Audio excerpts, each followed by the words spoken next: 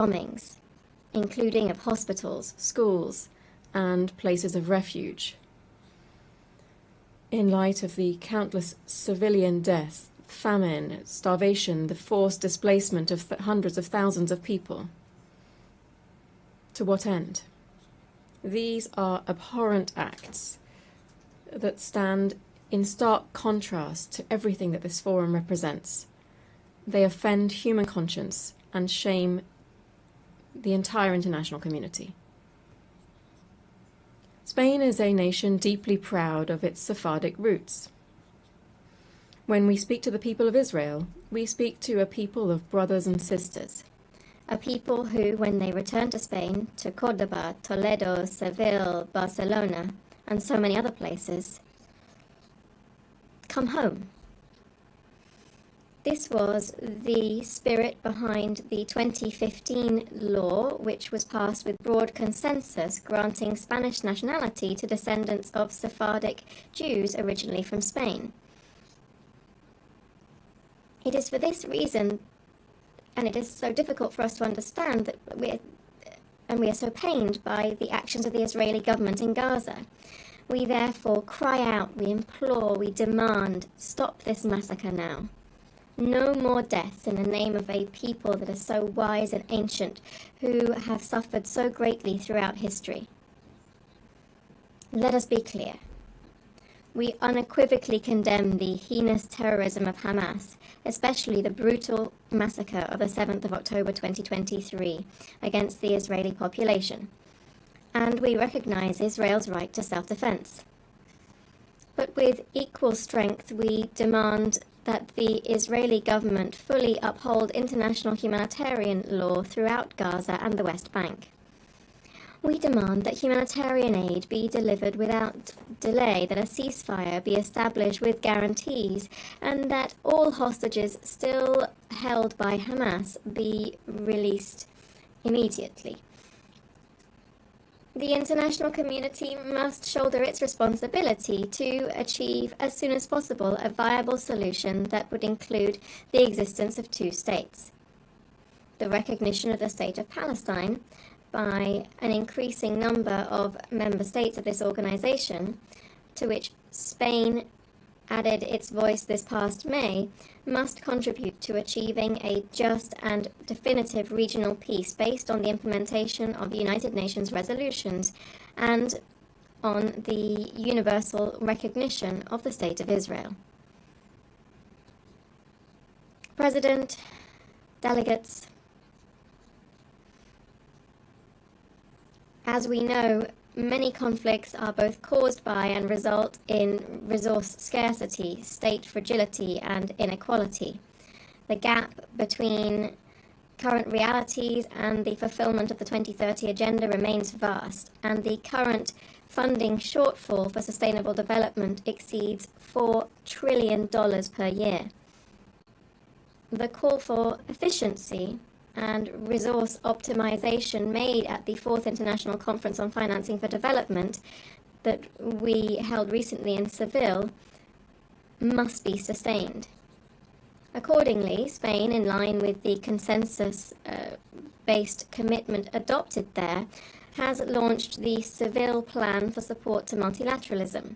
We have increased our contributions to international development funds, and we have reaffirmed our commitment to defending human rights, gender equality, and the environmental transition, which are central and distinctive elements of our foreign policy. Allow me to briefly address each of these three areas. First, human rights. Spain is, as of this year, a member of the Human Rights Council, enabling us to continue advancing causes such as the fight against racism, the abolition of the death penalty, and the promotion of economic, social, and cultural rights, while at the same time persisting in the struggle against all forms of discrimination. Because we support plural, open societies in which all citizens participate, and we are concerned by the erosion of democracies, the growing disaffection towards values that are essential to democratic coexistence. In these confusing times, which are testing our capacity for dialogue, we must remain steadfast in our commitment to these values. In harmony with these principles, we believe that immigration, when properly managed, is a vector of mutual development for countries of origin, transit, and host countries. We believe that the human rights of migrants must therefore be the principal reference for our actions. Therefore, we fully support the implementation of the Global Compact on Migration and the Global Compact on Refugees. Secondly, I wish to refer to gender equality.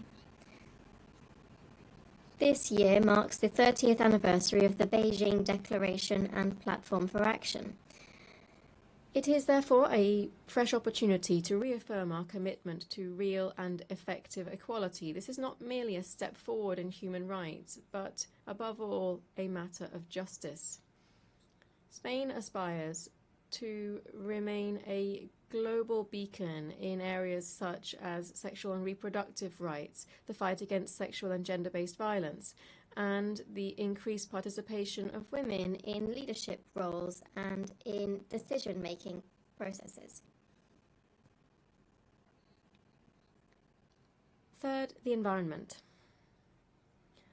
The triple planetary crisis that we are facing, climate change, pollution, and biodiversity loss, demands strengthened governance and sufficient resources to accelerate a just energy transition. This must enable us to triple renewable energy capacity, double energy efficiency, and to continue decarbonizing our economies. These are goals that are as ambitious as they are essential, and doubt must be completely excluded from the equation here. Spain calls for consensus and ambition ahead of COP30, which will be held in Brazil this November. There are other just as important challenges, including managing the impact of the transformative revolution known as artificial intelligence, which can accelerate progress on the 2030 agenda if we know how to direct it towards a fair and equitable digital transformation. And in health, the global dimensions of which were tragically evident during the recent COVID pandemic, we welcome here the consensus reached on the pandemic agreement. This strengthens the central role of the World Health Organization within the global health architecture. Madam President, Spain's foreign policy is built around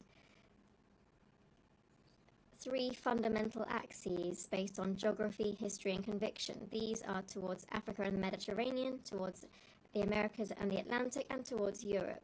I would like to share some thoughts on these three areas. Spain is well aware that Africa represents a strategic global interest of the highest order. The present is marked in certain countries by structural deficiencies and some brutal conflicts and wars that receive insufficient attention when compared with others that I've already referred to. Here I'm referring to numerous peacekeeping operations in the region to which Spain contributes decisively. This is the case in Western Sahara, where Spain will continue to support the Secretary-General's personal envoy in seeking a solution that is acceptable and consistent with UN norms and frameworks. Africa's future will be shaped by a young, dynamic, and proactive population that is increasingly engaged in global affairs. That's the future that we must support. Spain has therefore adopted the Spain-Africa Strategy 2025 to 2028. We want to develop a partnership based on concrete action and shared interests, and to promote vibrant African multilateralism embodied by the African Union and other sub-regional organizations. Strictly bilaterally speaking, I must mention the special relationship of neighborliness and cooperation that binds us to the Kingdom of Morocco, which in recent years has been revitalized to the benefit of our peoples. Latin America and the Caribbean represent for Spain a community of kindred nations, an irreplaceable part of our identity strengthened by shared heritage, that is, the Spanish language, spoken by 600 million people around the world. Spain holds the pro tempore secretariat of the Ibero-American Community of Nations until the end of 2026, and Madrid will hold the next Ibero-American Summit. We will continue to support the EU's engagement in the region, which will culminate this year in the EU CELAC summit that will be held in Colombia next month, November. The European Union is one of the greatest achievements of concord and a model for multilateralism. Its voice is more necessary than ever in these times. We therefore advocate for a union that is increasingly effective, cohesive, secure, and competitive on the global economy. I think it's important to recall that on the 11th of June this year, we launched a definitive political agreement regarding the key aspects of the future accord between the European Union and the United Kingdom. This was a historic agreement that respects Spain's position on sovereignty and jurisdiction over Gibraltar, which will bring confidence, legal certainty, and stability to the lives of the populations of the Campo de Gibraltar and Gibraltar itself. Madam President, I began speaking about the past and present of the United Nations, and I shall dedicate my last few words to its future. In these times of severe budgetary constraints, I call on all member states to reaffirm their commitment to this organization. I encourage all of its personnel, led by the Secretary General, to persist in their enormous efforts towards efficiency and effectiveness, prioritizing those areas whose neglect would represent an unacceptable breach of the ethical standards that must always guide their work. We continue to believe in the need to advance reform initiatives, and we offer our capacity for dialogue and consensus building, as well as our firm multilateral conviction in this endeavour. On this 80th anniversary, which coincides with the 70th anniversary of Spain's accession to the organisation, I wish, Madam President, to renew my country's recognition of all of the men and women working within the United Nations. You are the custodians of the memory of the 20th century and the guardians of the hopes invested in the 21st. And it is now, when so many questions are surrounding multilateralism and cooperation, that we need you most. Thank you very much.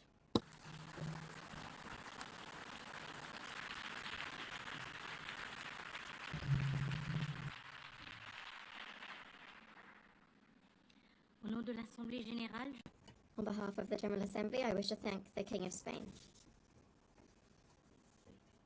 The Assembly will now hear an address by His Excellency Volodymyr Zelensky, President of Ukraine. I request protocol to escort His Excellency and invite him to address the Assembly.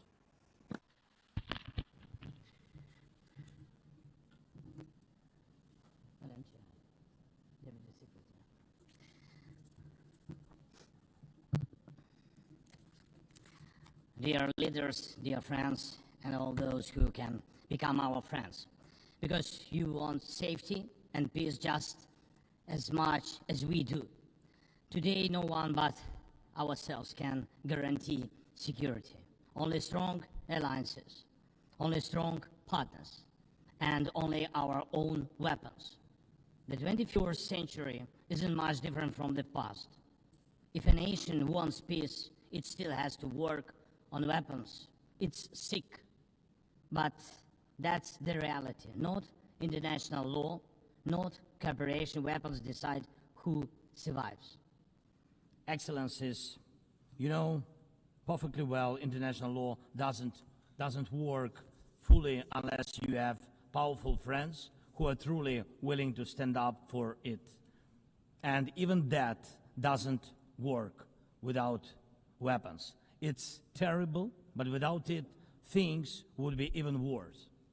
There are no security guarantees except friends and weapons. No Ukrainian choice this kind of reality. And knowing our people, they would have chosen a different priority. Ukrainians are peaceful people, but they are people who want to live freely in their own independent country.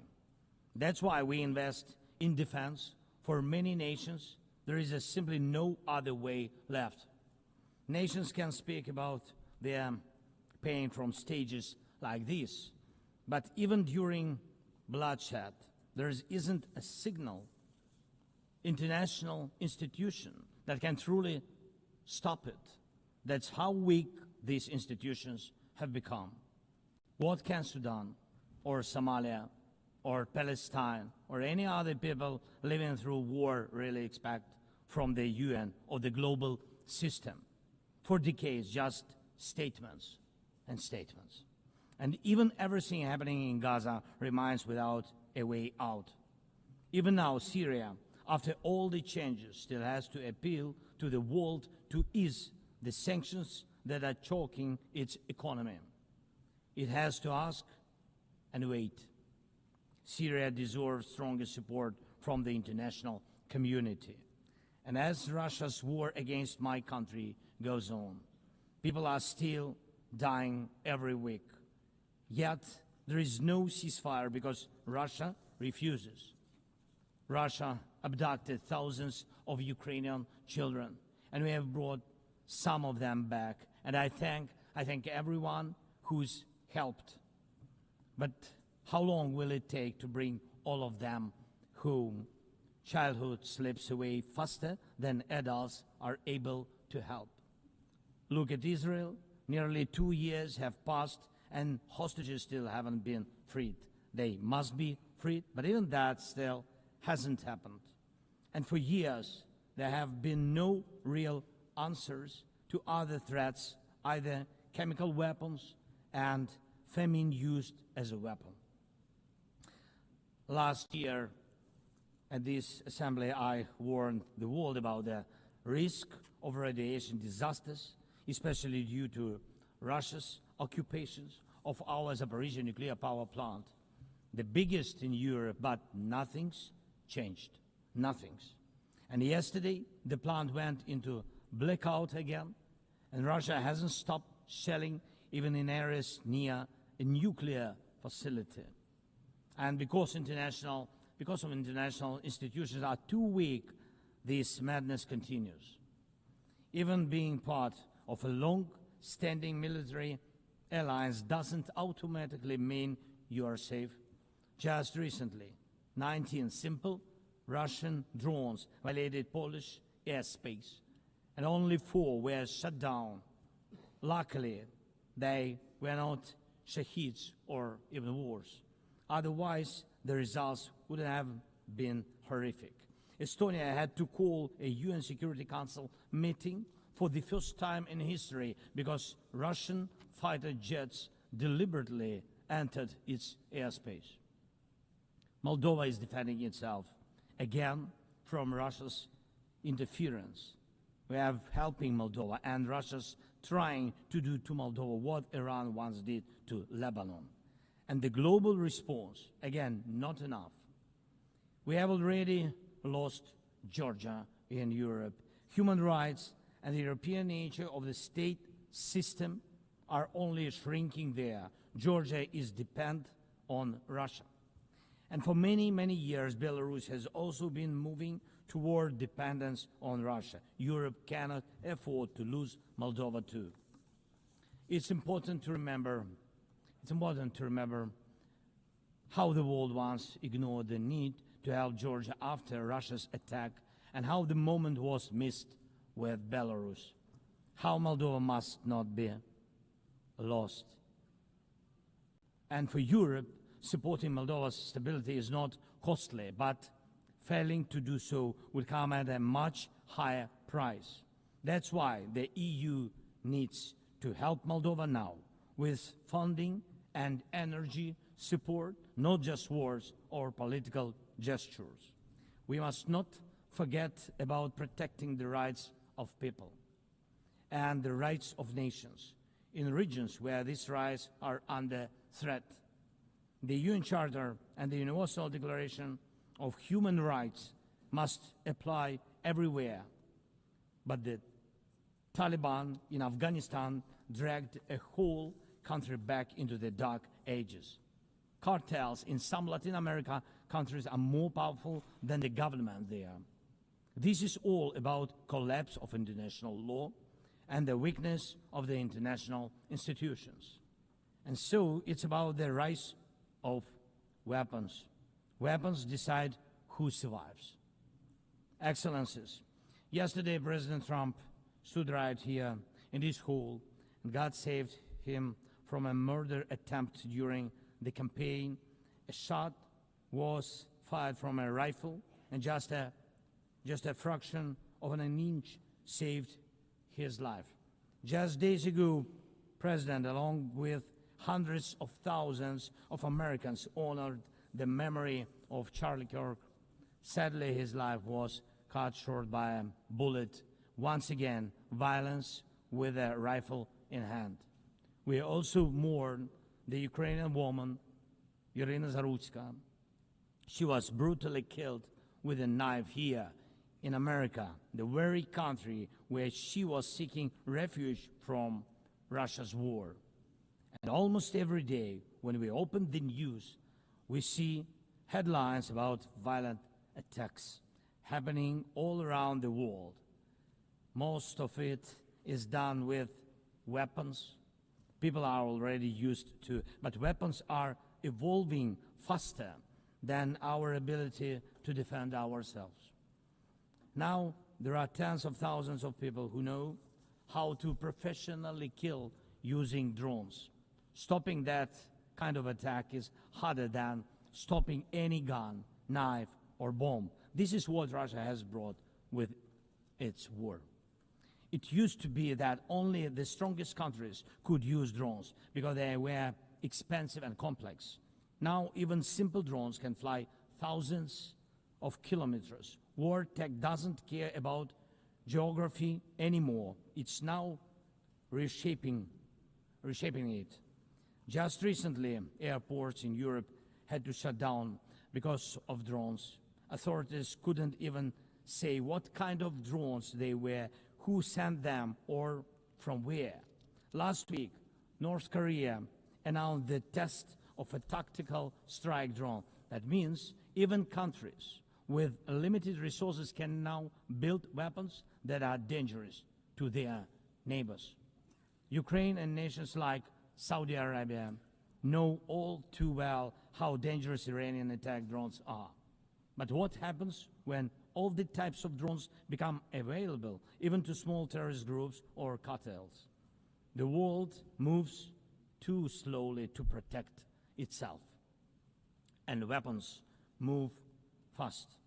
Now companies are already working on drones that can shoot down other drones, and it's only a matter of time, not much, before drones are fighting drones, attacking critical infrastructure, and targeting people all by themselves, fully autonomous and no human involved, except the few who control AI systems.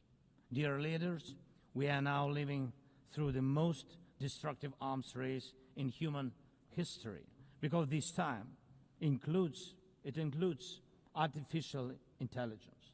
And if there are no real security guarantees except friends and weapons, and if the world can't respond even to old threats, and if there is no strong platform for international security, will there be any place left on Earth that's still safe for people? We need global rules now for how AI can be used in weapons, and this is just as urgent as preventing the spread of nuclear weapons. We need to restore international cooperation, real working cooperation for peace and for security. A few years from now might already be too late. 10 years ago, war looked different, and no one imagined that cheap drones could create dead zones, areas stretching for dozens of kilometers where nothing moves, no vehicles, no life. People used to imagine that only after a nuclear strike. Now it's drawn reality. Mass-produced, simple drones, and without AI yet. Ukraine doesn't have the big fat missiles dictators love to show off in parades, but we do have drones that can fly up to 2,000-3,000 kilometers. We had no choice but to build them to protect our right to life. Control over the sea used to depend on having a big navy. Ukraine doesn't have a big fleet, but we succeeded. In the Black Sea, we pushed what's left of the Russian navy into remote base. And we did it with sea drones. That's how we protect our ports and maritime trade routes, because Russia has left us no other choice. And our spiderweb operation, when cheap drones destroyed or damaged dozens of expensive Russian strategic bombers, became a real example for special forces around the world of what new weapons can do to old systems. These very Russian bombers attacked our cities. And none of this would have happened if Putin had not started this full-scale aggression, full-scale war. And every year that this war goes on, weapons become even more deadly. And only Russia deserves to be blamed for this. Dear leaders, to protect lives, Ukraine builds underground schools and underground hospitals. To protect lives, we have to spend more on protecting power stations from drone and missile attacks than on building sports facilities or cultural infrastructure.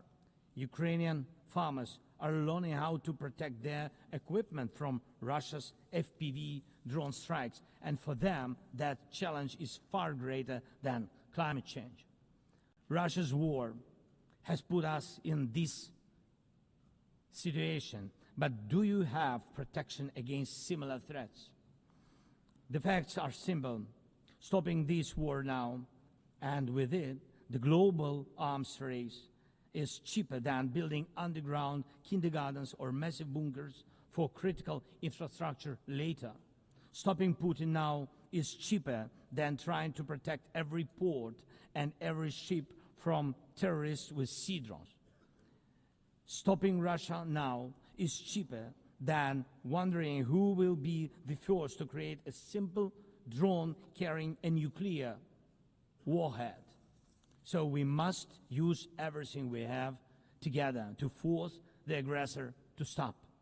And only then do we have a real chance that this arms race will not end in catastrophe for all of us. If it takes weapons to do it, if it takes pressure on Russia, then it must be done. And it must be done now. Otherwise, Putin will keep driving the war forward wider and deeper. And we told you before, Ukraine is only the first, and now Russian drones are already flying across Europe, and Russian operations are already spreading across countries, and Putin wants to continue this war by expanding it, and no one can feel safe right now. So first, we are now building a new security architecture for ourselves. More than 30 countries are already part of our coalition, and we are strengthening army, launching joint weapons production with partners, and defining financial commitments for defense in a way that could become a security model for any other nation. If security guarantees work for Ukraine, something more than just friends and weapons, it will mean that people were able to make national security not a privilege for a few nations, but a right for everyone. Second, we are ready to make our modern weapons become your modern security, your modern weapon. And we have decided to open up arms exports. And these are powerful systems tested in a real war when every international institution failed. And we are also ready to grow our defense production together with strong partners so that their protection is modern and reliable. You don't need to start this race from scratch. We're ready to share what has already proven itself in real defense. And third, many in the world still relaxed. Still. But look at how many countries are here at this General Assembly, countries that are at war, or just came out of war, or are trying to stop one, or openly getting ready for one. War has already reached too many people to pretend it has nothing to do with you. So it depends on you. Whether you help peace or continue trading with Russia and helping Russia to fund this war, it depends on you. Whether prisoners of war will be freed, whether abducted children will come home, whether hostages will be free, it depends on you. What will define existence? War like now, or our joint strong actions as it should be? Yesterday we had a good meeting with President Trump, and I also spoke with many other strong leaders, and together we can change a lot. Of course, we are doing everything to make sure Europe truly helps. And of course, we count on the United States. I appreciate the support we are receiving. Yes, much depends on the G7 and G20, but in the end, peace depends on all of us, on the United Nations. So don't stay silent while Russia keeps dragging this war on. Please speak out and condemn it. Please join us in defending life and international law and order. People are waiting for action. Thank you so much. Slava Ukraini.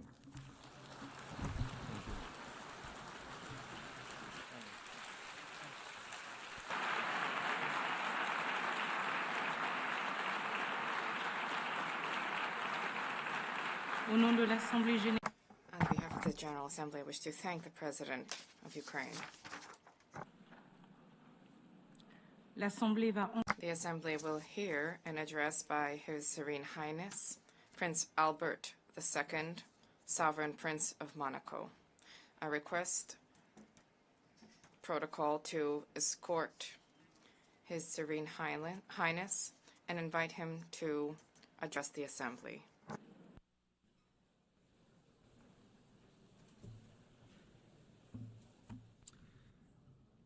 Madam President of the General Assembly, Secretary General, ladies and gentlemen, heads of state and government, excellencies, ladies and gentlemen. 80 years ago, the creation of the United Nations marked a decisive turning point in contemporary history in international relations, offering each state a forum for dialogue and exchange. The ambition of the founders was clear and bold. All nations, large and small, need to be able to participate on equal footing in crafting collective solutions, equality, respect, dialogue. This is the heart of the multilateral spirit and underpinning of the values where Monaco found its place within the concert of nations. Over these past 8 decades, the United Nations has supported and ushered in major turning points: the reconstruction of Europe after the Second World War, the process of decolonization, the hope of an international order that is more peaceful after the Cold War. The organization contributed to the establishment of robust international law, the adoption of numerous treaties, law of the sea, counter-terrorism treaties, protection of the environment, the promotion of human rights. Monaco ratified more than 270 of these treaties, which, beyond their symbolic dimension, govern the day-to-day lives of our population. The UN also played a key role in the maintenance of international peace and security. On all continents, these operations help to prevent conflict and to support democratic transitions.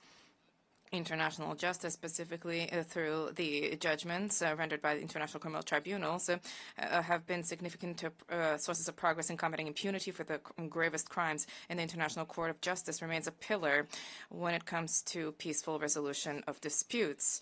The United Nations has been a pioneer in ecological awareness, raising the protection of our planet, mobilizing governments, scientists, civil society to put together concerted strategies. And these are issues which are of tremendous importance to us. The UN has shed light on the role of sports as a vector for peace, for inclusion, for development. Our principally he welcomes the fact that sport is increasingly taking pride of place in the work of the organization. Madam President, we are cognizant of the progress that has been made over the past 8 decades, and yet we have more challenges to surmount, which requires resolute collective action. The progress that we have made is significant, but we have a grim reality. We are in a multipolar world where international realities are significant. There are proliferation of peacekeeping operations show that dialogue and preventive diplomacy, unfortunately, do not always generate the anticipated results. International security is today gravely imperiled. International tensions and conflicts are spreading in all 4 corners of the world, and this makes it all the more necessary for there to be a reaffirmation of the core principles of the United Nations: sovereignty of states, peaceful dispute resolution, respect for international law, and human rights. In this regard, the Principality of Monaco firmly condemns the war of aggression targeting Ukraine and the suffering this has inflicted upon civilian populations. And I reiterated this message just now to President Zelensky. I cherish the hope that a just and lasting negotiated peace agreement can be found soon to guarantee security and to rise to the expectations of the Ukrainian people. In the Middle East, violence has generated unacceptable human suffering casualties. The risk of regional conflagration requires that there be an immediate de-escalation, protection of civilians, the unimpeded delivery of humanitarian assistance, and a sincere relaunch of the peace process on the basis of the 2 states. Peace is not a utopia. Peace is an overriding necessity. These security-related challenges are compounded by environmental challenges. The international community recently met in Nice for the 3rd UN Conference on Oceans, vehemently recalling the need to act for the protection of seas and oceans. The Principality organized, before the conference, a Blue Economy and Finance Forum. Heads of state, economic leaders, investors, philanthropists, development banks, NGOs, 1,800 participants arrived from nearly 100 countries, responding to the call to mobilize more financial resources to invest in a sustainable, regenerative blue economy. And yet, the commitments made notwithstanding, there are still challenges. BBNJ was adopted in January last, and this should lead us to implement immediately measures for the conservation and sustainable use of the diversity in the high seas. The fight against climate change is a responsibility, a historic responsibility. Acceleration of extreme events requires credible, immediate, financed responses. We are traversing a significant difficulties. There is science which is accessible, abundant, more reliable than ever before.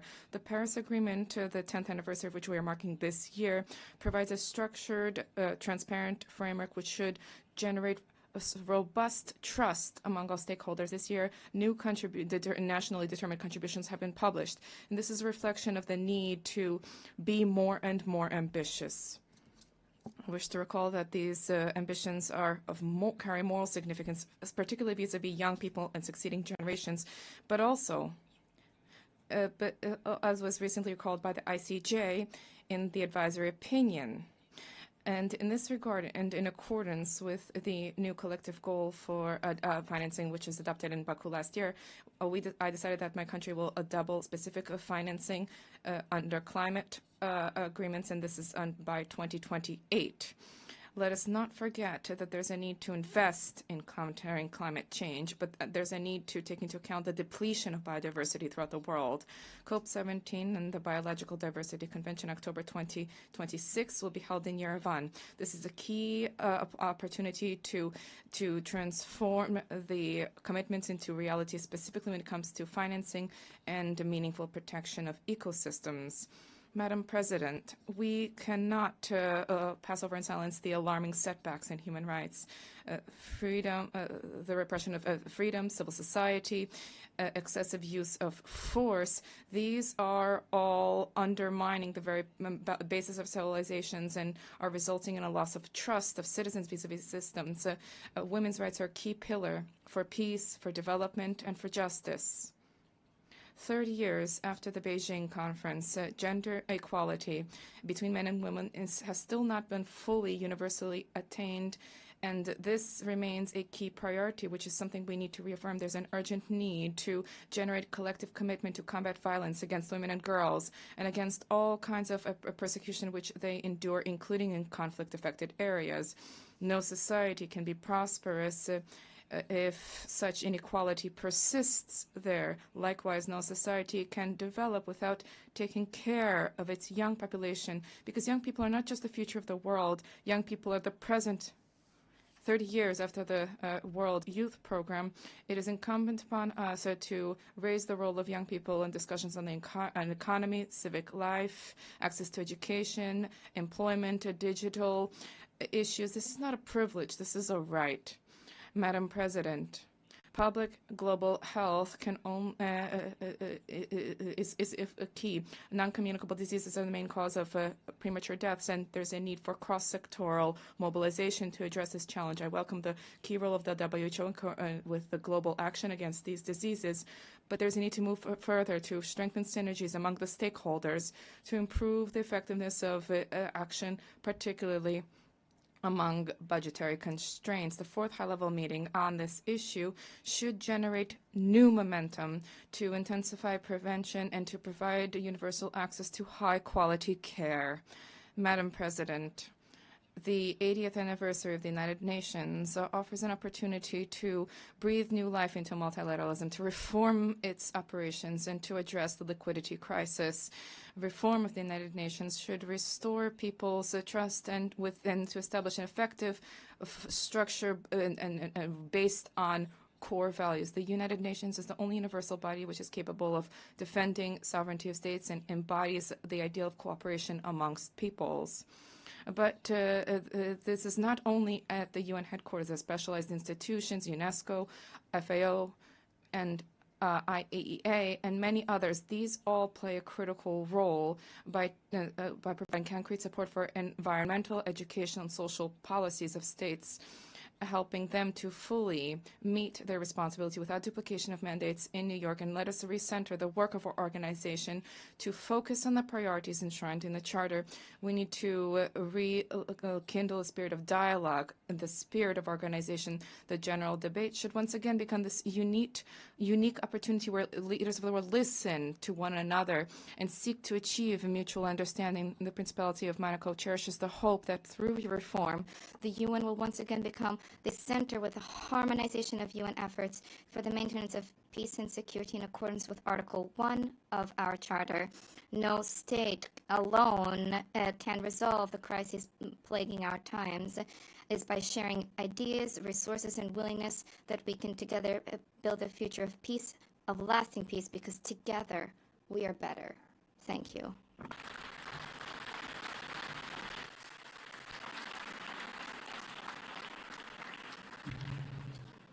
On behalf of the General Assembly, I wish to thank the Sovereign Prince of Monaco. The Assembly will hear an address by His Excellency Masoud Pezeshkian, President of the Islamic Republic of Iran. I request protocol to escort His Excellency and invite him to address the Assembly.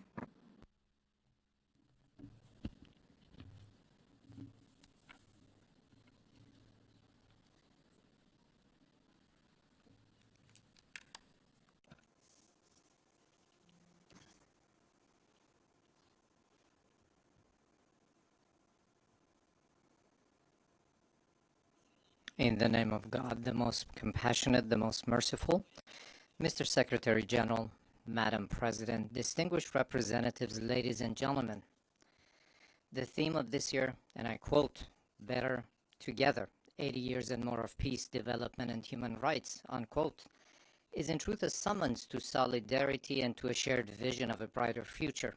Our religious conviction, as well as the call of the prophets, rests upon the equality of the rights of all human beings. That which renders man more worthy is piety, namely truthfulness, wisdom, purity, and benevolence.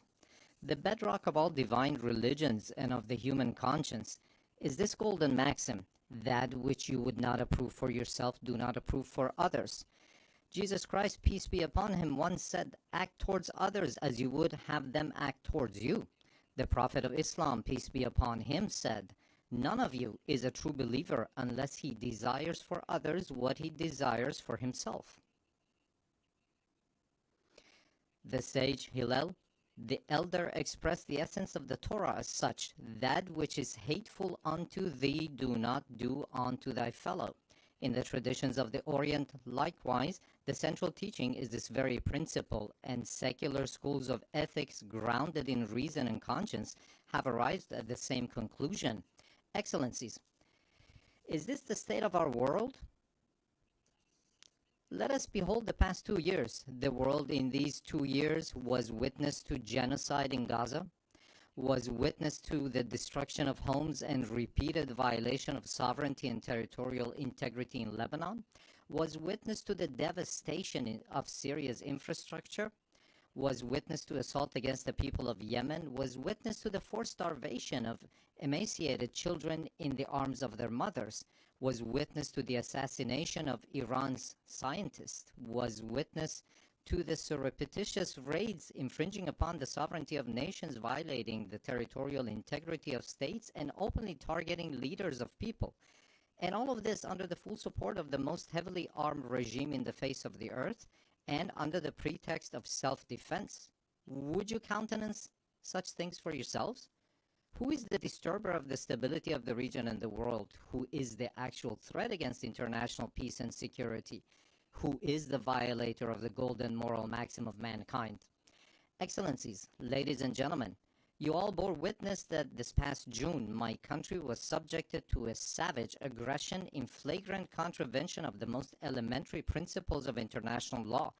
The aerial assaults of the Zionist regime and the United States of America against Iran's cities, homes, and infrastructures, precisely at a time when we were treading the path of diplomatic negotiations, constituted a grave betrayal of diplomacy and a subversion of efforts towards the establishment of stability and peace.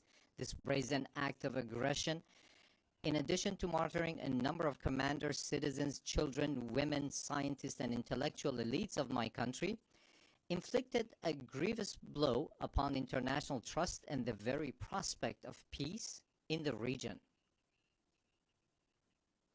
Should we fail to confront such perilous breaches of international norms, these aberrations shall spread to engulf the world.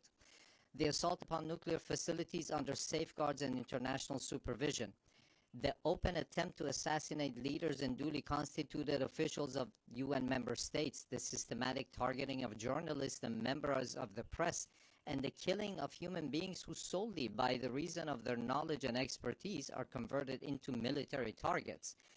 Again, would you countenance such acts for yourselves? With this behavior, they have killed at the very least over 35,000 innocent civilians in Gaza. They have deprived them of food, drinking water, medication, and proper health care. Those who have perpetrated such crimes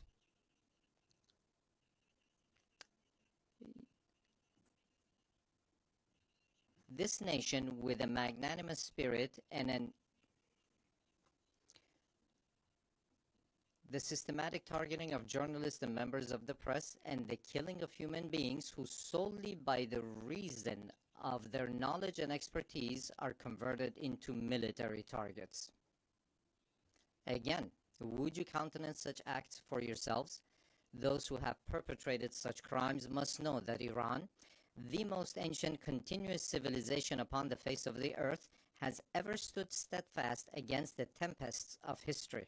This nation, with a magnanimous spirit and an eternal will, has time and again demonstrated that it shall never bow before aggressors.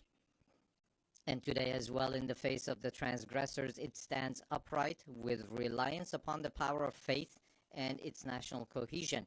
In this 12-day defense, the patriotic and valiant people of Iran laid bare before the aggressors the fallacy and self-delusion of their arrogant calculations. The enemies of Iran unwittingly fortified the sacred national unity. The people of Iran, despite the most severe, protracted, and crushing economic sanctions, psychological and media warfare, and persistent efforts to sow discord, at the very instant the first bullet was fired upon their soil, rose in unison in support of their valiant armed forces, and today they continue to honor the blood of their martyrs. Here, in the name of all Iranian people, I extend my heartfelt gratitude to all personalities, nations, governments, and international and regional organizations that stood in solidarity with Iran during this war. Ladies and gentlemen, today, after nearly 2 years of genocide, mass starvation, the perpetuation of apartheid within the occupied territories, and aggression against its neighbors, the ludicrous and delusional scheme of a greater Israel is being proclaimed with brazenness by the highest echelons of that regime. The scheme encompasses vast swaths of the region. The map itself lays bare the true intentions of the Zionist regime, intentions that have, of late, been openly endorsed by its criminal prime minister. None in the world is secure from the aggressive machinations of this regime.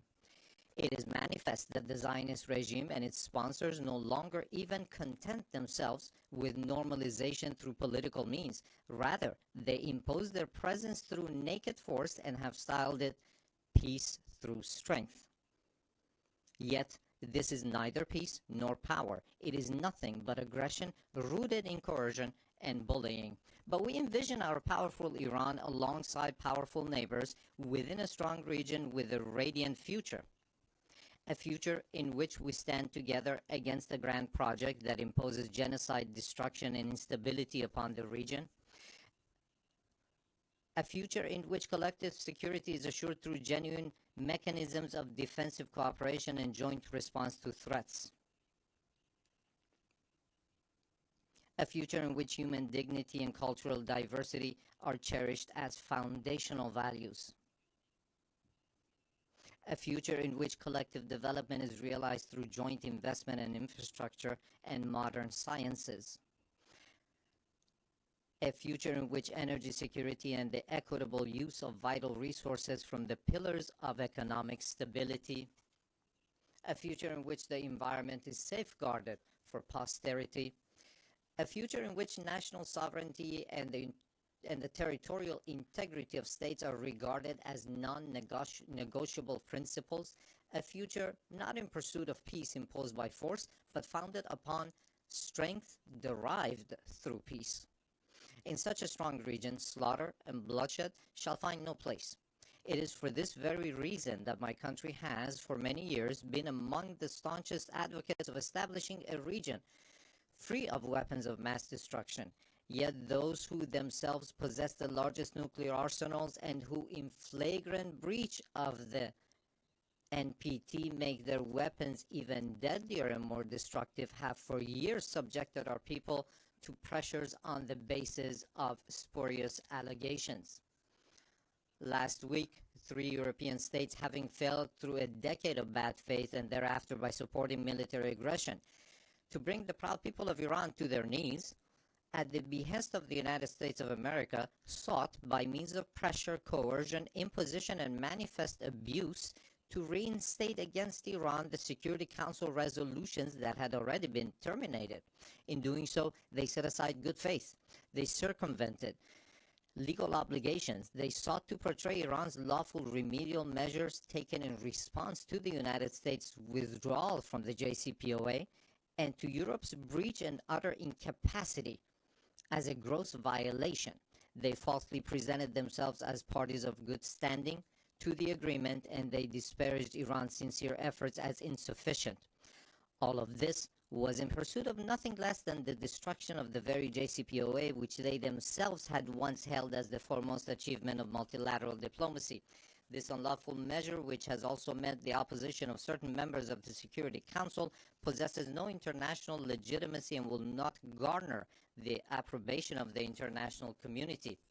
I hereby declare once more before this assembly that Iran has never sought and will never seek to build a nuclear bomb. We do not seek nuclear weapons. This is our belief based on the edict issued by the Supreme Leader and by religious authorities. Therefore, we never sought weapons of mass destruction, nor will we ever seek them.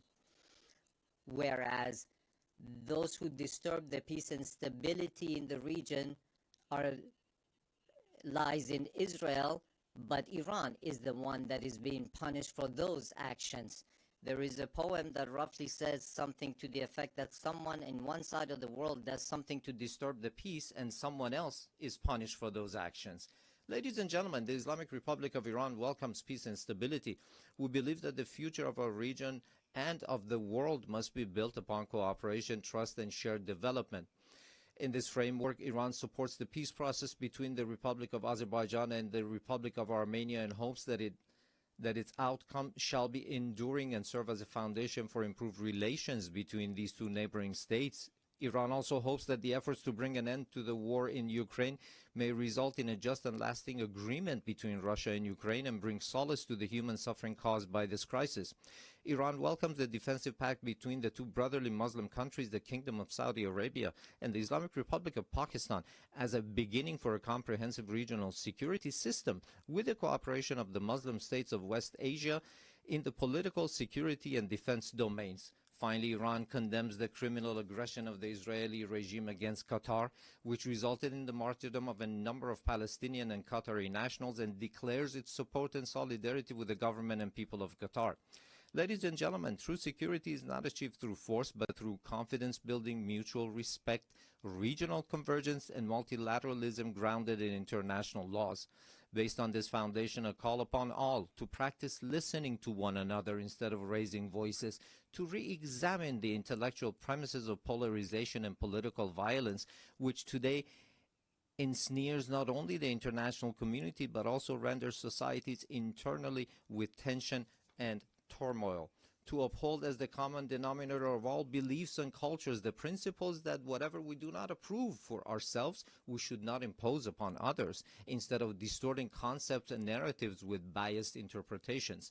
To restore and rehabilitate the credibility of international laws, institutions, and mechanisms, and to commit to the establishment of a regional system of security and cooperation in West Asia. Ladies and gentlemen, we Iranians have extended our power in the world not by producing and employing nuclear weapons, nor by the slaughter of hundreds of thousands in the 20th century, nor by genocide and the imposition of starvation upon the children in Gaza in the 21st century, and not even through the historic empires of Iran, but rather through a culture of human fellowship and the message of empathy of universal sages such as Rumi, Hafiz, Saadi, who 8 centuries ago declared, "Human beings are members of a whole, in creation of one essence and soul. If one member is inflicted with pain, other members uneasy will remain. If you have no sympathy for human pain, the name of human you cannot pertain. Those criminals who bully by murdering children are not worthy of the name human being, and assuredly they shall never prove to be trustworthy partners." Relying upon its time-honored tradition of altruism and human fellowship, Iran is a steadfast partner and a trustworthy companion for all peace-seeking countries, a friendship and a partnership grounded not in fleeting expediency, but in dignity, trust, and a shared future. We, the upright people of Iran, by standing firm against lawless marauders, have surmounted with honor the injustices, discriminations, and double standards imposed upon us. And today, with an opportunity-oriented outlook, we have transformed this historic achievement of the Iranian people into a platform for a leap toward a hopeful future. Let us together, with you, turn threats into opportunities. I thank you.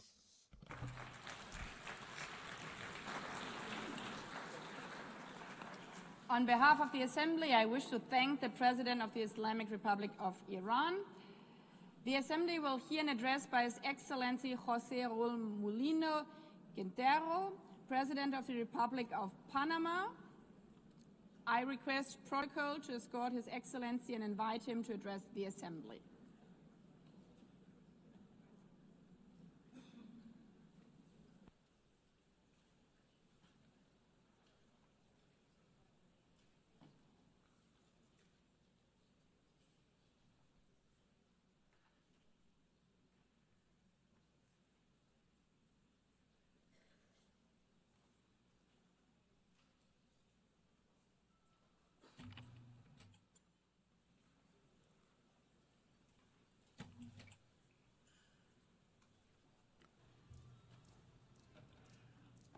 Muy buenos días. A very good morning, Madam President, distinguished heads of state and government, honorable delegates. On behalf of the Panamanian people, with profound respect and renewed hope, I appear before this honorable assembly on the 80th anniversary of this organization, which remains a beacon for peace, cooperation, and progress. Panama has been committed since the signing of the Charter of San Francisco in 1945 to peace building, security, sustainable development, and human rights. Over these 8 decades, our country has championed multilateral diplomacy and public international law as a cornerstone of our foreign policy. The UN 80 initiative, presented by the Secretary-General Antonio Guterres, offers an opportunity to reflect on the past, to raise awareness of present threats, and to envision a fairer future. We firmly believe that today more than ever we must strengthen the value of multilateralism to respond to global challenges and crises as a tool to mitigate asymmetries among nations. In this regard, I wish to highlight that multilateral policy contributed to our country's removal, for instance, from discriminatory lists imposed by the European Union and the Financial Action Task Force, since it does not make sense to be a member of the Security Council of this organization while at the same time appearing on lists alongside countries that promote terrorism. We believe it is the right time to undertake a comprehensive reform to make the Security Council more effective, to make the General Assembly more representative, to make specialized agencies more inclusive, and, above all, to reduce bureaucracy. Panama, just like other countries, calls for greater representation of Latin America and the Caribbean in decision-making bodies. The time has come to update the architecture of multilateral governance. Our region is the world's leading exporter of food. It is home to a strategic canal linking the Atlantic and the Pacific, and it holds more than 50% of the planet's biodiversity. We are major suppliers of minerals. We possess the largest freshwater reserves. We live together in peace, and we strive to preserve this. All of these elements make us a key global actor, and we must ensure that our representation reflects our role and our global significance.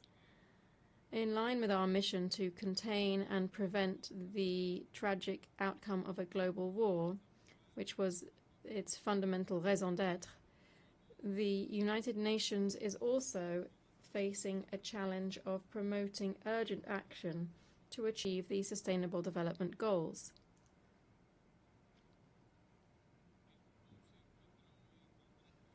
Today, the world is facing a trifecta of devastating crises: climate change, pollution, and biodiversity loss, all against a backdrop of weakened cooperation. The response to these crises must be swift and united. In response, Panama has put forward its Nature Pledge, which is our pact with nature. This is a new way of understanding environmental and climate policy, integrating our obligations on climate, biodiversity, and land into a single national commitment. In practice, Panama is pledging to curb its emissions by 2035. Even as a carbon-negative country, we believe there's always room to take further steps towards sustainability for future generations. To this end, we will be restoring 100,000 hectares of priority ecosystems, including mangroves and water basins, because nature, we think, is our front line of defense against climate change. Panama trusts in a renewed United Nations, one that strengthens digital security and international cooperation with ethical and inclusive principles, that supports just energy transitions, and one that upholds freedom of expression. In this spirit, we reaffirm our unwavering respect for freedom and democracy in our region, which continues to suffer from instability at the hands of those who disregard the popular will expressed through the ballot box, or who simply do not permit open and transparent elections. We aspire to be a member of the United Nations that is capable of preventing conflicts before they arise, that can better respond promptly to humanitarian emergencies, that better coordinates its field agencies, and that more faithfully represents the diversity of peoples across the globe. Panama has offered to host offices of United Nations system organizations to support reform efforts under the UN Haiti initiative.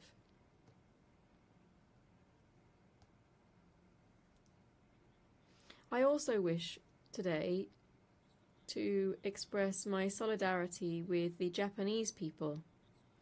This on the occasion of the 23rd anniversary of North Korea's admission of its abduction of at least 17 Japanese nationals. The world needs to know the truth so that these events are never repeated, and Japan deserves justice. Ladies and gentlemen, I cannot let this opportunity pass without highlighting that we have now completed a quarter century since our canal was transferred into Panamanian hands. As of the 31st of December 1999, the Republic of Panama took up the works and operations of the canal efficiently, safely, sustainably and neutrally, this in accordance with the Panama Canal Treaty, Torrijos Carta Treaty, and the Permanent Neutrality Treaty, which were both signed in 1977. Since then, we have administered the waterway in exemplary fashion, contributed to the country's economic development, and operated the canal for the benefit of international navigation. Over this period, Panama expanded the interoceanic route using our own resources to meet the demand of larger vessels. Now we are taking another step forward. We are supporting the Panama Canal Authority in the development of the Rio Indio Reservoir. This is an ambitious project to ensure water supply for our population and the canal, so that vessel traffic is not threatened by recurring droughts in our region. Our waterway serves more than 180 maritime routes and more than 140 nations, and approximately 4% of global trade passes through it. We are committed to ensuring efficiency in support of international logistics. Before this assembly, Panama once again reaffirms its serious and sustained commitment to the regime established under the treaty concerning permanent neutrality, to which the protocol of which numerous states have adhered to. Neutrality is the best formula to safeguard the security of our canal, a global public good. The Panama Canal is neutral, open to the world, and a facilitator of more integrated international trade. It is and shall remain Panamanian. Ladies and gentlemen, Panama, as you know, holds a non-permanent seat on the United Nations Security Council for the 2025-2026 term. This past August, we held the rotating presidency of the Security Council. We viewed this role as a responsibility to maintain a strong voice in favor of peace, sovereign equality of states, justice, international law, and respect for agreements among nations. We have also stressed the importance of maritime security as a priority during our participation in the Council. Panama's national identity is closely linked to maritime transport. Over the centuries, we have consolidated our role as a key actor in navigation and international trade. Piracy, arms and drugs trafficking, and illegal fishing all affect trade and the global maritime transport system. As a transit nation and a logistics hub in our continent, Panama proposes to strengthen cooperation among specialized agencies, including through a regional network to promote maritime security. This would operate under the umbrella of ocean governance and in accordance with international law.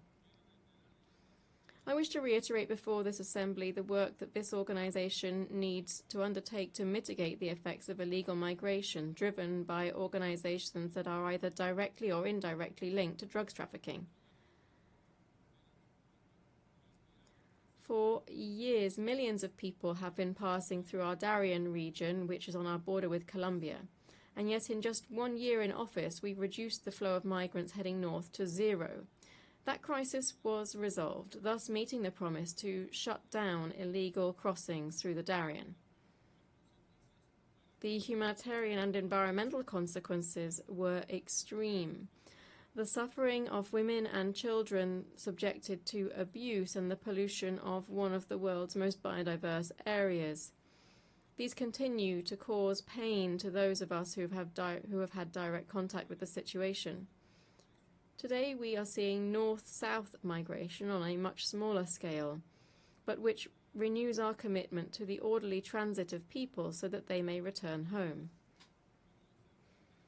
I must say that while the migratory crisis has been resolved, the causes of mass emigration remain unaddressed. The fact that our country has resolved this scourge doesn't mean that we should let up in our demands for concrete responses, such as in the case of the border between Haiti and the Dominican Republic, which is facing unchecked migration that also has an effect on the entire region. It's essential that we find clear solutions both for the Haitian crisis and, more generally, for effective control of migratory flows.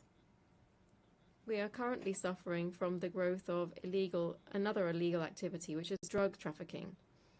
Today, it poses a threat to human lives and a grave risk of instability throughout the entire region due to the different cartels operating there. Just to give you a quick idea, this year alone, Panama has seized nearly 150 tons of cocaine and other drugs. This is an historic and alarming figure, one which compels us to step up our efforts to seek greater cooperation and to galvanize resources in a struggle that must be a common cause among all nations of the world. Honorable members, next year, the Amphictyonic Congress of Panama, convened by the liberator Simón Bolívar, will celebrate its bicentenary. Its proposal was for an international system based on the sovereign equality of states, justice, law, and international cooperation to achieve the people's common goals. We hope that this commemoration will serve as a new starting point for international cooperation, one that respects and elevates the values of sovereignty, peace, and peaceful coexistence, values that must guide our work in this and other global fora. Honourable members, before this forum of global peace and international cooperation, I reiterate the faith of the Panamanian people in the United Nations system. At times of crisis, when the winds of unilateralism, polarization, and fragmentation are blowing, Panama will raise its voice in defense of multilateralism. Panama will remain an enthusiastic member of the United Nations, a defender of international law, and a tireless proponent of global peace. Because, as this year's theme reminds us, we are stronger together, and only together can we build a fairer and more humane future for all. Thank you very much.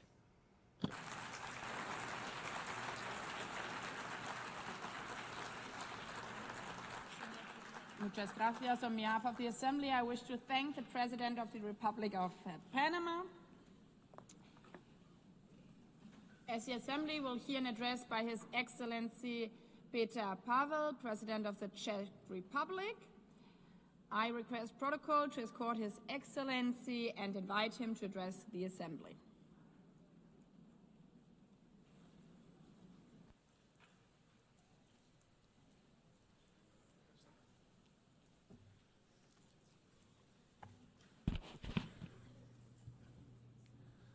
Madam President, Excellencies, ladies and gentlemen, I am humbled to speak here in front of you again.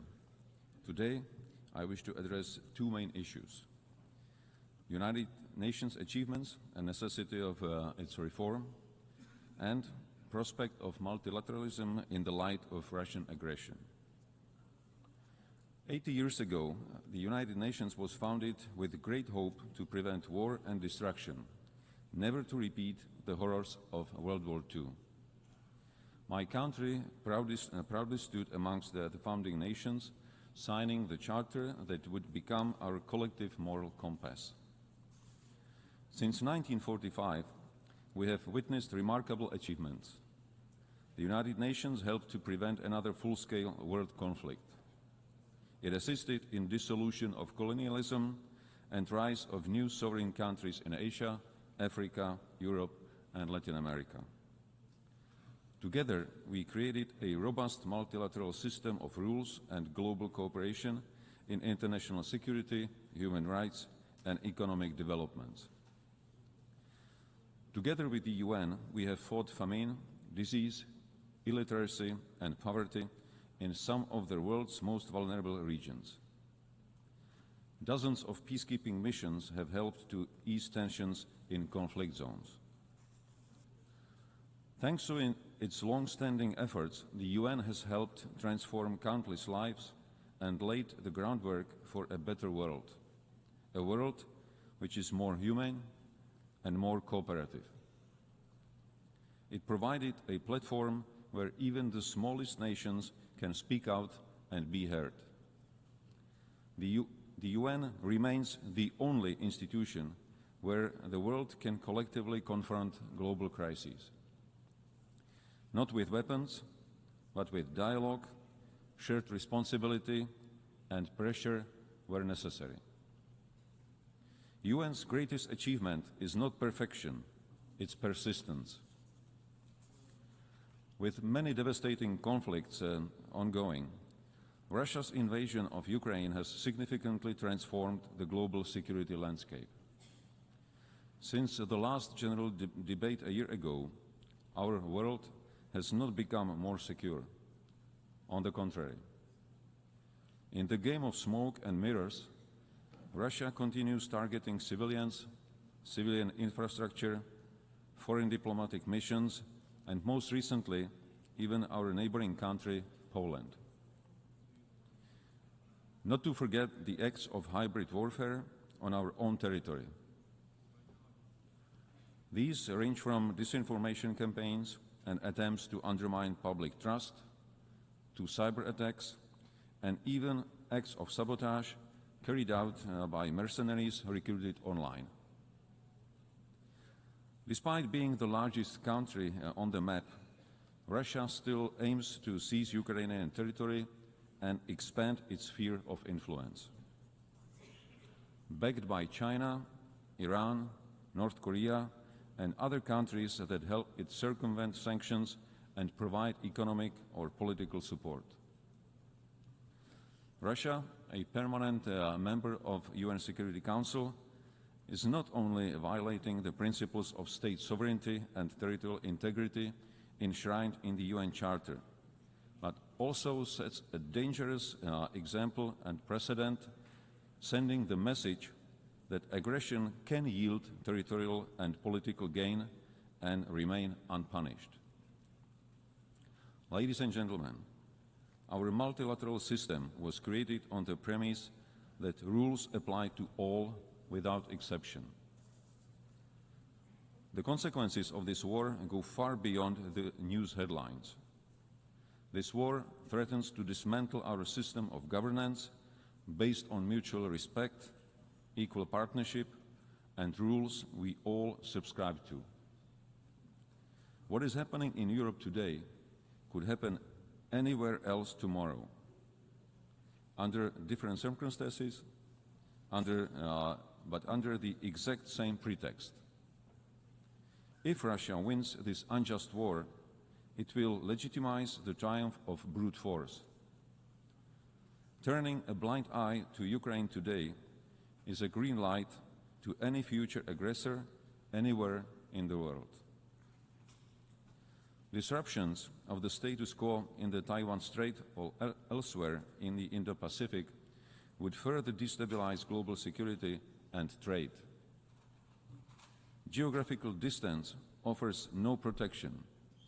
Security in one part of the world is directly linked to security everywhere. Tolerating the principle of might makes right will lead to the end of multilateralism and the beginning of life under principles dictated by a powerful few. It would be a future with history deliberately rewritten, with lies promoted as facts, and with truth slowly disappearing from our discourse and memory. Just the opposite of what most of our nations fought for in the previous century. The heroism of Ukrainian people, their willingness to sacrifice for freedom, and global solidarity with Ukraine demonstrate that most of us still believe in universal values and in our responsibility to defend them. To achieve sustainable peace, we democratic allies from all over the world must act in unity and intensify our economic pressure on Russia. This is the only way to bring the aggressor to the negotiating table. Such peace, based on the existing international law, including territorial integrity and the right of self-determination, is in the interest of not only European countries, but of the whole international community. Any future peace agreement must send a clear message worldwide that aggressor must not be rewarded and borders cannot be changed by force. Ladies and gentlemen, the structure of the UN was based on the outcome of the World War II. Today, one of the UN Security Council permanent members is waging a ruthless war while obstructing any constructive solutions put forward. It is in light of these new geopolitical realities that we need a strong and effective UN system capable of responding to today's global challenges, from security threats and climate change to rapid evolution of new technologies. Otherwise, we risk sliding into a world that is more fragmented, more dangerous, and far less predictable. Czechia welcomes the UN 80 initiative and the commitments in the Pact for Future.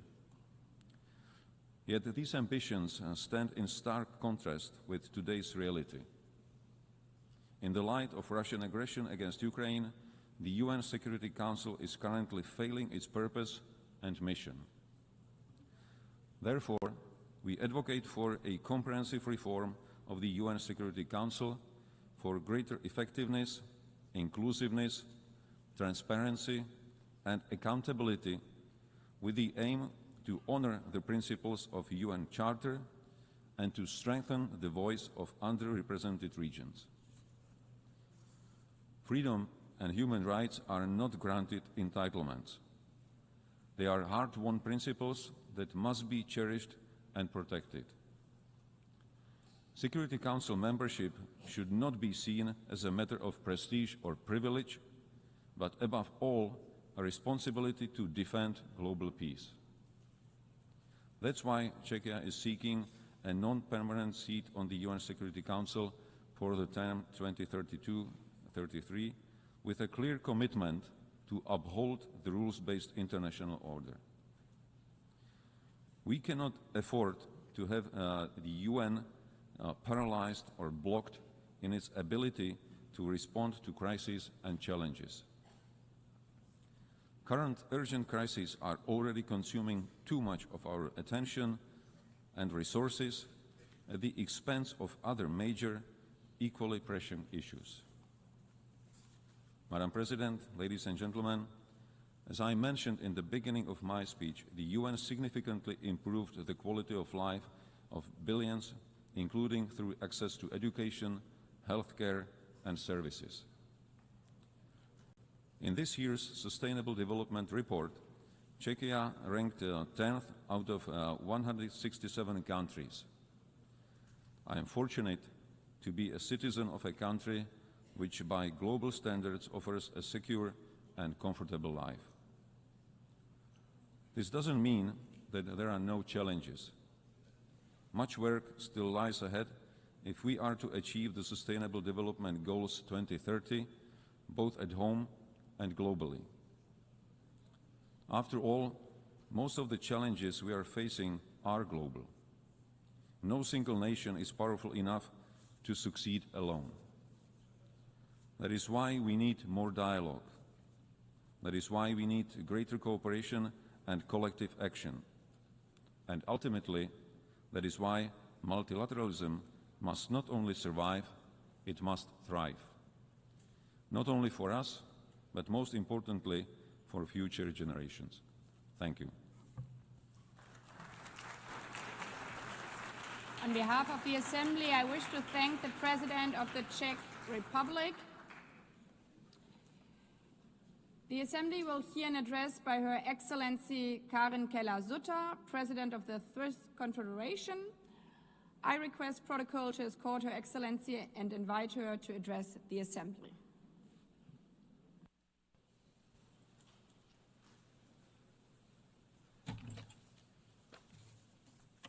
Madam President of the General Assembly, Excellencies, ladies and gentlemen, 80 years ago, the world entered a new era, better times. On the 27th of January 1945, the Auschwitz concentration camp was liberated. On the 8th of May 1945, the war in Europe ended, and on 25 June 1945, 50 states adopted the United Nations Charter in San Francisco. And I quote from the Charter, "They were determined to save succeeding generations from the scourge of war, which twice in our lifetime has brought untold sorrow to mankind." End of quote. Upon the ruins of the Second World War, a new international order was born out of a shared conviction and determination to bring peace and prosperity to the world. The horrors of this time also gave rise to the Geneva Conventions of 1949, which protect the victims of armed conflict. At that time, the foundations for progress and democracy, the rule of law, and the market economy were laid down.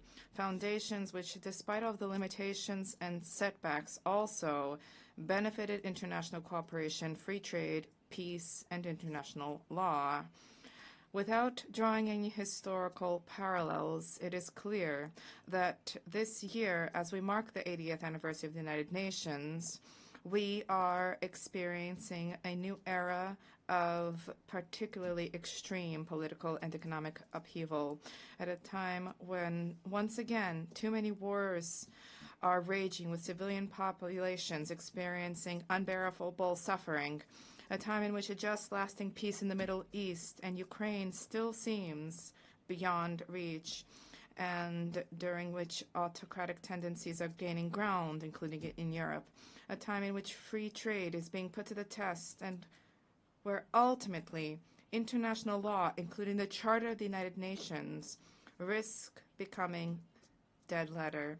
These upheavals are not coming out of nowhere. They are the result of developments that, in some cases, date back a long time, in which, in retrospect, we failed to take seriously enough for far too long. We need to be honest with ourselves. These are developments that have no simple solutions, neither at the international nor at the national levels, nor is it enough today to reiterate yet again, merely in speeches, the merits of a particular form of government, the rule of law, international law, free trade, and multilateralism. No, if we wish to surmount the challenges which we face, we have a duty to redouble our efforts. For what is the benefit of the achievements of civilization? What are they worth if they do not tangibly contribute to freedom, security, and prosperity, if they do not bring tangible benefits for people in their day-to-day lives? There are two errors which we must not make. Firstly, pointing the finger only at others. Secondly, leaving international organizations alone to work alone and acting as if they were completely detached from us. Ladies and gentlemen, we need to begin where we can guarantee freedom and contribute to security and prosperity right now. And generally, this is at home, within our own countries. Let me be clear, this is not about praising national self-interest, nor is this about condemning multilateralism. Quite to the contrary. Switzerland is convinced that multilateralism, international organizations, the United Nations are essential for the peaceful coexistence of peoples, for global economic prosperity, for the resolution of challenges including migration, climate change, the digital transition, and as finance minister, I would also add for global financial stability. Last year, we together adopted the Pact for the Future, a robust commitment to multilateralism. An essential pillar of the Pact is the 2030 Agenda for Sustainable Development. We must now implement these roadmaps without delay. Switzerland is also convinced that international Geneva can make a unique contribution to the attainment of these goals. Geneva, as the United Nations leading operational center, has robust expertise in numerous crucial areas for our future, particularly those related to humanity and innovation. This is a unique unparalleled ecosystem for reflection, discussion, and concerted action. But a strong international organization needs strong members. And when I say strong, I do not mean strength in terms of size or strength in terms of military might. I am talking about states that are in a position to provide their citizens with an environment in which they're able to flourish and to express themselves freely and in complete safety and security. Security not just in the military sense, but also at the legal, economic, and social security level. Security and freedom are essential prerequisites for economic growth and therefore for prosperity. They require institutions that are legally sound, reliable, and capable of taking action, and they require political, social, and financial stability. And here, each state has an obligation to shoulder its own responsibilities. We cannot simply delegate our responsibilities to an international organization.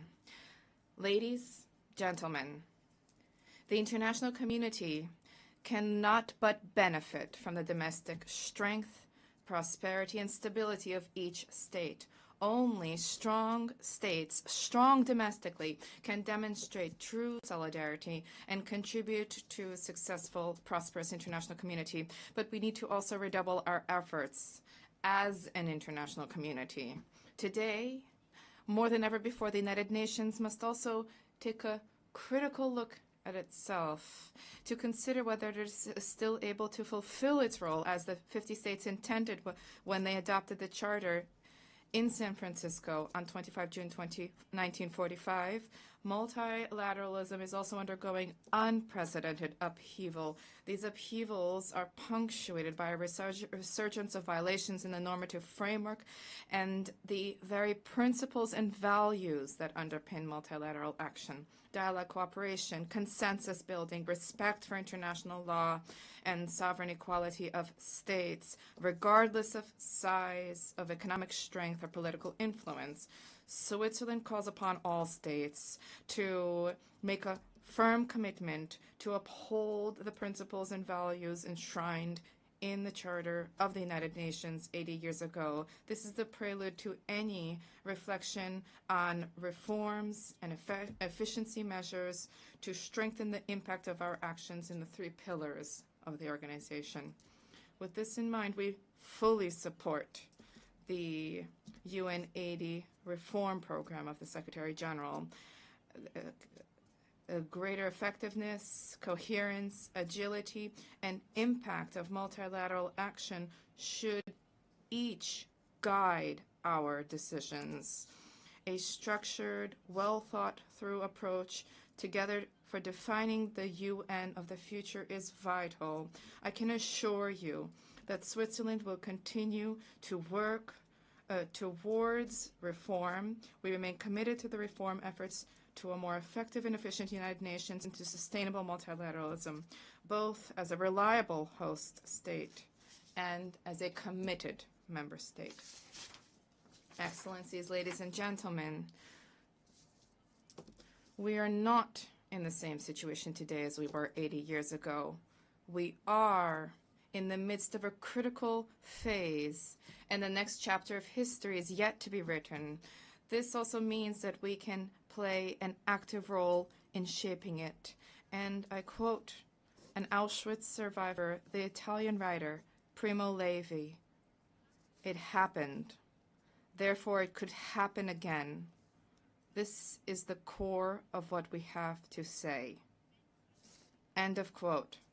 But it doesn't have to happen again, and indeed it must not happen again. This is why the United Nations was created 80 years ago, and this is also why we are here today.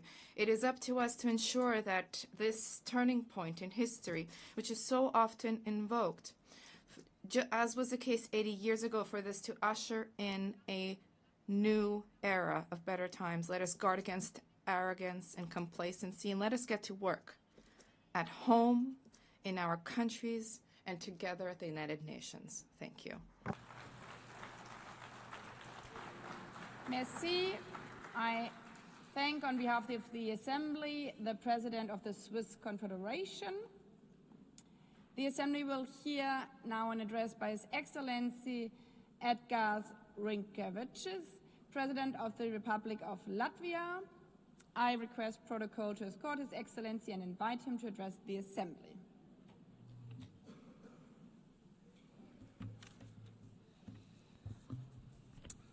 Madam President, Excellencies, distinguished delegates.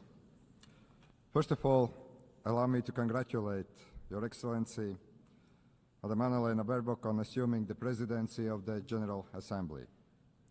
You will have Latvia's full cooperation. Latvia believes that we are stronger together, stronger in advancing peace, fostering development, upholding human rights.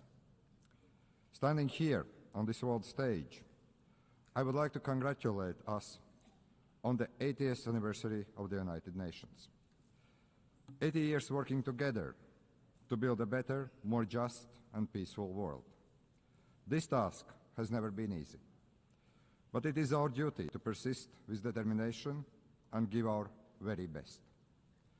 I want to express Latvia's gratitude for the overwhelming support for our candidacy for the United Nations Security Council. We are beginning our term next year. This is our first term. Latvia will take on this responsibility with a strong sense of duty, a duty to serve with integrity, transparency, and with a clear commitment to the principles of the United Nations. Latvia is honored to serve on the Security Council for the good of people around the world. And we will stand together for peace and resilience. Latvia's three priorities in the Security Council are: first, protect our rules-based international order. Second, advocate for women, peace and security agenda. Also protect the most vulnerable people amongst us. Third, find solutions to emerging security threats. These include climate change, hybrid threats, the challenges related to the safety of artificial intelligence. Excellencies, the world is in disarray. Before our eyes, we see blatant attempts to weaken or even to destroy the rules-based international order, the order that is rooted in the United Nations Charter. In effect, a new world order is emerging, and it is not a better one. There is an attempt to recreate the world where the might makes right. The permanent members of the Security Council undertook to maintain international peace and security, to prevent wars, to prevent devastation and loss of life. But it seems that one permanent member, Russia, doesn't want this. Russia wants a world where brute force prevails over international law. Russia does not want peace. Russia wants to get what it wants. And Russia is willing to inflict destruction and misery on others. Unfortunately, Russia has partners in crime, notably Iran and North Korea. Ukraine is fighting back, bravely, with all it has. Ukraine is facing an existential threat to its people, to its land, to its freedom. Ukraine is fighting for all of us, for the rules-based international order, for independence and sovereignty, for territorial integrity, so that international borders are not changed by force. These actually are the very principles at heart of the United Nations. Latvia stands with Ukraine and will advocate for its sovereignty and territorial integrity at the United Nations Security Council. We are and we will be advocates for Ukrainian children abducted by Russia. They must be returned. We will be advocates for the Ukrainian civilians who have lost their homes and livelihoods. Latvia will use its position on the United Nations Security Council to help achieve a just and lasting peace in Ukraine. I want to express my appreciation to President Trump, President Zelensky, and my European colleagues for their efforts to achieve peace, for trying to stop the unnecessary destruction and the misery we are witnessing in Ukraine. It is our collective duty to uphold the principles of the United Nations Charter, especially when a permanent member of the United Nations Security Council openly violates them. We need no reminding that the United Nations was founded on the ruins of the World War II, to save future generations from the scourge of war, to maintain international peace and security, to protect human life. Distinguished delegates, in war, it is the most innocent that pay the highest price. It is our duty to strengthen international cooperation to tackle the escalating crisis in Gaza. The humanitarian catastrophe in Gaza continues to spiral. Urgent action is needed to end civilian suffering. Latvia condemns all terrorist attacks. Nothing can justify terrorism. We recognize Israel's legitimate right to self-defense. but it must be exercised in line with the international law, and particularly international humanitarian law. The law is there to protect every one of us. Latvia calls for an immediate ceasefire in Gaza. The terrorist organization Hamas must release all hostages. Hamas must be destroyed, as this organization is responsible for so much human suffering in the region. We need to ensure that the access to humanitarian aid in Gaza is safe and unconditional. The ongoing escalation confirms the need for a sustainable political solution, the need for a two-state solution in accordance with international parameters, the need to break the cycle of violence, to reach a just and lasting peace, a peace that addresses the security concerns and the legitimate aspirations of both the Israelis and Palestinians. Latvia is keenly aware of the ongoing conflicts around the world. We must work together to resolve the dire humanitarian situation in Sudan and Democratic Republic of the Congo. We will not look on helplessly as crises unfold. As a member of the Security Council, we will call on the international community to take collective action and to facilitate humanitarian aid, to try to end unnecessary human suffering. Distinguished delegates, we must do everything in our power to protect the most vulnerable people, especially women and children. Women and girls suffer disproportionately in times of war. We, the global community, have a responsibility to protect the rights of women and girls, to empower them, to ensure their voices are heard in peace processes.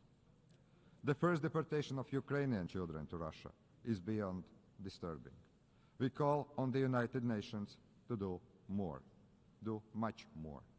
We will do all we can to help bring these children home. Madam President, it is not only conventional warfare that threatens peace, security, and stability. Emerging threats like climate change, cyber attacks, hybrid attacks, and the misuse of the artificial intelligence are testing us on a daily basis. Our modern world is connected in ways that most of us can't imagine. Today, many countries are experiencing a growing wave of hybrid attacks, also Latvia. We have to deal with damage to undersea cables, GPS jamming, arson attacks, the Russian shadow fleets.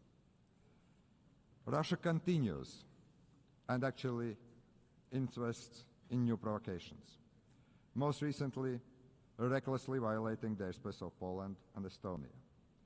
The intensity of Russia's drone attacks against Ukraine has created incidents in Latvia, Lithuania, Poland, Romania. This is the new reality. Russia bears full responsibility for these acts and also consequences. This kind of reckless behavior is a direct threat to international peace and security, and we must act to stop it before such acts spiral out of control. We must counter these threats by resilience and increased cooperation with our friends and allies. But hybrid warfare is evolving, as are emerging and disruptive technologies. The challenge is to maximize the benefits these technologies can bring, while remaining vigilant of the potential risk they pose. We share the United Nations view that we need to develop artificial intelligence responsibly, but we should not halt the progress. Artificial intelligence can promote economic growth, drive scientific progress and innovation, even improve healthcare and make education more accessible. Artificial intelligence is already part of our daily lives. We must acknowledge this reality and work to make it safer and more beneficial for the people. The governments should not take years to create regulations. We should act swiftly and do it right. As a responsible United Nations member, a future UN Security Council member, Latvia is ready to work with our partners to address these issues. Ladies and gentlemen, the United Nations has stood the test of time for 80 years. It is the primary architect of international law and protector of rules-based international order. The United Nations is not perfect, but it is the best we have, the only truly global organization. As one of UN Secretary Generals, Dag Hammarskjöld, famously said, the United Nations was not created in order to bring us to heaven, but in order to save us from the hell. But after 80 years, it is time to adjust to new realities. The United Nations must evolve to remain relevant, to be effective and fit for the challenges ahead. That's why we support the UN 80 initiative by the Secretary General. Let us work together for peace and resilience. Let us protect the rules-based international order and the United Nations Charter, because we all are better together. Thank you very much. On behalf of the Assembly, I wish to thank the President of the Republic of Latvia. The Assembly will hear an address by His Excellency William Samoei Ruto, President of the Republic of Kenya and Commander-in-Chief of the Defense Forces. I request protocol to escort His Excellency and invite him to address the Assembly.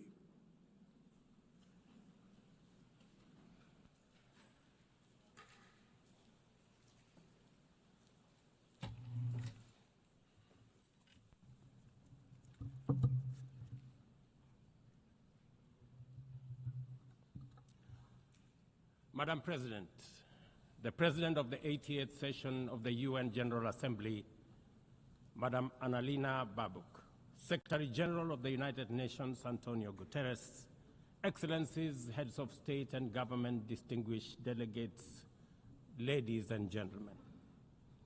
I congratulate you, Madam President, on your election to preside over the 80th session of the UN General Assembly. Madam President, you can count on Kenya's full support throughout your tenure as you steer the Assembly into the future. Ladies and gentlemen, 80 years ago, in the aftermath of the unprecedented global destruction and devastating war, the international community came together in hope. They created this organization, the United Nations, as a shield against the horrors of war, as a platform for dialogue, and as a bridge to a better, fairer, more secure global community. What is often forgotten or not mentioned today is that the United Nations grew out of the failure of the League of Nations that existed between 1919 and 1945. The League of Nations did not collapse for lack of good intentions or noble objectives. Formed at the end of the First World War and as part of the Treaty of Versailles, it was humanity's first attempt to build a permanent international organization to stop aggression and war and bring nations together. Its ambitions were to achieve collective global security, disarmament, peaceful dispute resolution, and cooperation on humanitarian and social issues. Despite these ideals, the League of Nations failed.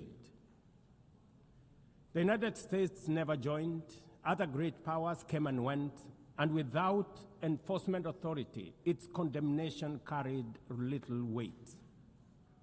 When Japan invaded Manchuria, when Italy marched into Ethiopia, and when Hitler openly defied its rules, the League stood by, helpless and powerless.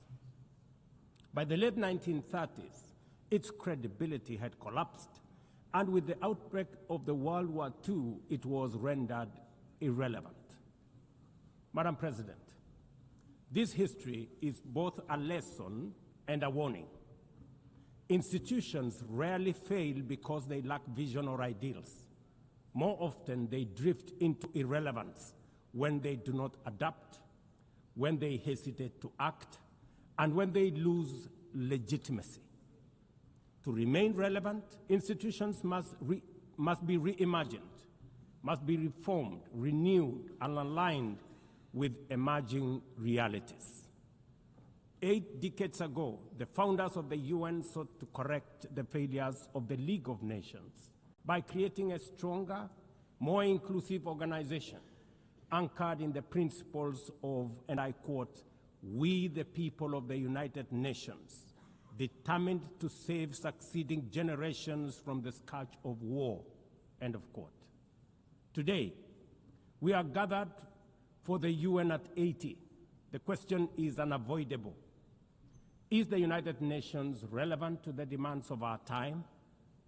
Can it continue to serve humanity in the face of current realities? Or has it become a relic of a bygone era? Madam President, Excellencies, we meet against a grim global backdrop.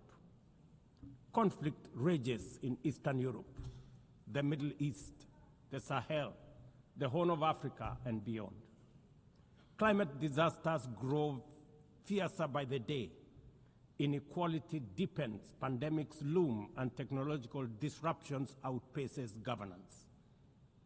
Instead of trust, mistrust is spreading.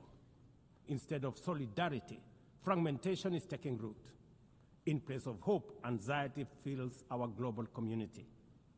We are living, to borrow from the words of the founders of this institution, not in larger freedom, but in growing uncertainty. At this moment of turbulence, when we most need a strong United Nations, the organization faces its deepest crisis in credibility and capacity. Funding cuts have paralyzed its operations. Bureaucracy has slowed its response. The Security Council remains frozen in the post-war structures of 1945, unable to act inclusively, with fairness, and with speed. Ladies and gentlemen, I can, however, state with absolute conviction that the United Nations has been one of humanity's greatest achievements. For 8 decades, it has held back the specter of global war, calmed conflicts from Cambodia to Liberia, and stood guard in some of the world's most dangerous places through the courage of its peacemakers and peacekeepers. Few institutions in humanity's history can claim such a legacy. The United Nations has stood at the front lines of humanitarian crisis, from famine relief in the Horn of Africa to emergency shelter for millions of Syrian and Ukrainian refugees. It was at the forefront in the eradication of smallpox, coordinated global responses to HIV and AIDS, Ebola, and COVID-19, and continues to champion universal vaccination. Its agencies have advanced women's rights, protected children, safeguarded refugees, and set global norms on everything from disarmament to climate action. The UN Sustainable Development Goals remain a shared blueprint for human progress. These are achievements no nation could have achieved alone, however rich, however great, or however powerful. And yet, every institution, no matter how noble its origins or impactful its legacy, must adapt to changing times or slide into irrelevance. Today, the United Nations stands at a crossroads of renewal on one hand or decay on another. Put differently, after 80 years, the rhymes of time are calling on us to reimagine the original promise that inspired the founding of the United Nations, and that is the quest for global peace, development, and human rights. But this call must now be answered in a global context that is profoundly different from the post-war era in which the UN was conceived then. We would be denying the cold, hard truth if we say that the United Nations is delivering as it should. On peace and security, its voice is too often drowned by the rivalries of great powers, while some nations simply ignore its resolutions and do as they please. Too often, the UN's blue helmet, once a symbol of moral authority, no longer commands the same respect. From the conflicts in Gaza to Ukraine, to the crisis in Sudan, DRC Congo, Somalia, and the Sahel, we see actors proceed undeterred by the United Nations calls. Excellencies, ladies and gentlemen, Kenya speaks from the experience of a nation deeply invested in multilateralism. For decades, we have placed our troops and police in harm's way for peacekeeping missions across Africa and beyond, from Somalia to Democratic Republic of Congo, from South Sudan to most recently in our neighborhood here in Haiti. Over the past 15 months, we are proud to have led the multinational security support mission in Haiti, not because it has been easy, but because solidarity is the essence of the United Nations. Madam President, the mandate of the MSS mission is coming to an end in a few days. As the lead nation, allow me to briefly share our experiences, the successes and the challenges, as both a cautionary tale and a living lesson about the strengths and weaknesses of the current global security governance architecture. For far too long, the people of Haiti called out to the world. Too often, their pleas were met with silence, hesitation, or half measures. Haiti became a tragic reminder of what happens when the international community looks away, prevaricates, or offers half-hearted support. When Kenya responded to the quest for the Haitian authorities, it was in the belief that we were joining a genuinely multinational effort. We welcomed and fully embraced Resolution 2699, by which the United Nations Security Council authorized the MSS with Kenya as the lead nation. Drawing on our decades of peace support operations, we stepped forward, stepped up, and deployed our officers to confront the rampant menace of gang violence in Port-au-Prince and its environs. Madam President, ladies and gentlemen, the mission has operated in a volatile environment under enormous constraints. It has been underfunded, under-equipped, and operated below 40% of its authorized personnel strength. Our police officers have valiantly shouldered responsibilities without the full logistical support that would accompany any mission sanctioned by the United Nations. Despite these challenges, and against all odds, the MSS has delivered results many thought were impossible. The presidential palace, once under siege from gangs, is today restored as the seat of government. The police headquarters and the police training center, once overrun by gangs, are now secure, with the academy resuming the training of new police officers, over 700 of whom graduated a few months ago. Schools that have been shattered by violence have reopened, with children back in class, learning and progressing. Roads once manned or blocked by gangs have now free-flowing traffic. Cases of kidnapping and extortion have reduced sharply. The airport and the seaport, once surrounded by gangs, are now abuzz with normal operations. Which begs the question, if so much could be achieved with limited resources and stretched personnel within just 15 months, what more could have been accomplished if the United Nations fraternity had truly acted together in solidarity with the people of Haiti? From this podium, I wish to assure all partners and actors that with the right personnel, adequate resources, appropriate equipment, and necessary logistics, Haiti's security can be restored.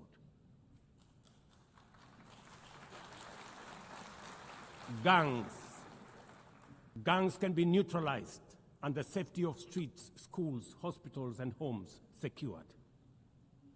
The continued harassment, abductions, and criminal acts undermining the lives of Haitians are unacceptable, unjustifiable, and must be stopped by this organization, the United Nations. Madam President,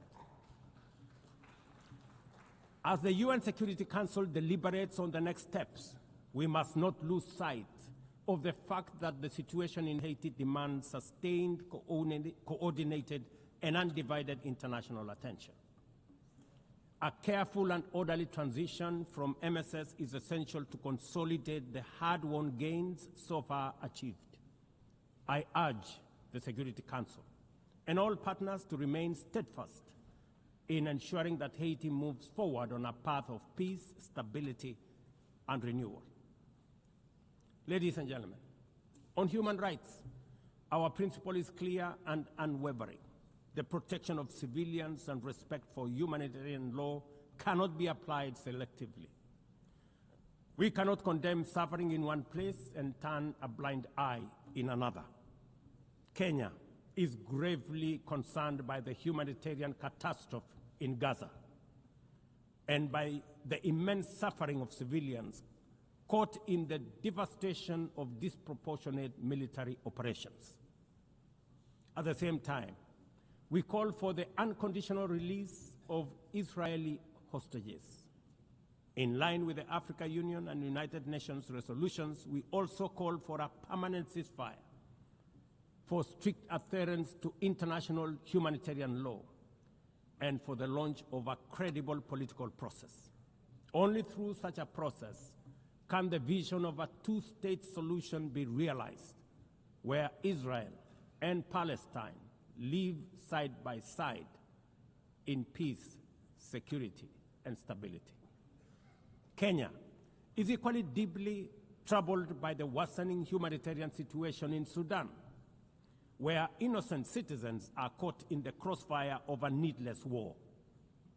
We fully endorse the Quad, comprising Egypt, Saudi Arabia, the United Arab Emirates, and the United States, in affirming that there cannot be a military solution and that only political dialogue offers a viable path forward.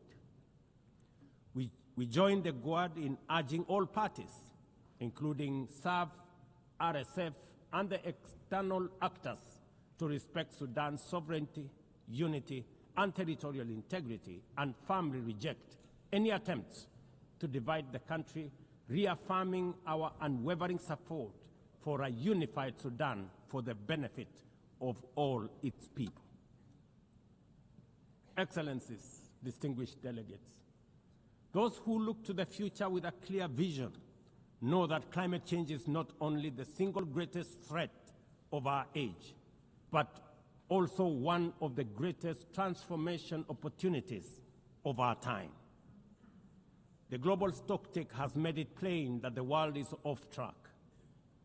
Current national determined contributions are steering us towards temperature rises far beyond any safe threshold. This is the difference between survival on one hand and devastation for millions across the world on the other. Kenya and Africa are not passive victims of this crisis. We are taking bold steps showing that climate action is not only possible, but can also be the foundation for inclusive growth. We are building a climate-resilient society by embedding adaptation into every sector, from agriculture and energy to infrastructure and livelihoods, to sustainable mining and artificial intelligence. This ambition is visible on the ground. Today, 93% of Kenya's electricity comes from renewable sources: geothermal, wind, solar, and hydro. We are expanding investments in e-mobility, climate-smart agriculture, clean cooking solutions, and green manufacturing. We are also pioneering nature-compatible solutions such as sustainable waste management and circular economy interventions. Africa, too, is uniting its voice.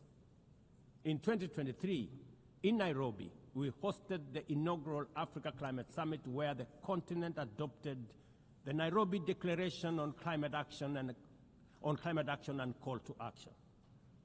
Just 2 weeks ago, in Addis Ababa, Africa came together once more at the second Africa Climate Summit to reaffirm our commitment and strengthen our ambition for climate-positive growth.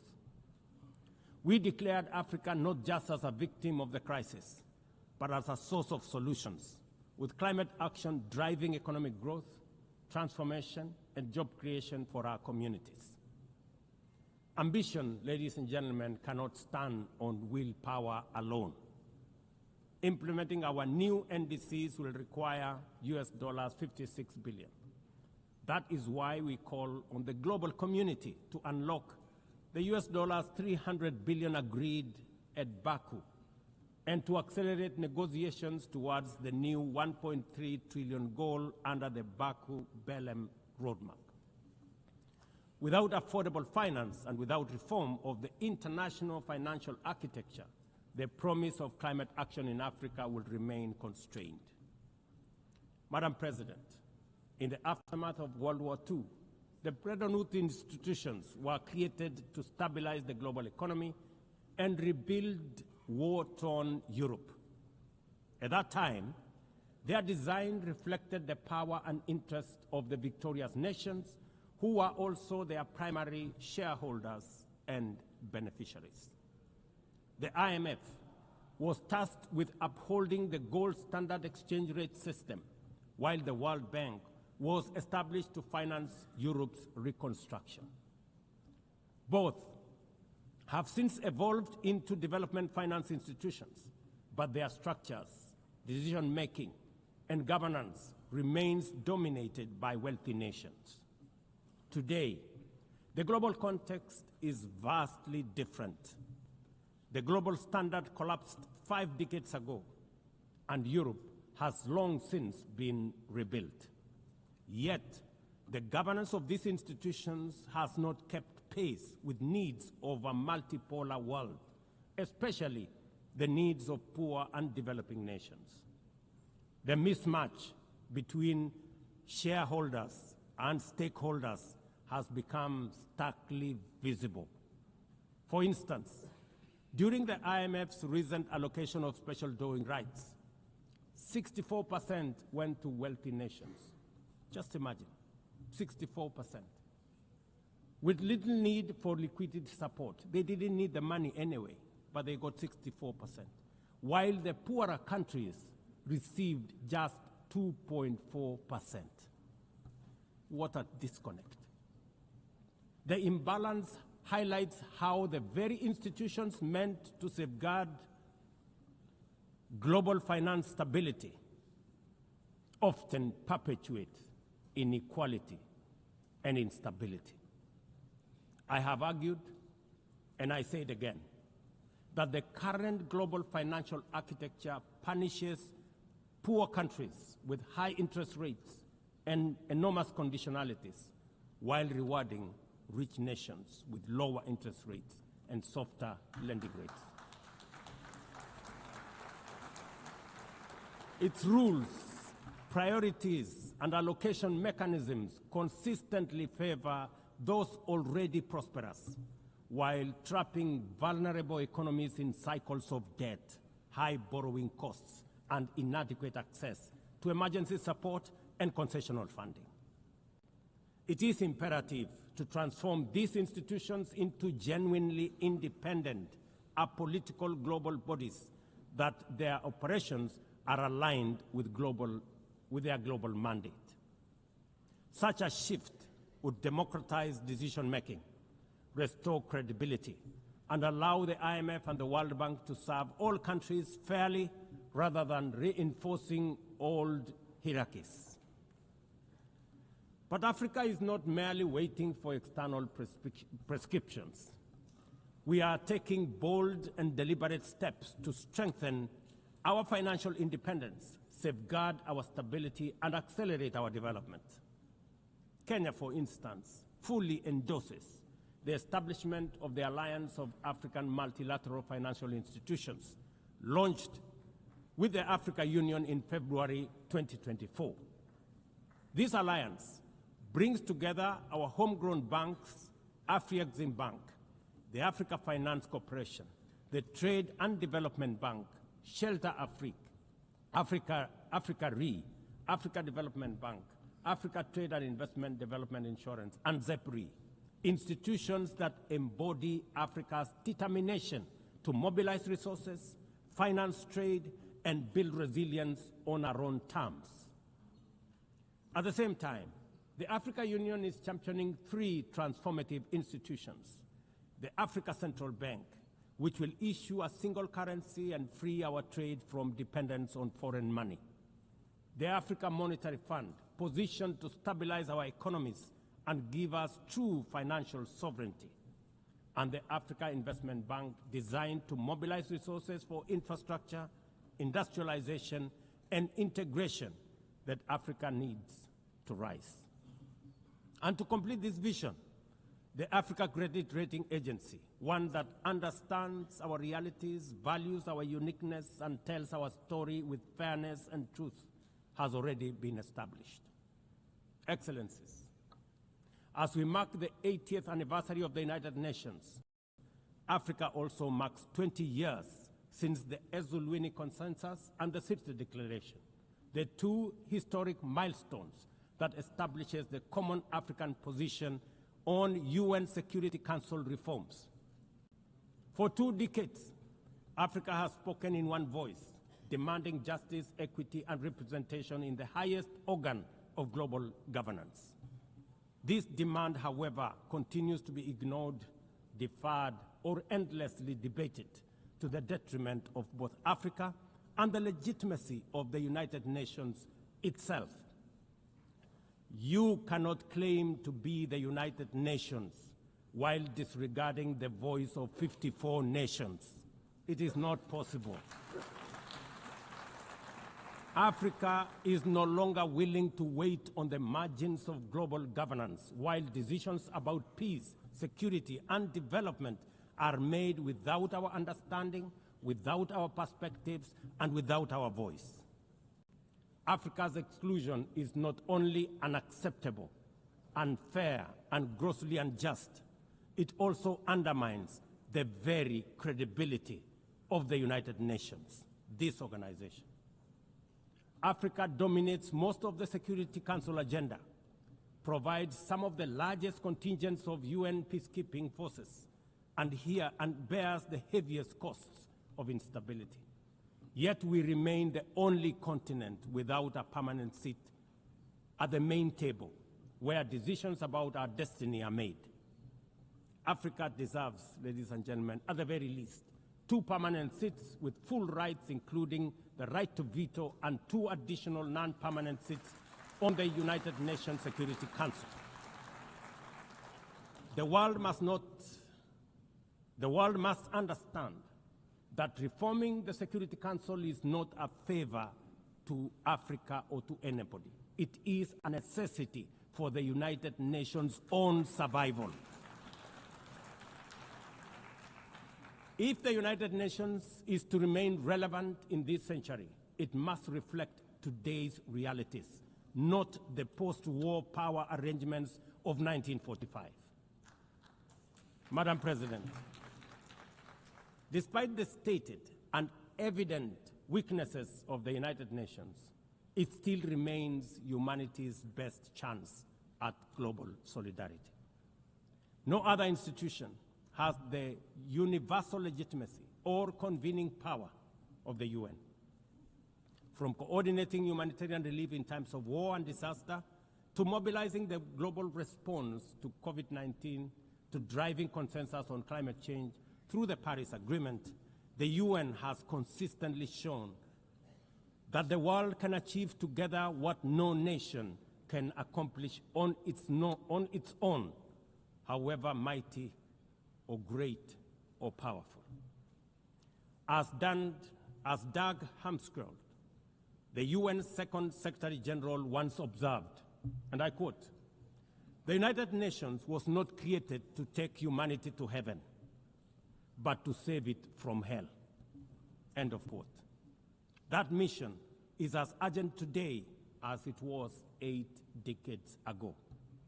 At a time when conflicts are multiplying, when climate change threatens every economy, and when inequality is widening, the need for a functioning, credible, effective, and a multilateral system has never been greater.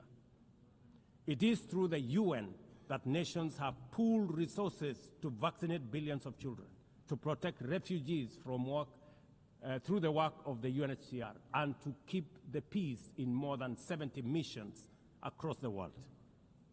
Without the UN, these achievements, modest though they may sometimes seem, would not have been possible.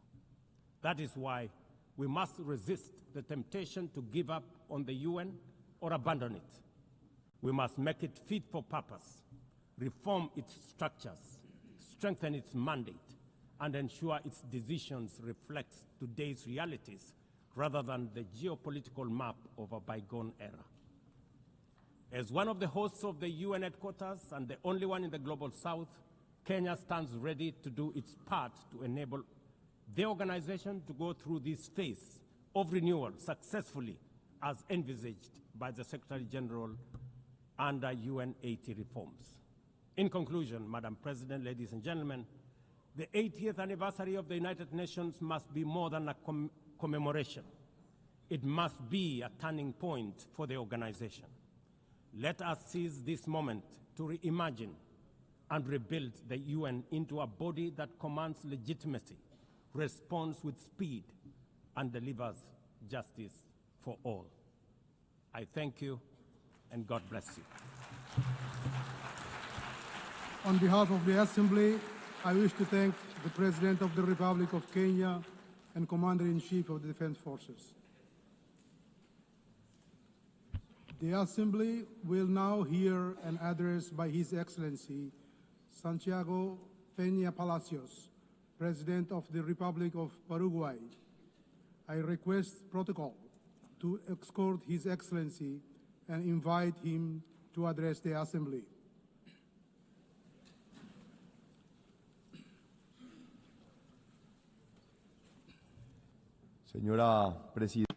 Madam President of the General Assembly, distinguished heads of state and government, distinguished ministers of foreign affairs, ladies and gentlemen.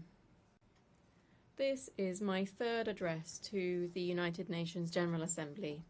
It is without doubt an immense privilege and an honor to represent Paraguay in this magnificent forum, a country which may look small on the map, but is a giant in its spirit and potential.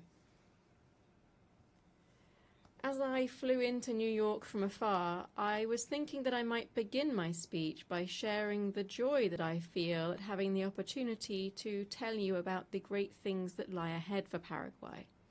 However, the events of recent days and months make this simply impossible.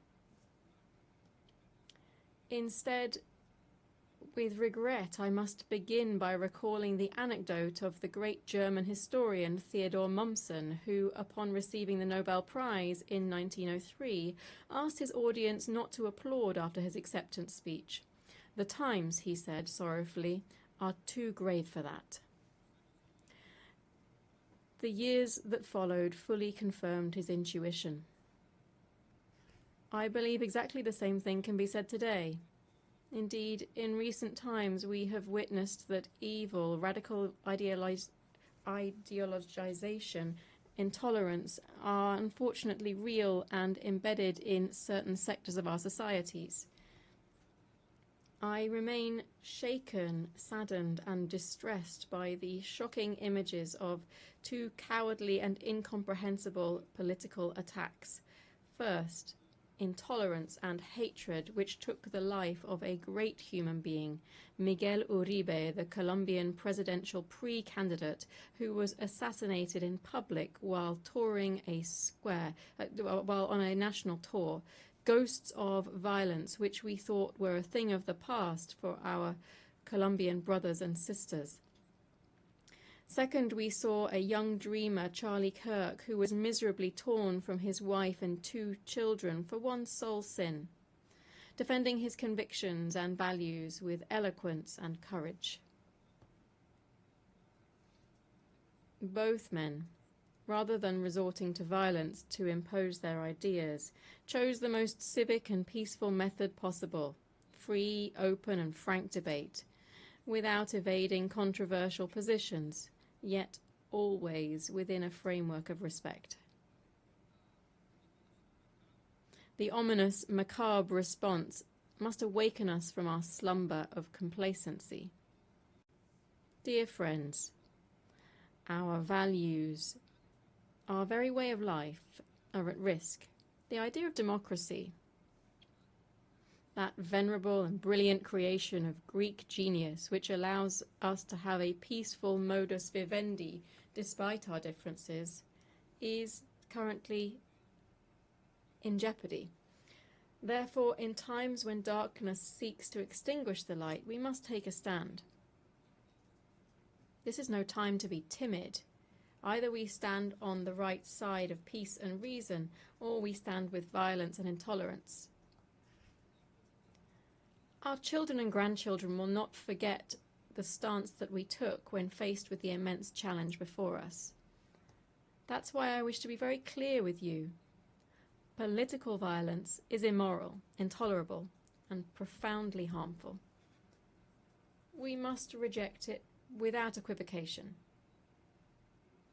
So let's say loudly and clearly no to hatred, no to violence, and no to authoritarianism. We mustn't underestimate the gravity of what's happening. These aren't isolated events, they are patterns.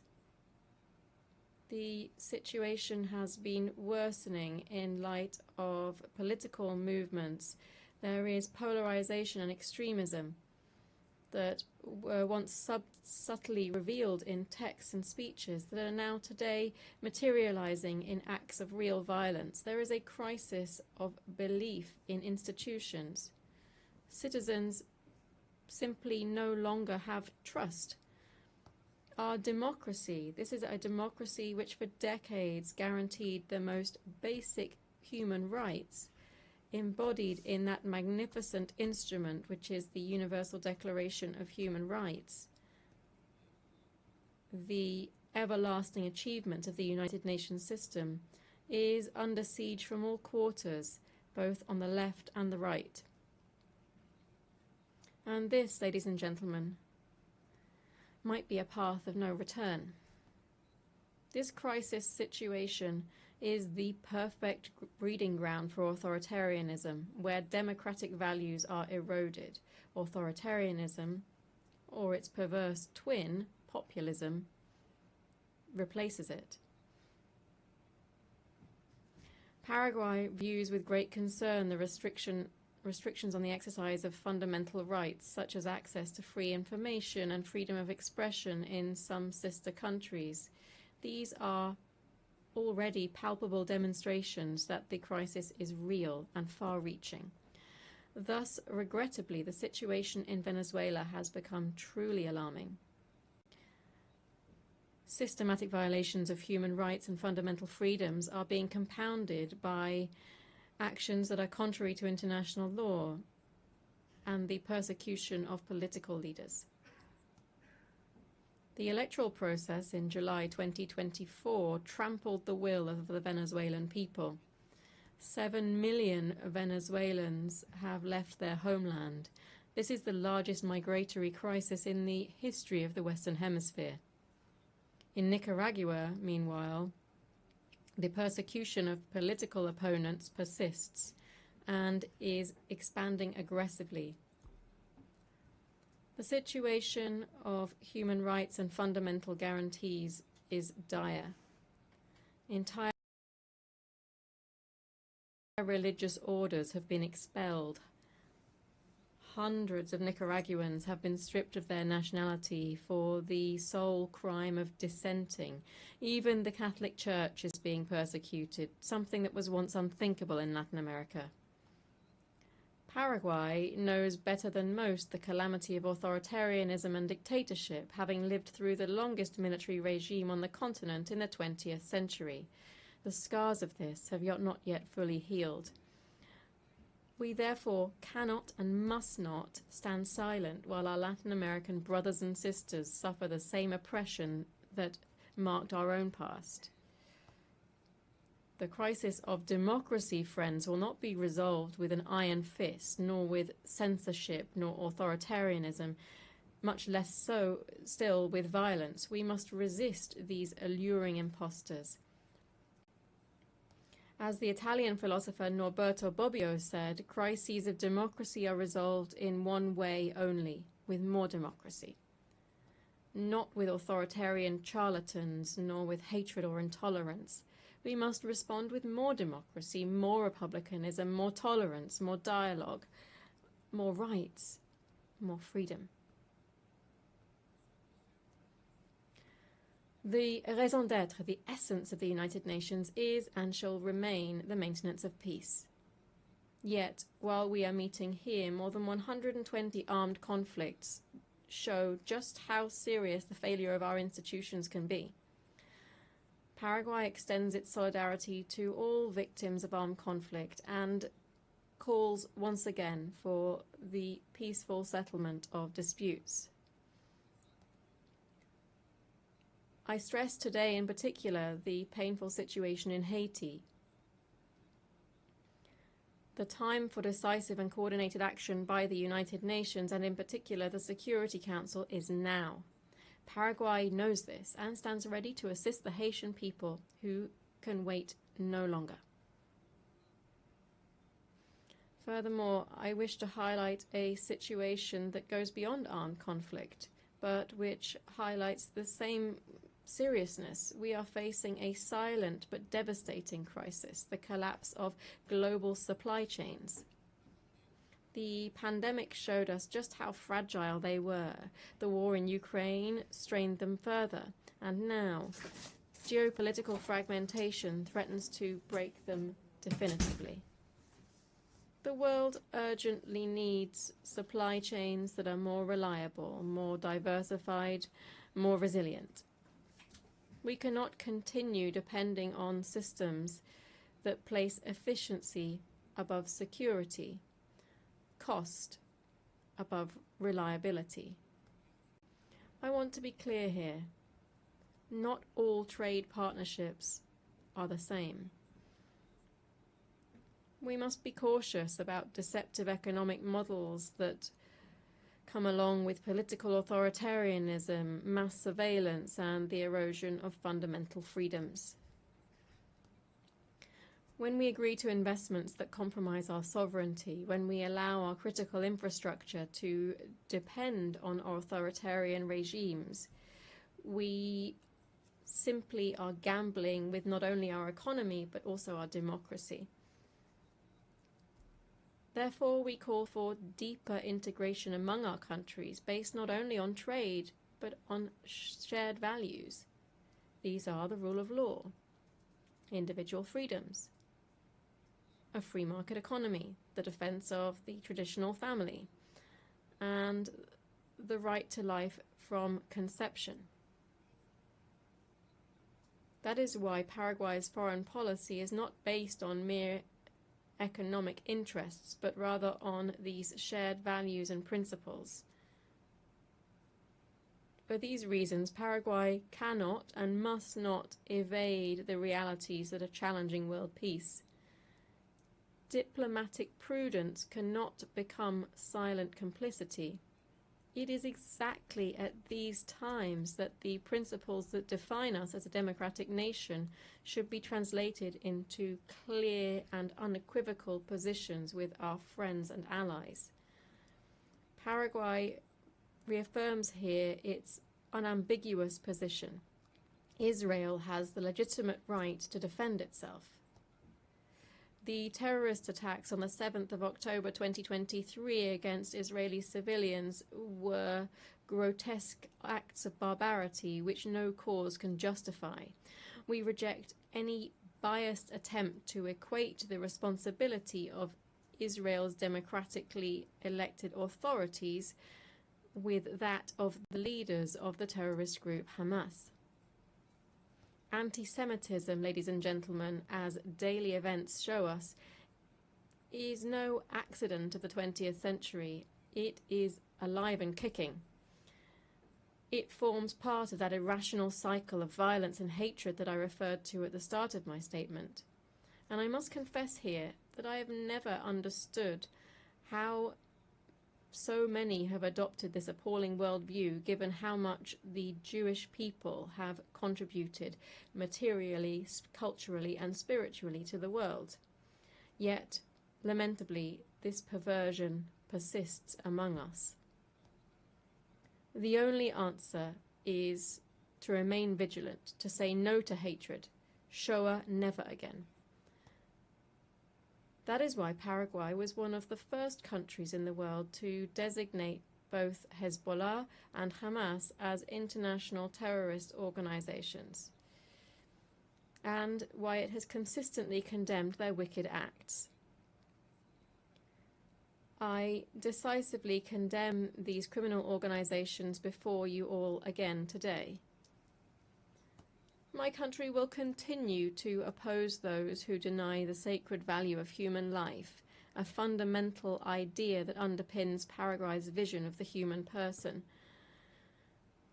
We also urgently appeal for the implementation of a solution that will alleviate the humanitarian situation in the Palestinian territories, bringing an end to the violence and securing the immediate release of the hostages, promoting a constructive dialogue that leads towards peaceful coexistence between both peoples and lays the foundations for a lasting peace in the Middle East. Paraguay's extremely principled diplomacy based on conviction rather than mere convenience also explains the moral stance that we have taken with regard to another democracy facing existential threats. Consistency in defending democratic values doesn't allow for selective geographies or calculations of convenience. Principles, when they are genuine, stand by their intrinsic worth, not by their political profitability. Paraguay has proudly maintained 67 years of diplomatic relations with the Republic of China, Taiwan. This friendship, forged through shared democratic values, has shown that cooperation between nations can be based on more than mere interest. Certainly, this decision costs us dearly economically, but believe me, the value of doing what is right is priceless. The growing tensions in the Taiwan Strait deeply concern us. Increasingly aggressive military exercises, constant aerial incursions, bellicose rhetoric, all of this points towards a dangerous escalation that could destabilize not only Asia, but the entire global order.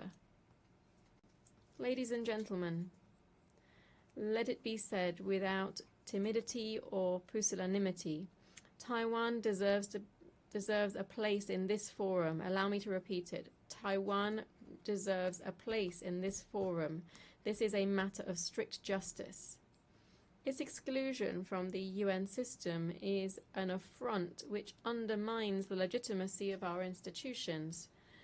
23 million decent, hard-working and dignified people cannot remain invisible to multilateralism.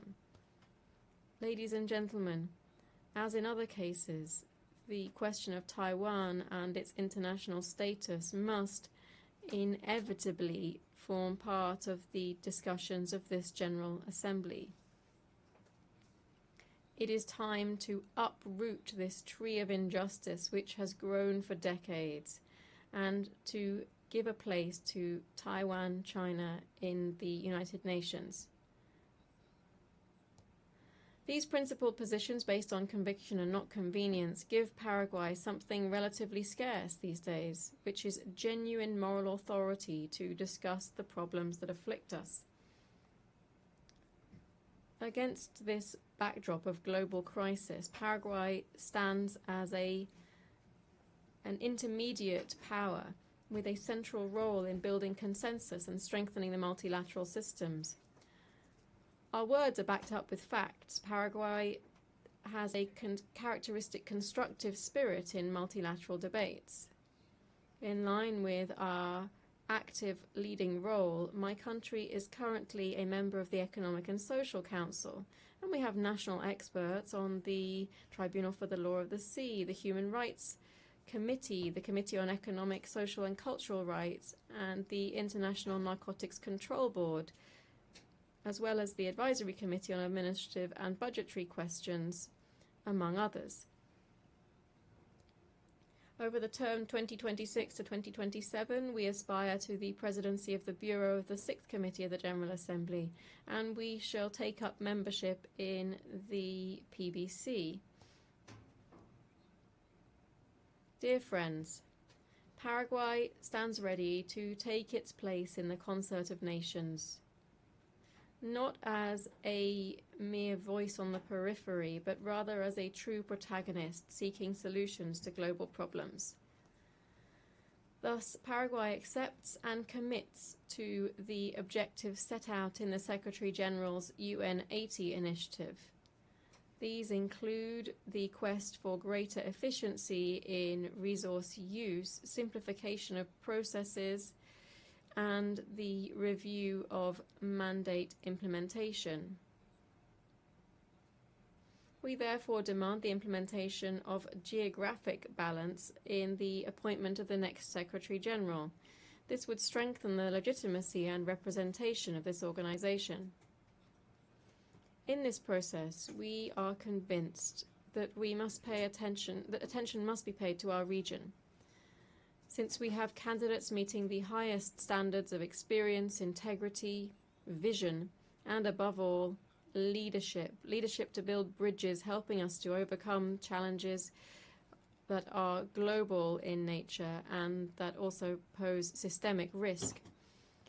We therefore call for a deep reform of the Security Council to prevent it becoming dispensable within a multilateral system that must provide solutions to the numerous current conflicts, both those between states and those caused by non-state actors. We call, therefore, for more flexible positions so that the Security Council can once again become truly representative in its membership and regain effectiveness as it fulfills its mission.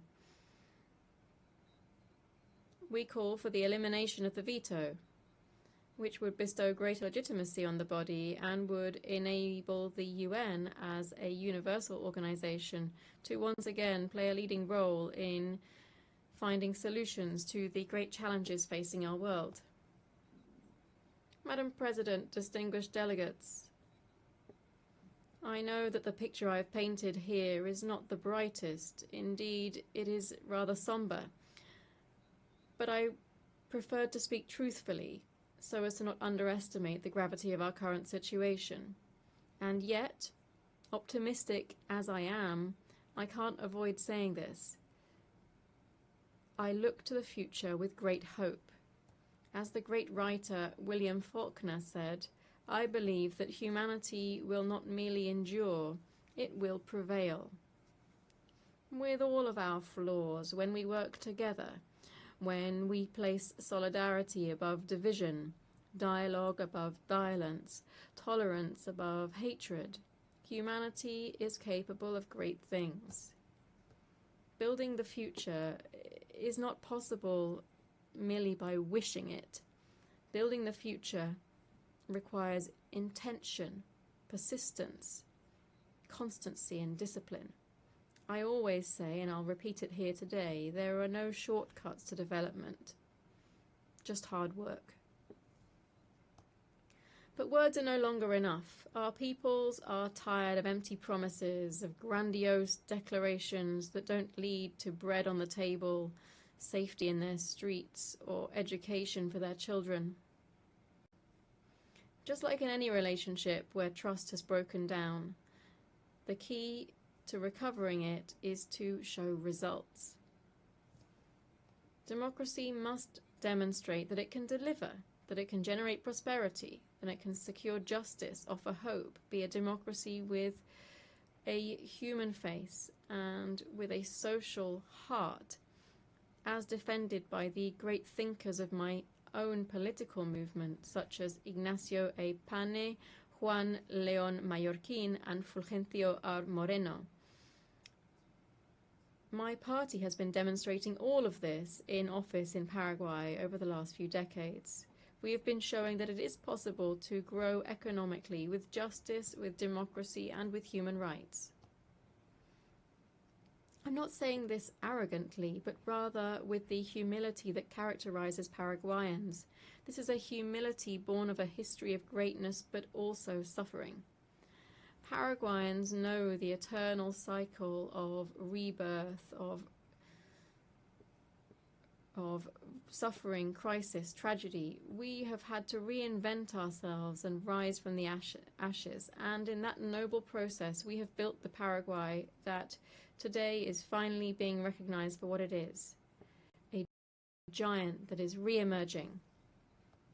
While the world is faltering, we are building something different, a model that is working, a model that inspires confidence because it's delivering results.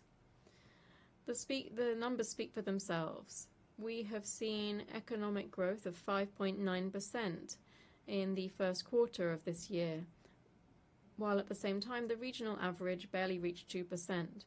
Our inflation stands controlled at 4.2%, which is below the regional average. We are advancing firmly towards post-pandemic fiscal convergence. Our fiscal deficit has returned to 1.5% in the national budget for next year. Our unemployment levels have fallen to historic lows, 5.6% in the first quarter this year. But growth without social justice is worthless. That's why we are implementing ambitious programs to transform lives. Our Zero Hunger in Schools program feeds more than 1 million children a day in 7,000 schools. Che Rogapora is turning thousands of working families into homeowners. For the first time, the state is offering mortgages with payments equivalent to rent, transforming a monthly expense into family wealth. I stress that 118,000 people emerged from poverty in a single year.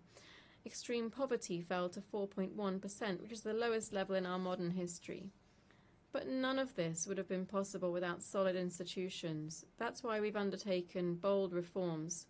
We promoted the Civil Service Act to professionalize civil service, ending with decades of clientelism. We have the Integrity and Transparency Act, creating true oversight and accountability mechanisms and strengthening the office of the Controller General. We've adopted a National Unified Registry Act, which proposes structural transformation and, after 100 years, orders land ownership in Paraguay. The outcome of this is that in July last year, Paraguay achieved investment grade for the first time in its history. Distinguished delegates, the Paraguayan model is not perfect, of course not. We face huge challenges and much remains to be done. But we are changing reality. We're showing today that Paraguay is not merely a country. As the president of the International Automobile Federation, Mohammed Ben Sulayem, said, Paraguay is the country. Madam President, distinguished delegates, I began this speech with some rather somber warnings about the state of global democracy and our societies. The times are grave and there is much to worry about. But I do not wish to end on a pessimistic note.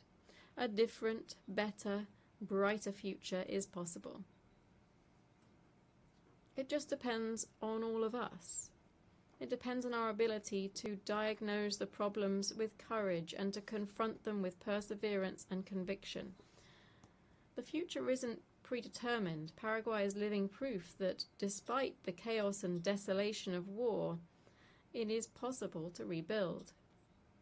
It is possible to reconcile prosperity with justice, growth with sustainability, openness with sovereignty. Paraguay, dear friends, stands ready to be part of the solution. The sleeping giant of South America has awoken and is re-emerging with strength.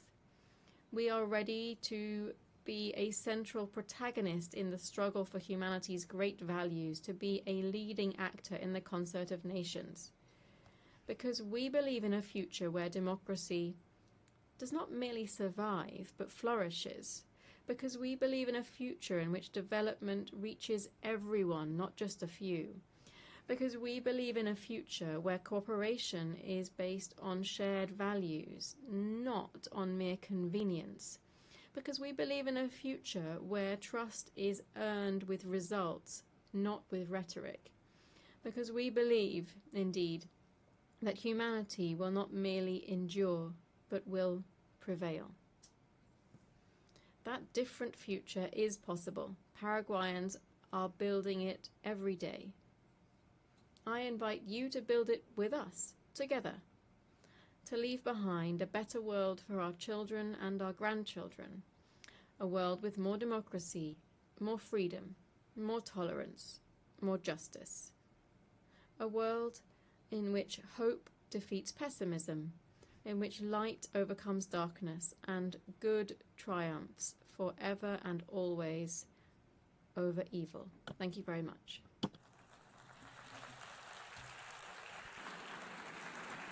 On behalf of the Assembly, I wish to thank the President of the Republic of Paraguay. The Assembly now will hear an address by His Excellency Al-Karis, President of the Republic of Estonia. I request protocol to escort His Excellency and invite him to address the Assembly.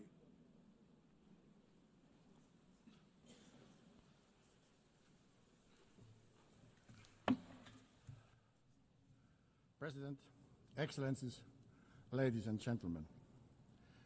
United Nations is an idea of a better world. It is an idea that is not an abstract construction nor an empty declaration, but carefully crafted agreement. A grand agreement that is the basis of a current multilateral world order.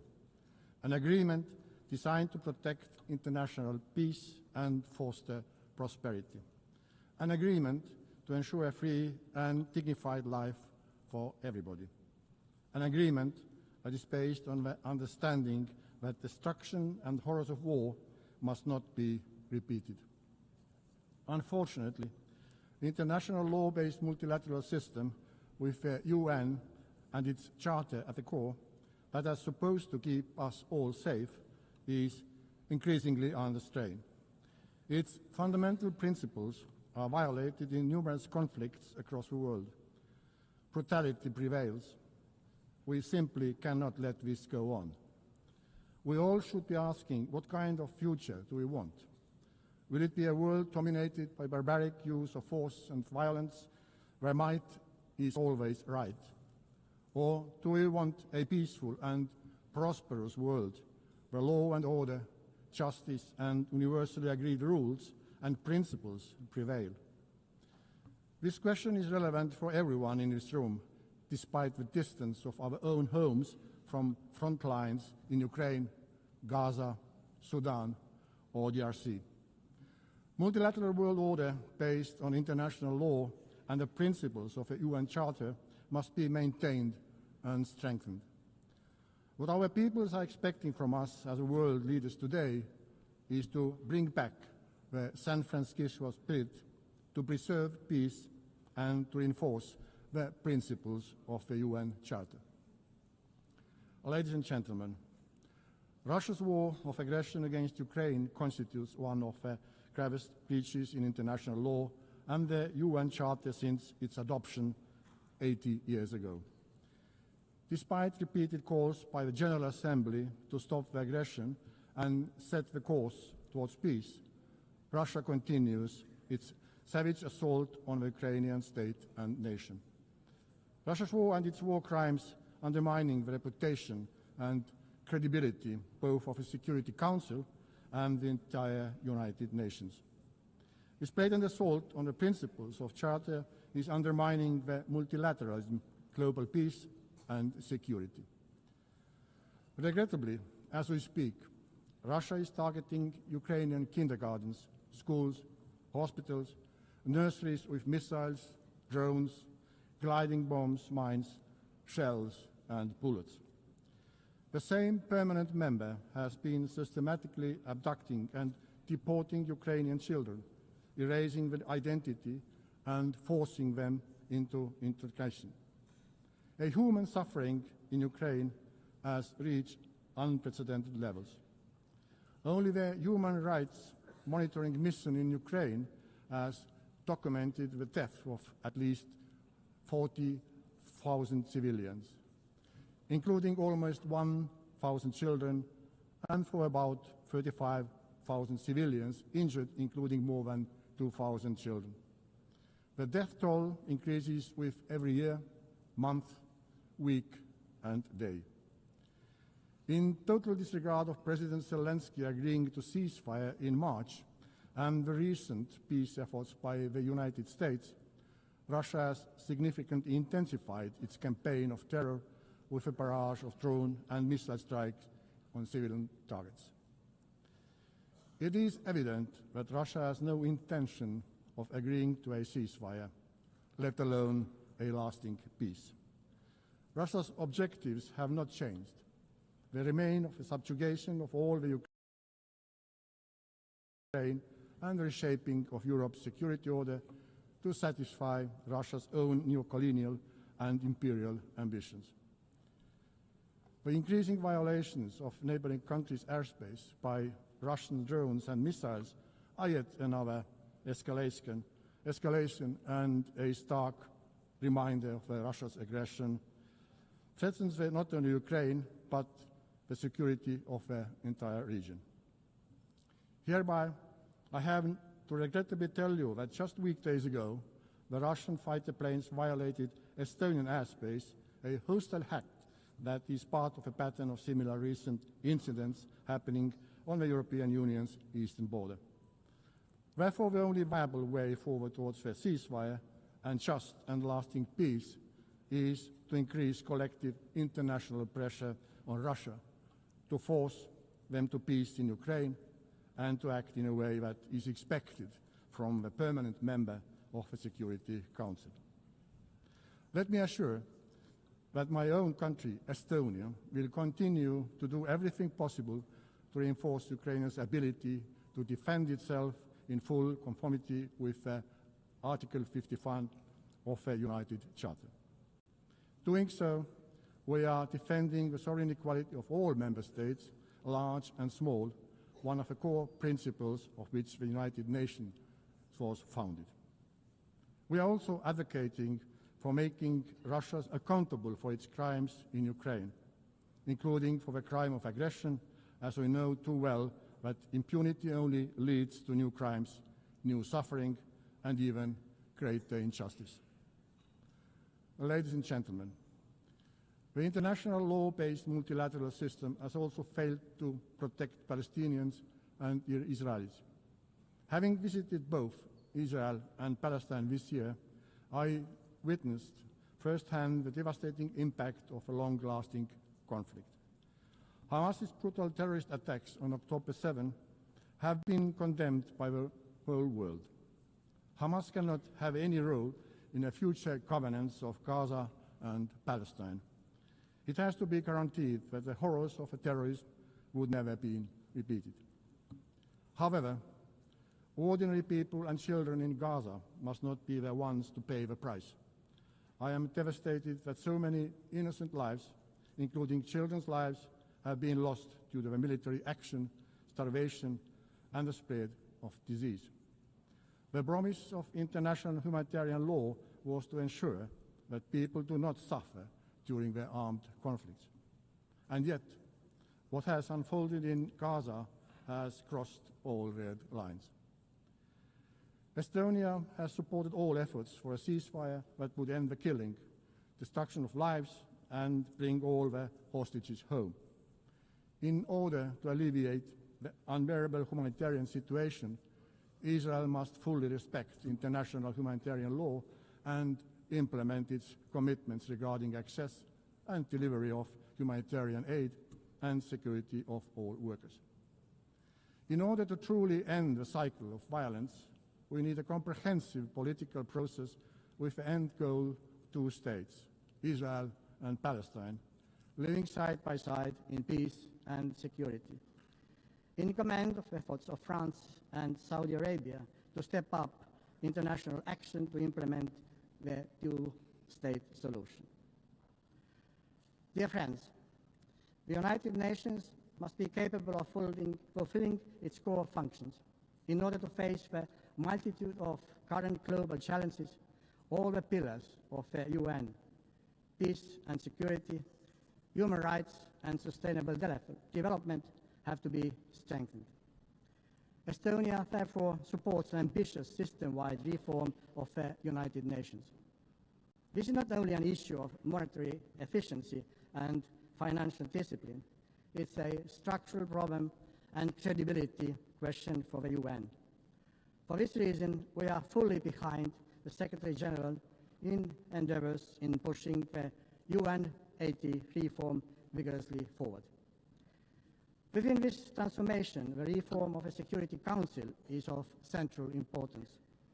Estonia supports the expansion of the Security Council membership so that it would include countries that have, inter alia, demonstrated their unwavering commitment to international law and the principle of UN Charter, and have consistently acted in accordance with these principles. Furthermore, if we want to have functional and respected council, we also need to restrict the use, or rather abuse, of the veto, increase the transparency of the council's work and its accountability. Last but not least, we also need to ensure transparency when it comes to the selection of the next Secretary General of the United Nations. After 80 years of men-only leadership, we are very supportive to the idea that based on a fair process seeking the most qualified candidate, it is high time for a woman to be chosen as a UN Secretary General. We need to put forward ambitious selection criteria, clear timeline, and assure greater role of a General Assembly in this process. Given the current credibility crisis of the UN, we cannot afford to fall short in the selection process. Dear ladies and gentlemen, sustainable development with clearly defined goals remains a central focus of the UN. We have to redouble our united efforts to address global challenges, like the effects of ongoing climate change, which are getting worse in all parts of the world. The upcoming COP30 in Brazil should be a turning point. Countries should submit strong climate plans. These plans should cover all parts of the economy and follow a 1.3 degree goal of the Paris Agreement. Substantial progress during this decade is crucial. We must work together to triple renewable energy production by 2030, because this is the most effective way to reduce emissions. Estonia shows that this is possible. We used to rely on oil shale, a local fossil fuel, for our energy production, but today nearly 40% of our electricity comes from renewable sources. This change happened because of political will and private investments. Let us now raise our ambition together, like we did when we agreed on a World Cleanup Day to be acted upon on 20th September at Estonia's initiative and example worldwide. Not to celebrate it, but to do it. Dear colleagues, in myriad of challenges we face, accessible education is a prerequisite of understanding the current problems, learning from the mistakes of the past, and crafting a better world. Estonian educational system ranks high in many international rankings. We see how this has had an impact to many other fields where Estonia has been doing well, including digital governance, media freedom, and innovation. Our goal is to share with our partners, including through UNICEF board, our diverse experience in innovation, in education, developing educational policies, reforming education, and improving the availability of high-quality education. Every situation, every culture, every context is unique and requires specifically developed solutions. However, allow me to draw your attention to one of specific experience of ours. In 1991, at the start of the Internet revolution, we decided to radically integrate computers and Internet into our educational system.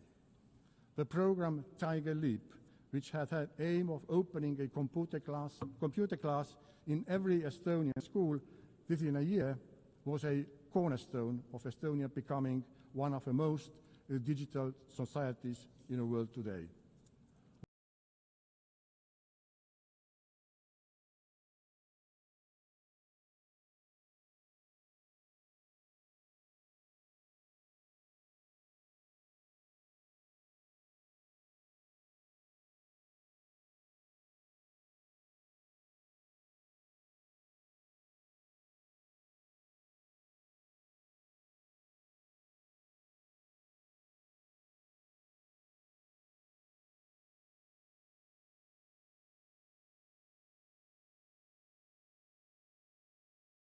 For years to come.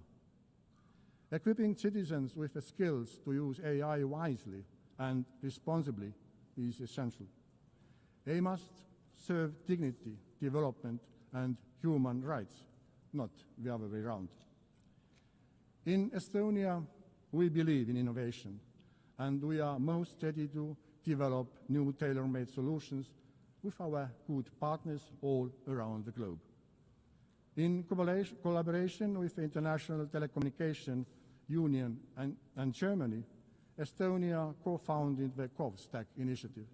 This innovative platform provides governments with digital public infrastructure toolbox aimed at modernizing digital services by creating modular, open source and scalable framework for governments worldwide.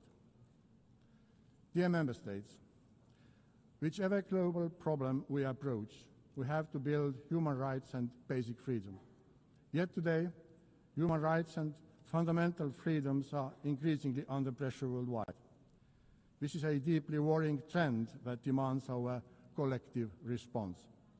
This is the idea that guides us also on the way to becoming a member of a Human Rights Council for a period of 2026-2028. And I would ask your support at the election next month. Our priorities during our membership are the promotion and protection of children's rights, safeguarding digital rights and reducing the digital divide, and advancing media reform. All three are critical for advancing democracy and protecting international law-based multilateral world order. We are capable of learning as human beings and as a mankind. We learn from mistakes. We get up and will do better. Let us do it. Thank you for your attention.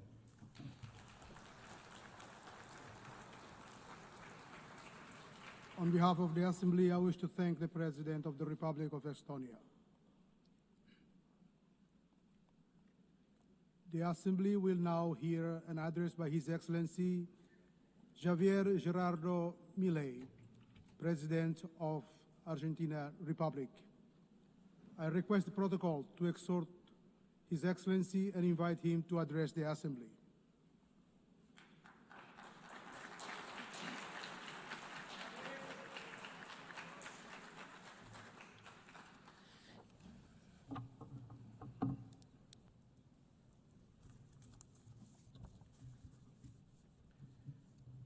A las autoridades de las Naciones Unidas, United Nations authorities, representatives of member states, all citizens closely following this summit, good morning to you all. Last year I stood here before you at this very same assembly and I outlined a new direction that Argentina's foreign policy was going to take. We asserted that it was imperative to return to the ideas of freedom, the immortal principles that underpin the dignity of life, freedom, and property. These are rights that all individuals should enjoy under the law. We asserted that there was a need for international cooperation to aim to guarantee those rights. However, I also warned that the UN had cast aside what had been its lodestar in recent decades. The successful model of the United Nations spoke of the need for peace without victory. It was grounded in cooperation between nation states. It was, however, replaced by a supranational model of government comprising international bureaucrats that sought to impose on citizens across the world a specific way of life. The United Nations has moved from an organization that sought to mediate peace between peers to an organization that claimed not only to decide what every nation state does, but also what all individuals, wherever they may be in the world, must do. We believe in the original aim and purpose of this organization. We believe that there are global problems which require dialogue and international cooperation if they are to be resolved. However, for that reason, and to achieve that goal, we must reject these abuses of authority that often go hand in hand with noble agendas. As we maintained last year, we will never support the amputation of indigenous or commercial freedoms, nor will we support the violation of natural rights of citizens of member states. In the last year and a half, we have voted in accordance with that principle. I'm saying this to you well aware that many of you don't share my views. But as I've always said, it's preferable to say an uncomfortable truth than to speak a comforting lie. In that vein, today I want to talk to you about a specific problem facing all modern countries. As things stand, the world is seeming to pit the present against the future and seeing it as a contradiction. This is a political, economic, and philosophical problem, and the response to that problem and that opposition will determine the course of humankind. If we push to the end this idea of comfort versus discomfort, the entire world, I would say that now the entire world seems stagnating in the comfort at the present, overlooking the consequences that will have for the future. Given that doing what is uncomfortable seems to strip votes and power from those that take it on, leaders prefer to do everything in their power to protect the status quo that they inherited, and they do so disregarding future consequences. They light a fire to heat the future and heat the present and disregard the future. Modern states have thus entered into a very complex dynamic from which they cannot return. Incentives both for the people and politicians mean that we tend to talk about the distribution of wealth today, overlooking the need to compile wealth for tomorrow. Currently, decision makers are facing the decision. Either they preserve the legacy that was entrusted to them or they destroy it. This legacy can be accumulated wealth, productive capacity, laws, or any other thing that serves the common good. In general, they tend to, if they burn their legacy, if they opt to continue with what's comfortable, they'll have a lot of profit and benefit in the future, but there will be great future costs. What you put aside today, you lose for tomorrow. They seem to be preserving growth and prosperity in the present and casting aside the well-being of future generations. We need to find a balance, meaning that eating bread today doesn't mean we'll go hungry tomorrow, and we need to guarantee sustained growth and well-being. That's something economists call economic growth. That growth can sometimes seem slow and sometimes halt briefly because progress is never linear, but it's precisely long-term consistent growth that has systematically revolutionized the world and has wrenched thousands of millions of people from poverty. The difference between zero growth and 2% growth in the long term is the difference between stagnation and prosperity. The Argentinian people know a great deal about this issue because we're the only country in the region that hasn't experienced growth in the last 15 years. In legal terms, growth, the condition for growth, is respecting the sanctity of property and the free market. And that means nothing other than ensuring free trade between peers and free cooperation between peers. Without the right to ownership, there can be no savings. And without savings or free trade, there is no investment. If there's no investment, there can be no growth. But it's not in anyone's individual political interest, apparently, to respect these principles, because it is precisely when we expand the state that individual freedoms of citizens are eroded. And we simply seek to protect ephemeral present well-being to earn votes, and that's what our politicians do. Accumulated wealth decreases over time with this way of moving forward, and so what we're seeing now is countries are increasing public expenditure, but that doesn't ultimately create wealth, it rather destroys wealth. With that in mind, politics gains power on two fronts. They get democratic legitimacy and they obtain resources that they can spend. So politics has a double incentive to foster that intergenerational betrayal, because despite the fact that people lose in the future if this course is followed, there's short-term gain. A great man may be that who sows trees whose shade he will never enjoy. The great man might be the one who cuts down the trees that others sowed. But this cannot continue. This is the major trap that all nations are succumbing to. When this process is continued, growth stagnates. When growth stagnates, the demand for redistribution of wealth grows ever louder. So populist policies and the calls for them become stronger and stronger. These policies appeal to envy and resentment, and the ultimate conclusion of this process is vulnerable young people suffocated under the weight of a state that they know is only there to exploit them. Fiscal expansion, monetary expansion, and the expansion of state power is suffocating individuals, and that's all part of a pattern which we're seeing across all countries, particularly those who claim to make up the free world. But the problem is not only one of economic policies. We also see it when there are violations of equality before the law, or when we indiscriminately open the doors to immigration for political reasons. On the contrary to what we don't see there is immigration, we see invasion. International cooperation bodies has this one among its number, and such international organizations are not alien to this problem. As the years have passed, this organization has acquired responsibilities that run counter to its founding spirit. It has created layer upon layer of organizations, agencies, and programs until it achieved this hypertrophy of administrations that are barely effective when it comes to resolving the problems for which they were created.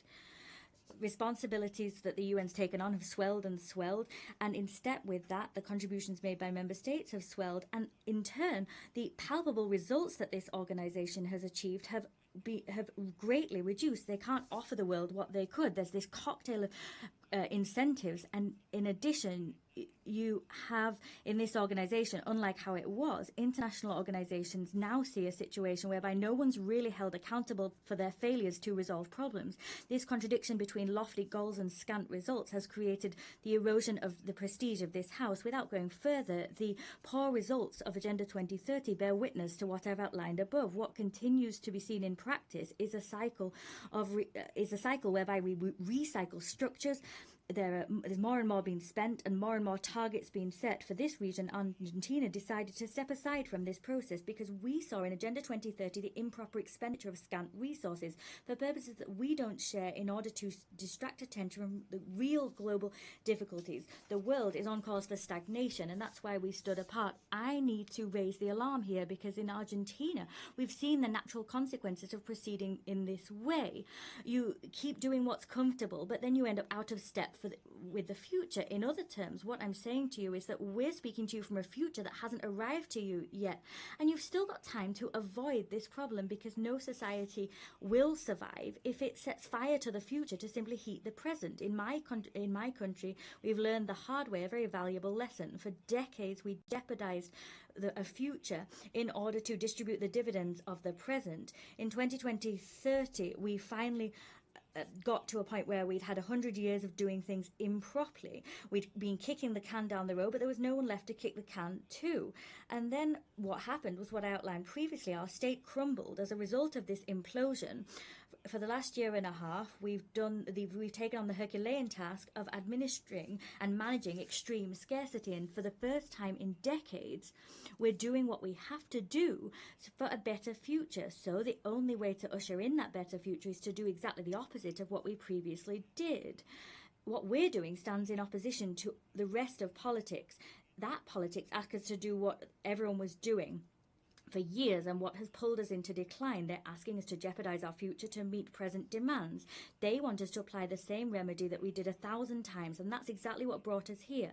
But I'd like to say clearly that Argentina has a government that decided to undertake the right path, even though it's the thorniest one, because prosperity and progress for our peoples cannot be delayed one day longer. However, we are not the only ones that are taking difficult decisions at this juncture, as history demands that we do. President Trump of the United States also understands that the time has come to reverse a dynamic which is leading the United States towards a disaster, and we know that as a disaster in the United States is a global disaster.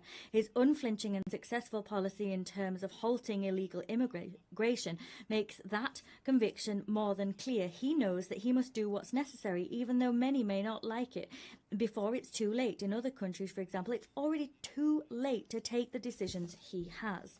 That's not only what's important. What Donald Trump is also doing is restructuring the terms of international trade in an unprecedented fashion. That's a titanic task which gets to the very core of the global economic system, because that system has been gnawing away at the industrial heart of his country, and the country now has an unparalleled debt crisis. Furthermore, he's undertaking a cleaning up of the institutional capture of the American state, because it's being infiltrated by left-wing factions that were seeking to undermine any reform program that was necessary. Both I and Donald Trump know what we're doing in the face of these challenges. All of these challenges have a common denominator that all countries, including supranational organizations, must address. They must find a way of creating dividends for the future and not succumb to the temptation of dealing with the present. This is something that major nations, Western nations, have been aware of and putting into practice for decades. We need to get back to that. We need to go back to our roots. We need to tackle priorities first, and that needs to go hand in hand with the idea that you need to do what's difficult but right and prioritize that over and above what's easy and comfortable. As I previously said, this also stands for international organizations that have gradually been integrating such actions into their ecosystem. I think I speak on behalf of all of you when I say that the UN must lead the charge when it comes to this paradigm shift. They must return to the roots that made it the great organization that it once was in the past. I wish to humbly lay before you as an assembly 4 principles that we think might serve as we seek to achieve the aforementioned goal. 1. The principle of a core mandate. The central mission of the United Nations is to preserve international peace and security. Everything else must be viewed as complementary to or in service of that goal. The strategic management of resources of this institution consequently requires that we stick to our priorities and not take on others. Secondly, the principle of international subsidiarity. The UN must tackle an issue solely when it is patently clear that the problem demonstrably exceeds national capacity for action. In all other cases, it is right and proper to return the initiative to states. They are the ones who have the democratic legitimacy and answer to their peoples. 3. The principle of institutional efficiency. Argentina has undertaken a process whereby it seeks to optimize the state. We've eliminated redundant structures and returned resources to taxpayers. In the same way, we believe that the UN requires a similar journey. That requires conducting reliable audits, closing ineffective programs, the consolidation of agencies into single bodies, and financing tied to real achievement. 4. The principle of normative simplification and streamlining. Peace is not only the absence of conflict, it requires prosperous societies. International cooperation must not transform into an obstacle for economic growth and an obstacle to the creation of opportunities. Consequently, we can only and must only support initiatives that do not stymie states' capacities to lead their own production and productive efforts to attract investment and foster trade that are the right way to reduce poverty. These principles will be highly valuable, we believe, in terms of getting our organization back on course so it can stand the test of time and produce tangible results over time. To conclude, I want to raise 4 sensitive and crucially important issues for the Argentine Republic. Firstly, I wish to reiterate our legitimate claim and irrenunciable claim over in terms of sovereignty over the Malvinas, South Georgia, South Sandwich Islands and the surrounding maritime areas that continue to be illegally occupied. In spite of the fact that 80 years have elapsed since the creation of this organization, colonial situations such as this one remain unresolved. For this reason, we call upon the United Kingdom to resume bilateral negotiations in accordance with Resolution 2065 of this very same General Assembly, together with all relevant subsequent resolutions.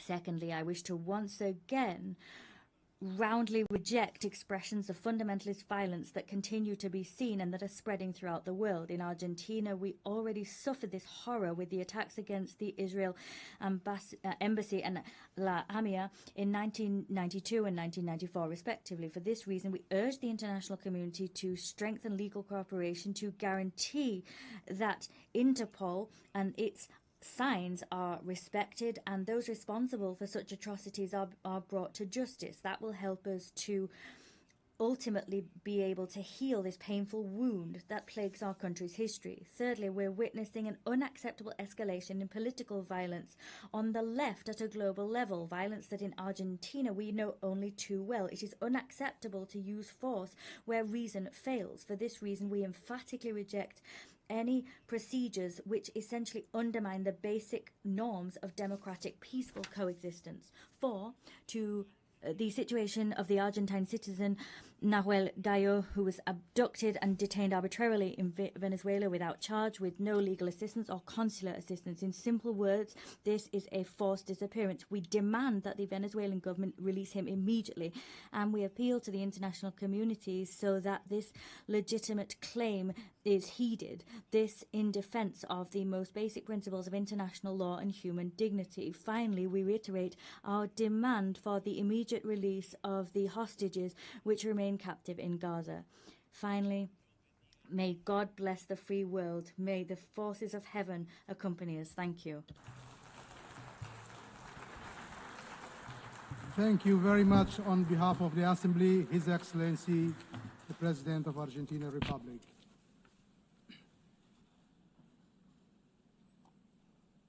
The Assembly will now hear the address by His Excellency Alexander Vučić, President of the Republic of Serbia. I request protocol to escort His Excellency and invite him to address the Assembly.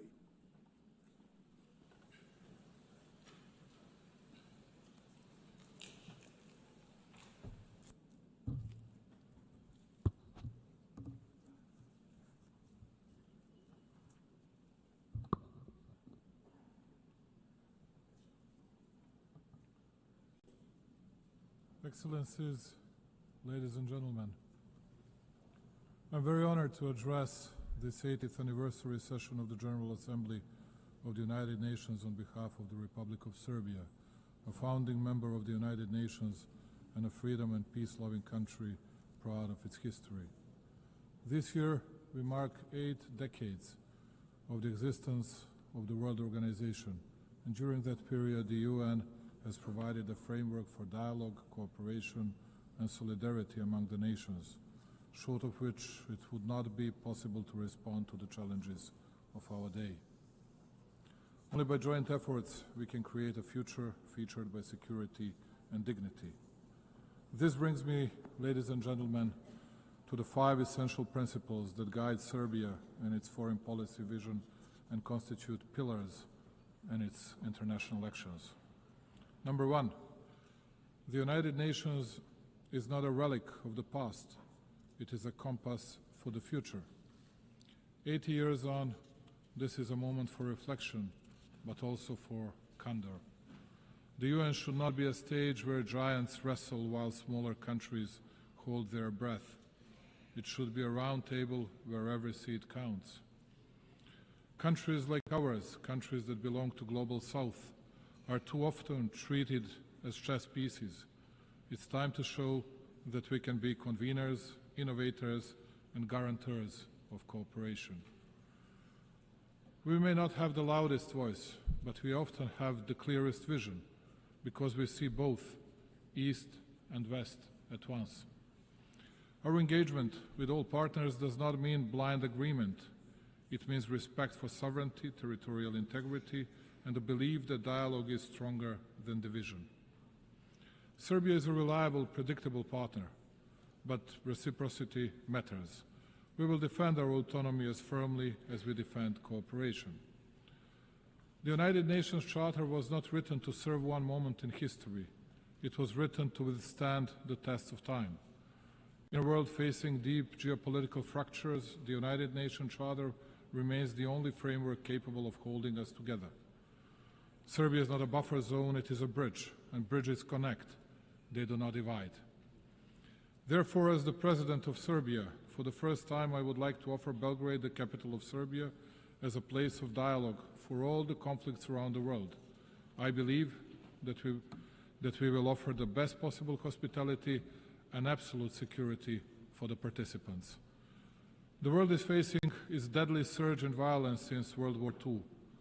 In 2024, 61 armed conflicts erupted across 36 countries, the highest number in more than 7 decades. The proliferation of misinformation, particularly via digital platforms, has fueled distrust between countries, targeting elections, trade negotiations, and public sentiment. Serbia believes in pragmatic cooperation, finding common ground even where disagreements persist. People around the world are frustrated with governments and businesses, and they want a better future for themselves and their families. The best way to deliver that is through collaboration across nations.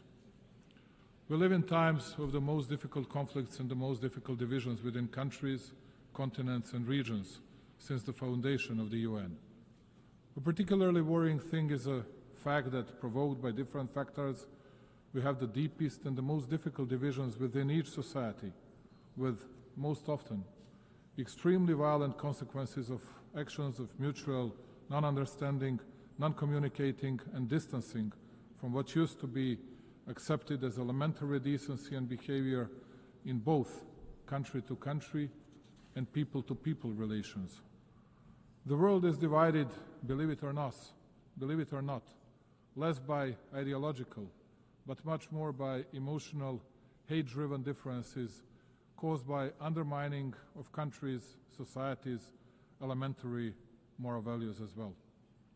In each village and hamlet worldwide, and particularly with the members of the citizens' alleged elite, at least it used to be the case, no matter who dies of natural causes, and especially if someone dies in an accident or gets killed, the biggest part of the society felt the need to pay their respect to the deceased, even those who didn't think highly of the respective person during his or her lifetime.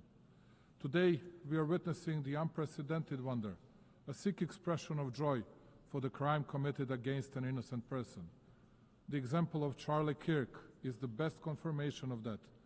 He was savagely assassinated just because his killer didn't like his ideas. He was shot, even after death, by the same ones who had prepared political and media grounds for his assassination. And please do not be surprised because I'm speaking about this more than about big world conflicts. It is precisely that such a development devastates in a deepest and the clearest way the world political community much more than conflicts with clear and visible actors. In the era of social networks, in the era of freedom, we have reached the point of the biggest unfreedoms and unambiguous limiting of freedoms of the others. How can it be possible that, let's say, ABC television hosts get bigger media attention in the US than the attempted assassination against, let's say, President Trump? Who are these shadow rulers who impact the key political movements and who want to run the world and each country individually, and almost as a rule without the people's will and legitimacy? They run all the processes and all of us because they're chosen by God, as they like to put it. The elite and other people who are, I suppose, incapable of choosing their own path. Those are extremely dangerous things, which will lead to further dissolving of our societies and our countries, but also the overall world politics. It was mostly spoken here about Palestine and Israel. Both are our friends, and I cannot easily, because of more likes on social networks, nor I want to take sides and speak about good and bad people just because it brings us another point in daily politics. But speaking of which, let me bring you back to the beginning of this part of my speech. Big pro-Palestinian demonstrations were held in Italy during the past weekend. People were shouting, Gaza, Gaza, but at least in Milan, some of them did not even think of Gaza. The only thing that was on their mind was demolishing and burning down of what the Italian people had created for centuries, just because it is popular to be against the government and take part in some kind of violence.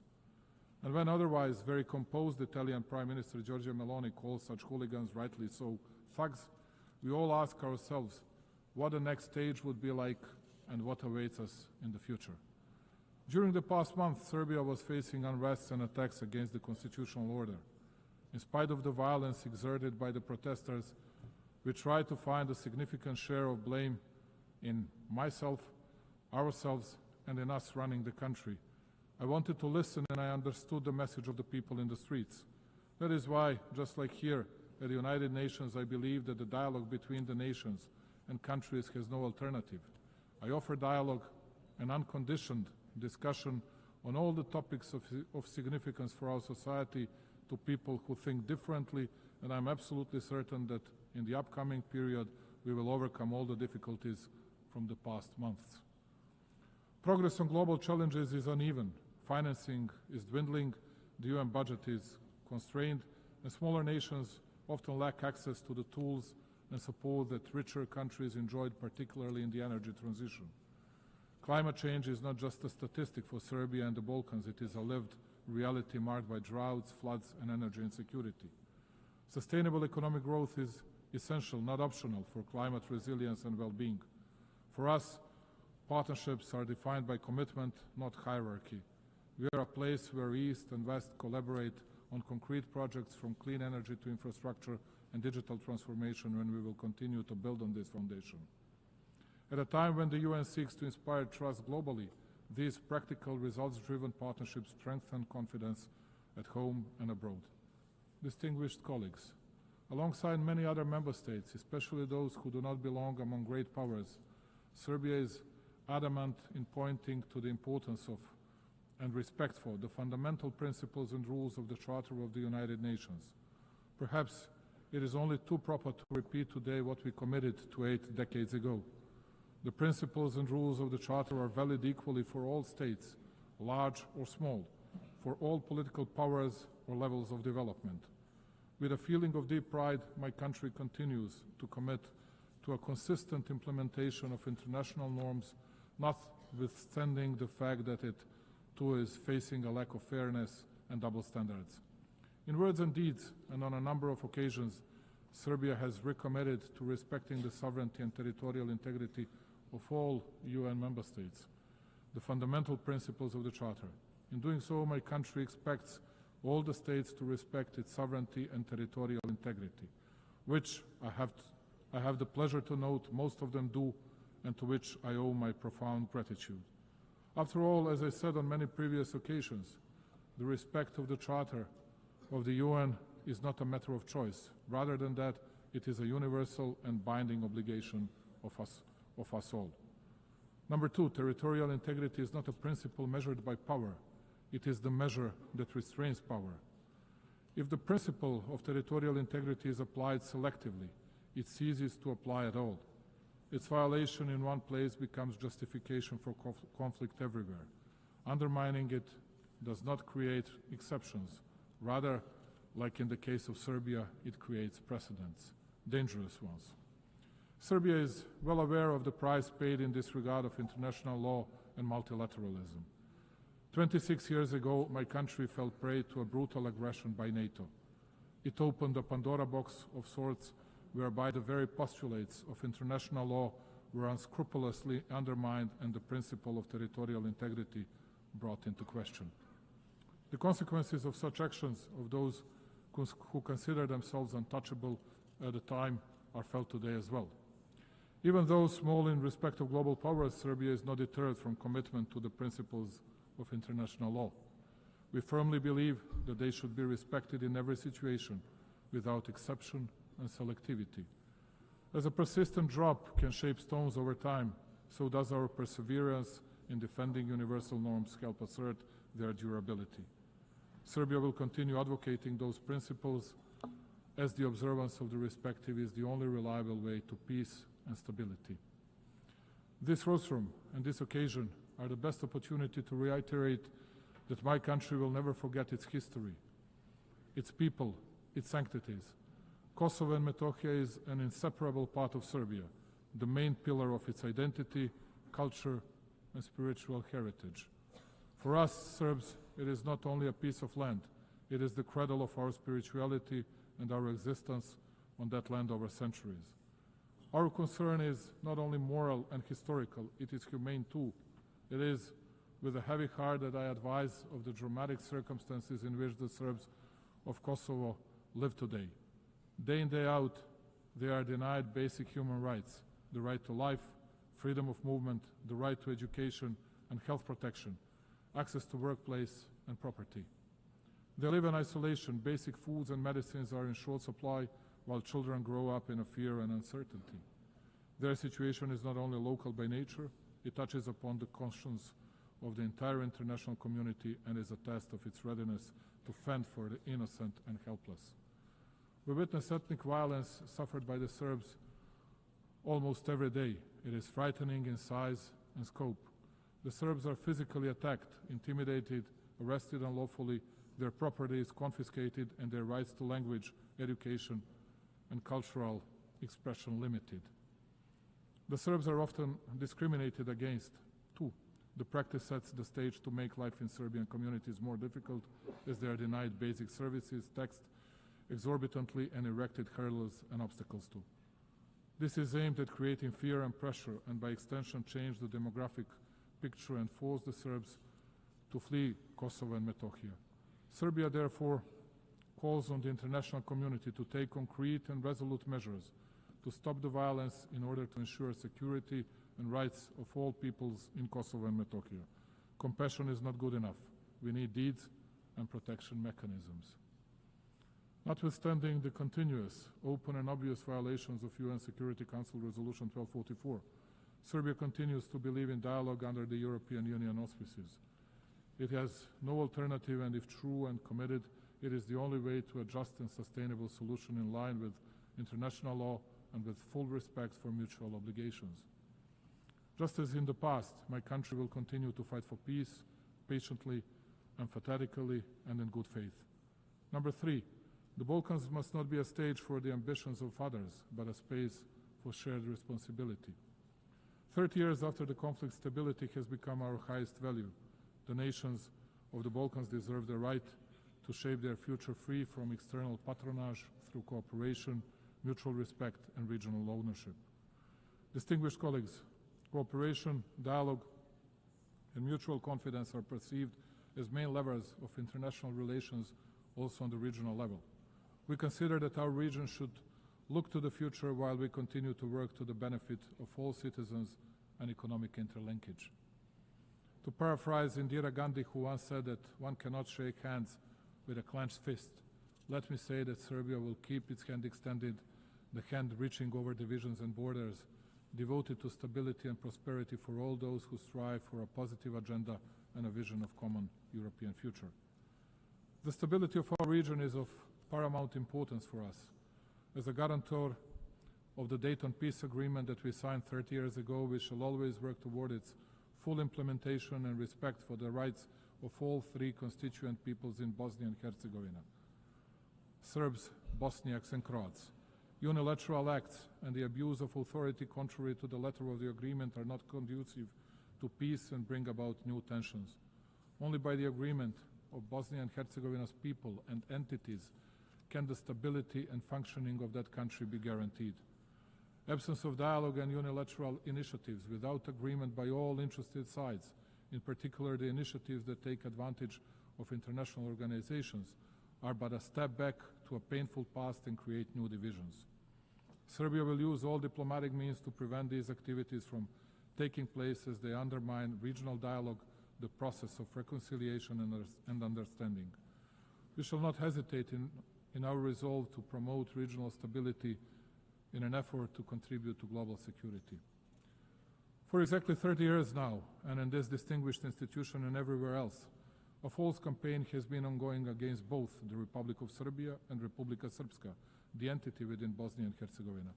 All over the world, everywhere, countless times, you could hear how, as they used to say, from well-informed sources, they heard that it was only a matter of days before Serbia would attack someone in the region, and that Republika Srpska and its leadership would violate the territorial integrity of Bosnia and Herzegovina.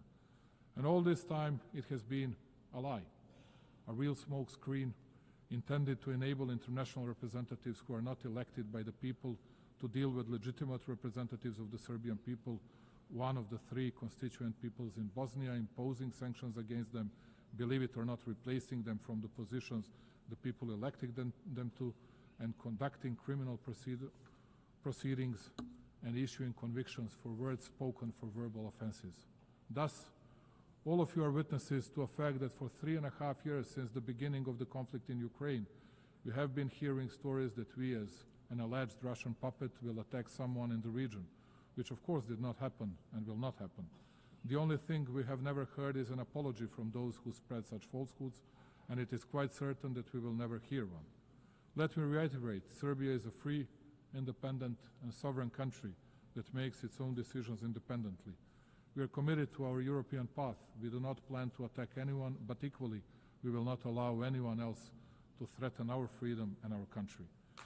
Number 4, the world is changing and the United Nations must evolve to remain a pillar of global stability.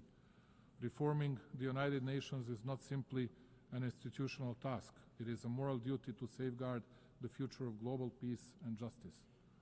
We are well aware of the need to reform the UN and revitalize its system in order to increase its credibility and shore up multilateralism so as to make our organization more effective, just and close to the needs of its member states. Also, the SC should become more effective in and better adapted to the pursuit of its primary goal of safeguarding international peace in order to reflect more accurately the reality of the present-day world.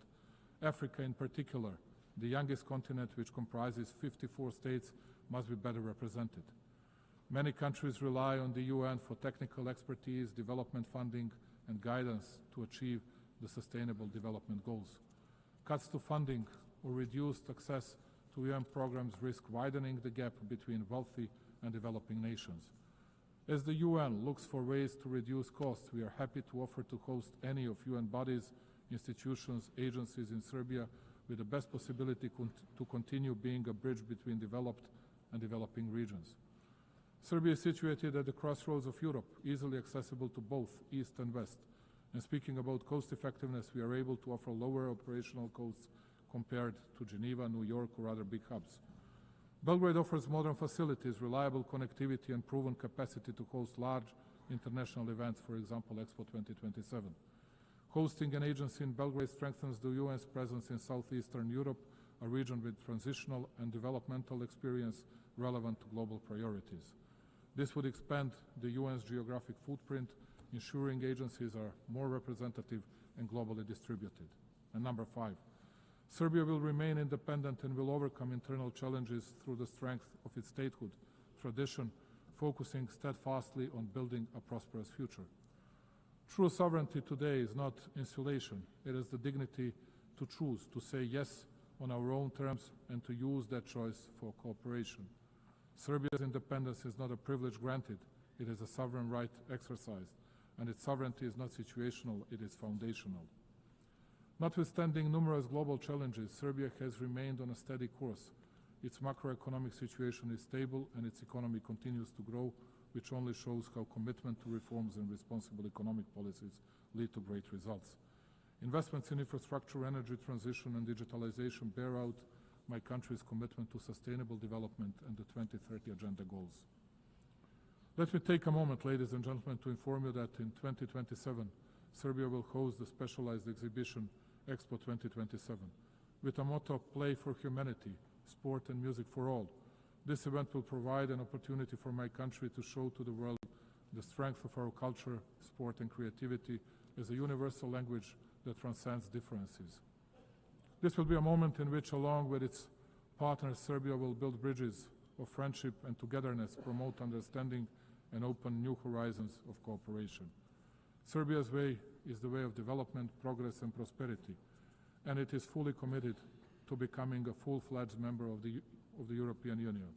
This commitment, though, makes us no less devoted to promoting and deepening cooperation with countries from other parts of the world, maintaining and cherishing all along our traditional friendships and relations of trust in the East. Strengthening overall bilateral relations with key actors of the international community and with our European partners tops our agenda.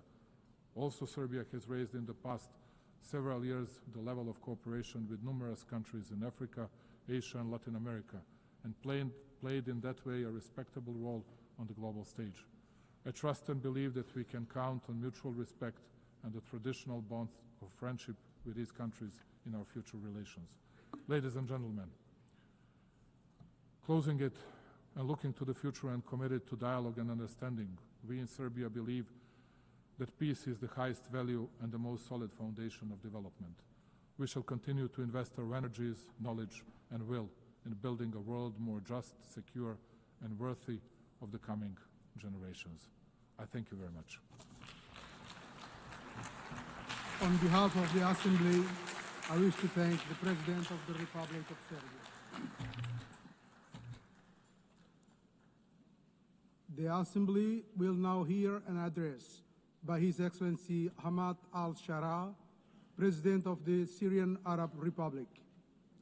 I request protocol to escort His Excellency and invite him to address the Assembly.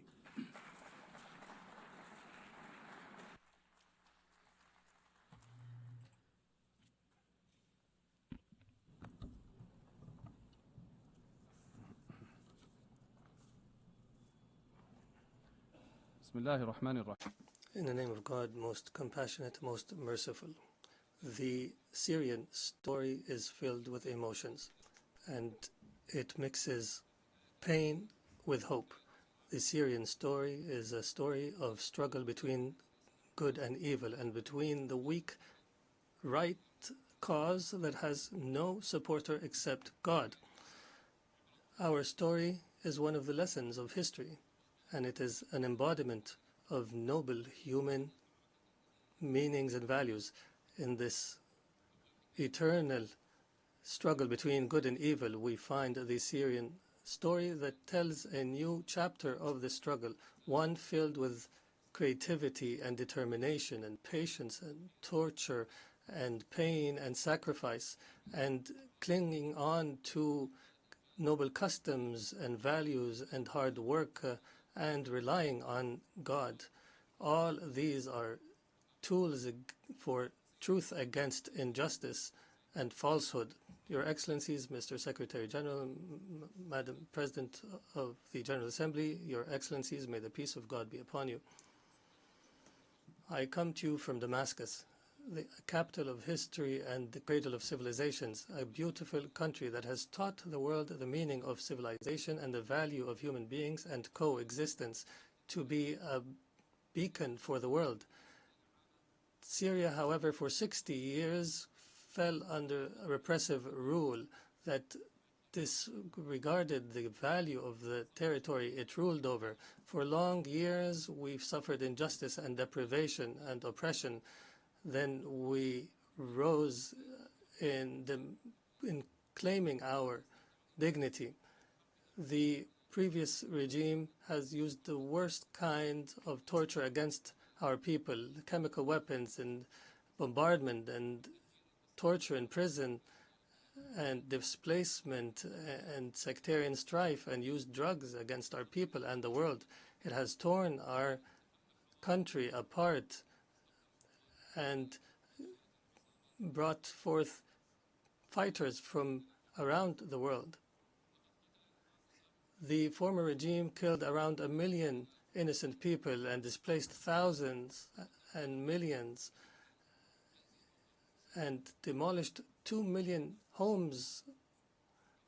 Ladies and gentlemen, the unarmed people were attacked using chemical weapons. Our women and children have inhaled toxic gases, all this to silence truth. And with all this criminality, there was no language for solution, despite the offers. This people had no means and choice but to organize itself and to organize militarily to oust a criminal regime. It was a military operation that was filled with mercy and good and that prioritized tolerance and that did not target civilians. It targeted justice without vengeance. We restored our right and we became victorious for sake of our grievances. We were victorious for the mothers of martyrs and for all of you, people of the world, for the future of our children and yours. And we paved the way for the return of refugees, and we destroyed the trafficking of drugs. Accordingly, Syria has transformed from an exporter of crisis to an opportunity for peace for Syria and the region. Ladies and gentlemen,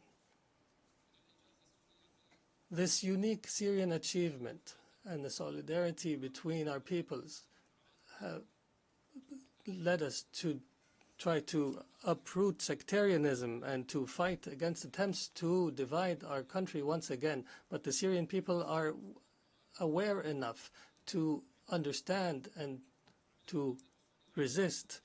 We formed commissions for fact-finding and granted access to UN fact-finding missions. I guarantee to bring to justice everyone accountable and responsible for bloodshed. And in this context, Israeli strikes and attacks against my country continue, and Israeli policies contradict the international supporting position for Syria, which threatens new crises and struggles in our region.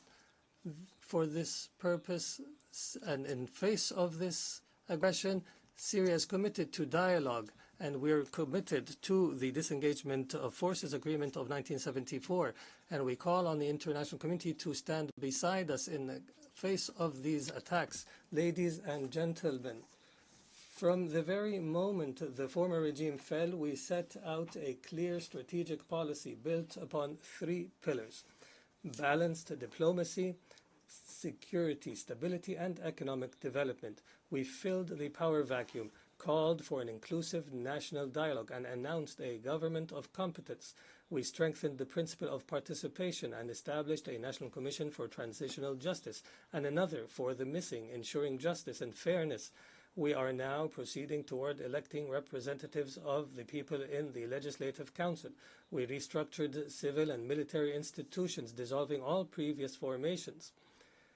Through intensive diplomatic activity, Syria restored its international relations and forged regional and global partnerships and achieved the gradual lifting of most sanctions, and we call now for the complete lifting of sanctions so that they no longer shackle the Syrian people.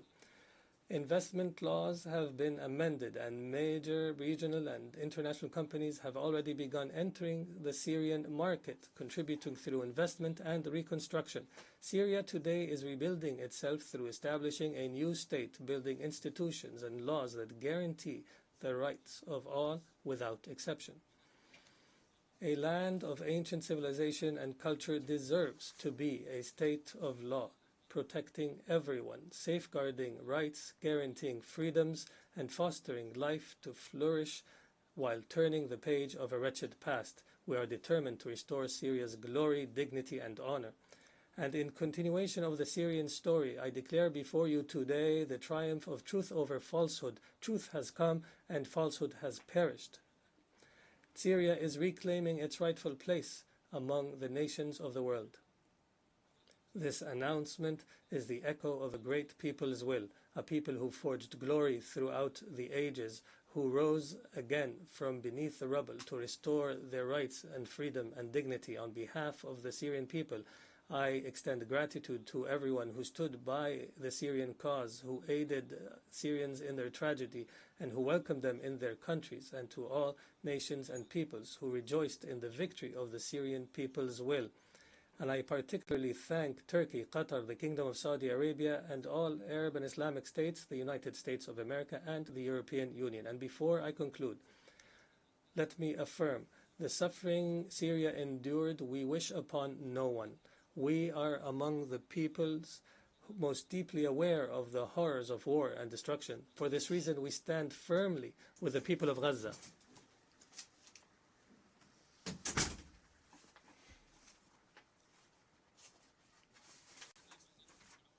For this reason, we stand firmly with the people of Gaza, its children and women, and all peoples facing violations and aggression. We call for an immediate end to the war. In conclusion, the Syrian story has not come to an end. It continues to write a new chapter entitled Peace, Prosperity, and Development, and may the peace of God be upon you.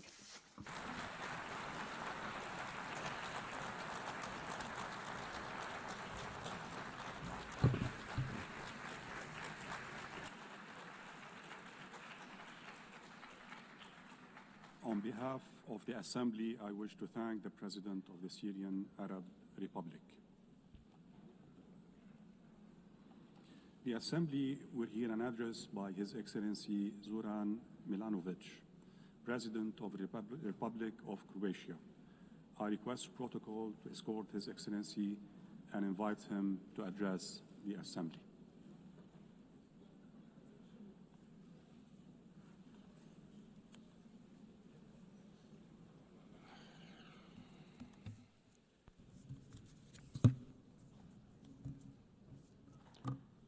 Mr. Vice President, Excellencies, ladies and gentlemen, for Croatia, the United Nations has always been a core, essential global institution. During our own struggle for independence, sovereignty, recognition, and territorial integrity, the UN played a decisive role. Our path to admission and early years of membership were about braving the stormy seas rather than smooth sailing. And it was this organization and what it represents, the principles of the Charter of the UN, that served as our safe harbor. I believe this experience proved productive for both Croatia and the UN and has provided many lessons for the future, including on how to successfully end a complex war and conduct peaceful territorial integration and reintegration. Today, the international community faces daunting challenges. Armed conflicts are more numerous than at any time since the Second World War. They are multiplying and intensifying, overwhelming humanitarian systems and eroding trust in our capacity to prevent or resolve crises. In Ukraine, we hope the senseless loss of human lives will end as soon as possible. We welcome recent diplomatic efforts and encourage inclusive dialogue that can restore peace. Beyond Europe, other regions faced devastating crises. In Gaza, tens of thousands of women and children, human beings after all, or before all, have been killed and are being killed. Millions live without safety, food, medicine, and basic human dignity. This is worse than a mere war.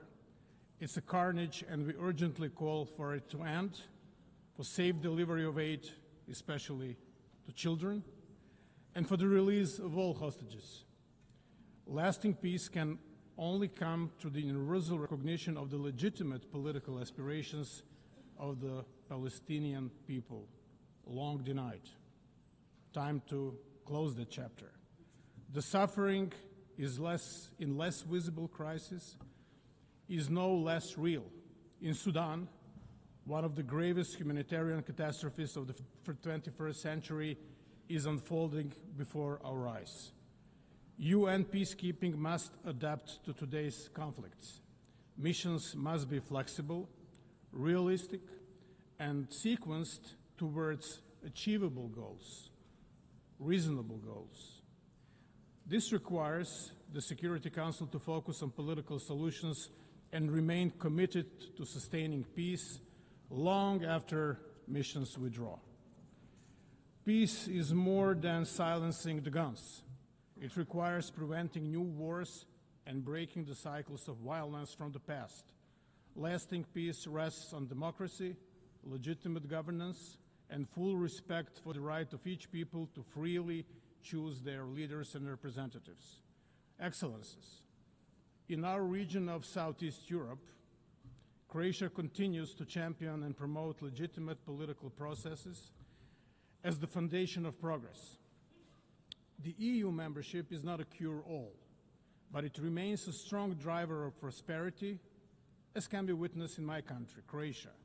We promote good neighborly relations and urge all countries to refrain from actions that undermine stability in the region. In Bosnia and Herzegovina, we call for full respect of the constitutional order, sovereignty and equality of three constituent peoples. All parties and the international community must uphold the Dayton-Paris Peace Accord. Respecting the right of constituent peoples to choose their legitimate political representatives at all levels of government is fundamental prerequisite of lasting stability and progress in European Bosnia and Herzegovina. Lasting peace cannot be imposed. It must be built. And if it's to be sustainable, it must include respect for human rights and development that is inclusive and fair, basic building blocks of any just and prosperous society. The humanitarian system must be reformed to respond with speed, innovation, and stronger partnerships with local actors. Croatia supports the UN's humanitarian reset in order to make responses more agile, effective, and grounded in resilience. Above all, strict respect for international humanitarian law must remain the moral core of multilateralism. In Croatia, decades after the Homeland War, 3 decades, 3.5 decades, families still search for 1,744 missing loved ones. Not bodies, not just numbers, but human souls, fathers, sons, grandchildren still missing, unaccounted for. As co-chair of the Global Alliance for the Missing, Croatia draws on its painful experience to raise global visibility of this issue, share good practices, and strengthen cooperation, survivor-centered justice enshrined in our laws in Croatia, and we encourage the others to follow this path. We also share the Croatian model for searching for the missing. It rests on an effective interdepartmental cooperation and a comprehensive, transparent approach without discrimination, consistent with the highest international standards, of whom some are set by us. With this in mind, Croatia is proud to host later today a high-level side event on missing persons in armed conflict, dedicated to advancing the search for answers. Another legacy of the Homeland War is the issue of landmines. Croatia has been active in promoting the Human Rights Council's first resolution on landmines, adopted by consensus on April 4th, International Mine Action Day. The resolution reaffirms the treaty banning anti-personnel mines and sends a clear message. The needless cruelty of these weapons violates basic human rights, violates the sense of humanity, the notion of humanity. The togetherness which is promoted throughout this debate especially means inclusion of the most vulnerable. Therefore, Croatia is proud to have led the initiative resulting in consensus adoption of an impressive 99 member states co-sponsoring the General Assembly resolution declaring the June 27th as the International Day of Deaf Blindness. Peace and security are inseparable from development and human rights. The founders of the United Nations acknowledged this when they placed these 3 pillars at the heart of the organization. As we marked the 10th anniversary of the General Assembly's resolution on the 2030 agenda, Croatia reaffirms its commitment to the SDGs and to ensuring that no one is left behind. We are grateful to member states for their support in electing Croatia to the UN Economic and Social Council for the 2026-2028 term. Our priorities will include accelerating the 2030 agenda, preparing momentum for the 2027 SDG Summit and the agenda beyond 2030, and strengthening links between humanitarian, development, and peace efforts. At home, in Croatia, sustainable development is fully embedded in our national planning. Croatia's National Development Strategy 2030 is closely aligned with the SDGs, placing us among leading global performers.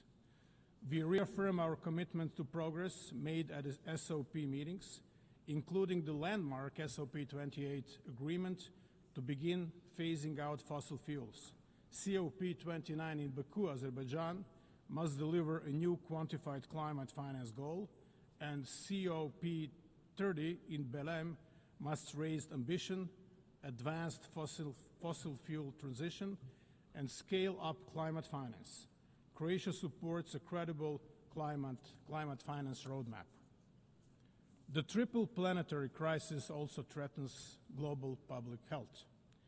Croatia endorses the One Health approach, recognizing the interdependence of human, animal, and the environmental health.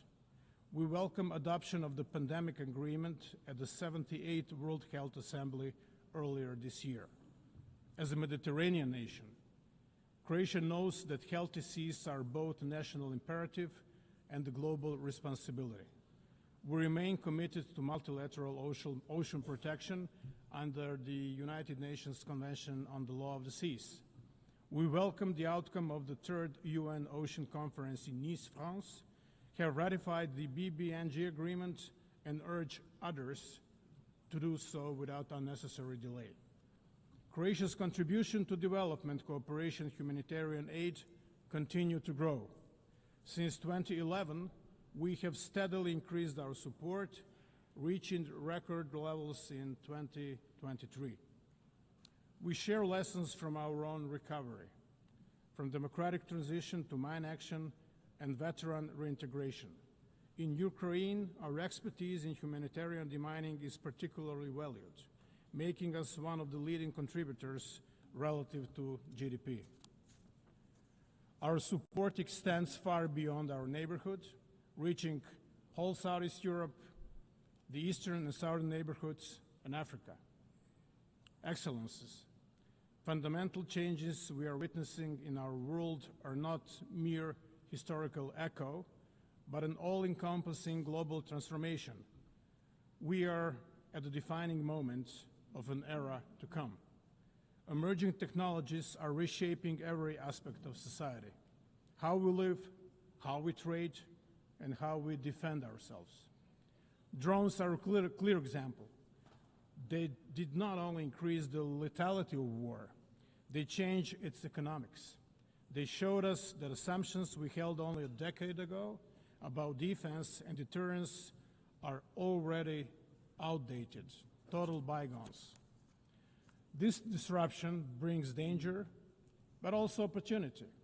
New tools can be misused by hostile actors, spreading instability and lowering the threshold for conflict. But the same tools, used responsibly, can strengthen our defenses, improve disaster response, and drive economic growth. Artificial intelligence, cyber capabilities, space technologies, robotics, each can be a threat or a solution. The choice is ours. We need to rethink security, not only nationally but globally. Rules, safeguards, and cooperation must keep pace with innovation. If they do not, we risk instability and peril. But if they do, these technologies can become engines of resilience and stability. The task is urgent. The world must act with clarity, not hesitation. Emerging technologies are not tomorrow's challenge. They are today's reality. And how we choose to guide them will define not just the future of defense, but the future of peace. Reforming the United Nations is an existential necessity. At 80, the UN must adapt to stay relevant and effective. We welcome the Secretary General's UN 80 initiative as an opportunity not only to celebrate achievements, but also to reform and revitalize the organization. Security Council remains essential. Its reform is at the fundamental. The Council must become more inclusive, effective, transparent, and accountable. Croatia supports comprehensive reform, including enlargement in both categories of membership and stronger representation of unrepresented regions, in particular Africa. The financial stability of the UN is also vital. All member states must pay their due, their contributions, in full, on time, and without conditions. Without predictable financing, mandates fail and trust weakens. The upcoming peace-building architecture review offers another chance to turn commitments into action. Croatia will contribute actively, emphasizing prevention, coherence, and strong links between peace, development, and human rights. We welcome the decision to provide assessed contributions for the Peace-Building Fund from 2025, but needs still outpace resources. Mr. Vice President, Your Excellencies, ladies and gentlemen, the UN does not exist for itself, but to serve humanity, to save and improve lives, protect dignity and freedoms, and advance peace, security, and sustainable development. On its 80th anniversary, we have a duty to leave to future generations a UN system that is stronger, not weaker. Croatia will continue to defend the principles of the Charter and international law, not rules-based order, to support multilateral solutions, and to build partnerships rooted in respect and responsibility. The world is not short of strategies and grand ideas, reports, or debates. What it lacks is political courage and determination. Let us find that courage together and prove that multilateralism can meet this moment and rise to the challenges of our times. Thank you so much.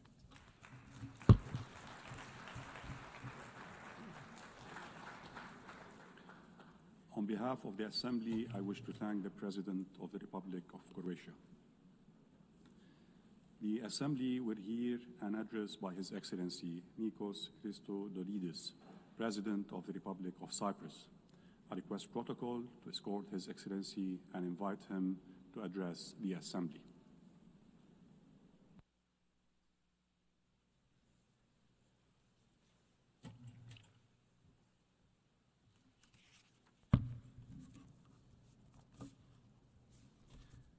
Mr. President, Your Excellencies, we stand at the brink of a precipice. International order, as we noted, is challenged in an unprecedented manner 80 years since the United Nations emerged out of World War II. Today, we stand before drastic, unpredictable geopolitical shifts, instability that appears to spiral, and an uncharted landscape that seems resistant to the international order and norms as we know them. We are witnessing devastating wars, an unimaginable humanitarian catastrophe, and human suffering. Blatant violations of international law and international humanitarian law that bring our system to its knees. We stand before the rise of use of force against sovereign states that constantly escalate and expand, threatening regional security and stability. States are sponsoring Malayan actors to destabilize, disrupting critical maritime routes. The use of new means of warfare is rising without even the most basic safeguards in place. global security is constantly undermined. At the same time, we are faced with the challenge of the uncontrolled expansion of technology and AI, threatening our security and the well-being of our children. And climate change is looming, threatening livelihoods, economies, creating new migration routes, and inequalities are becoming embedded. Our world is changing rapidly. And while there can be no doubt that the United Nations has served a noble cause and that together we have achieved tremendous progress, at this critical moment of inflection, we have a responsibility to recognize the shortcomings, to admit that we have lagged behind, that we have failed along the way. And these admissions need to steer us into action. We must urgently evolve to be fit to effectively address the immense, complex challenges we are faced with. Ladies and gentlemen, this is our moment of responsibility, collective responsibility and individual state responsibility, inextricably linked and mutually reinforcing. The scale and nature of the challenges we face require both. Better together is the theme of this year's Assembly, but beyond better, we are also stronger together, more resilient together. This is the moment to renew our collective commitment and stand firmly and boldly in support of multilateralism and international law. Dialogue and diplomacy are the sole path to lasting stability and security. Dialogue and diplomacy over violence, each and every time. And most importantly, this is the moment to transform pledges into bold action, into change. Ladies and gentlemen, history will look back to this moment in time, and it will be unforgiving. It will judge us all, not by the declaratory statements we pronounce, but by the change we enable. We will be judged by the change we become as states, as governments, as leaders that have been elected by our citizens to deliver. Your Excellencies, my country, Cyprus, walks this path of responsibility, and it stands ready to step up further, to assume even more its role as an enabler of security and stability in the Eastern Mediterranean and the greater Middle East, as a driver of cooperation underpinned by a vision of strength through partnership with like-minded countries and a safe harbor in turbulent waters, determined to transform our geography in a complex region into a blessing by building on our long-standing historical ties with our neighbors that are anchored on trust, mutual respect, and cooperation, always part of the solution to the region's challenges as a credible, reliable, responsible partner. We have proven this time and time again. Cyprus will always be a stable, trustworthy, safe harbor. And let me be clear, this is not theoretical. It takes shape and form through concrete initiatives that build on Cyprus' role as a hub of stability and cooperation in a challenging part of the world. Cyprus has consistently provided the necessary infrastructure and support for the evacuation of foreign nationals from areas of danger or conflict, from Sudan, from Lebanon, from Israel, from Iran. Following the barbaric Hamas terrorist attack of October 7 and the subsequent war that has led to a humanitarian tragedy in Gaza, Cyprus assumed yet again its moral responsibility to its region. We did so through the development of the Amalthea Maritime corridor for the delivery of humanitarian assistance to the civilian population in Gaza. The route was reactivated as recently as this past week. We worked with like-minded partners, the United Arab Emirates, the United States, the European Union, the UK and others, and yes, we deliver. Furthermore, in the face of persecutions in the region towards religious and other minorities, Cyprus couldn't remain idle, proving our long-standing commitment to upholding fundamental rights and freedoms, demonstrating once again responsibility. We appointed a special envoy on the protection of religious freedom and the protection of minorities in the Middle East. At the same time, my country has responded to the calls of our neighbors for assistance in the face of fires, sending our brave firefighters as reinforcement, and our neighbors have reciprocated. Also, as a part of our regional responsibility in addressing climate change, Cyprus and Jordan's proposed initiative for a European firefighting hub in Cyprus, covering our region, is now in the path of implementation by the European Union. And the aforementioned examples, dear friends, are only a snapshot of Cyprus's active, tangible responsibility. And I'm very proud that my country walks this path of responsibility, and we are determined to expand it, always part of the solution and never part of the problem. Your Excellencies, Cyprus stands ready to assume its regional responsibility also in the context of bringing an end to the war in Gaza, and given our proximity, to play a role in its reconstruction. Let me be clear, there are no substitutes for peace. This war must end. A first necessary step is the immediate ceasefire in Gaza, and I really hope that President Trump's initiative has a positive outcome. At the same time, the humanitarian catastrophe must be alleviated. This means unhindered flow of aid in Gaza. The displacement must also end. International humanitarian law must be respected.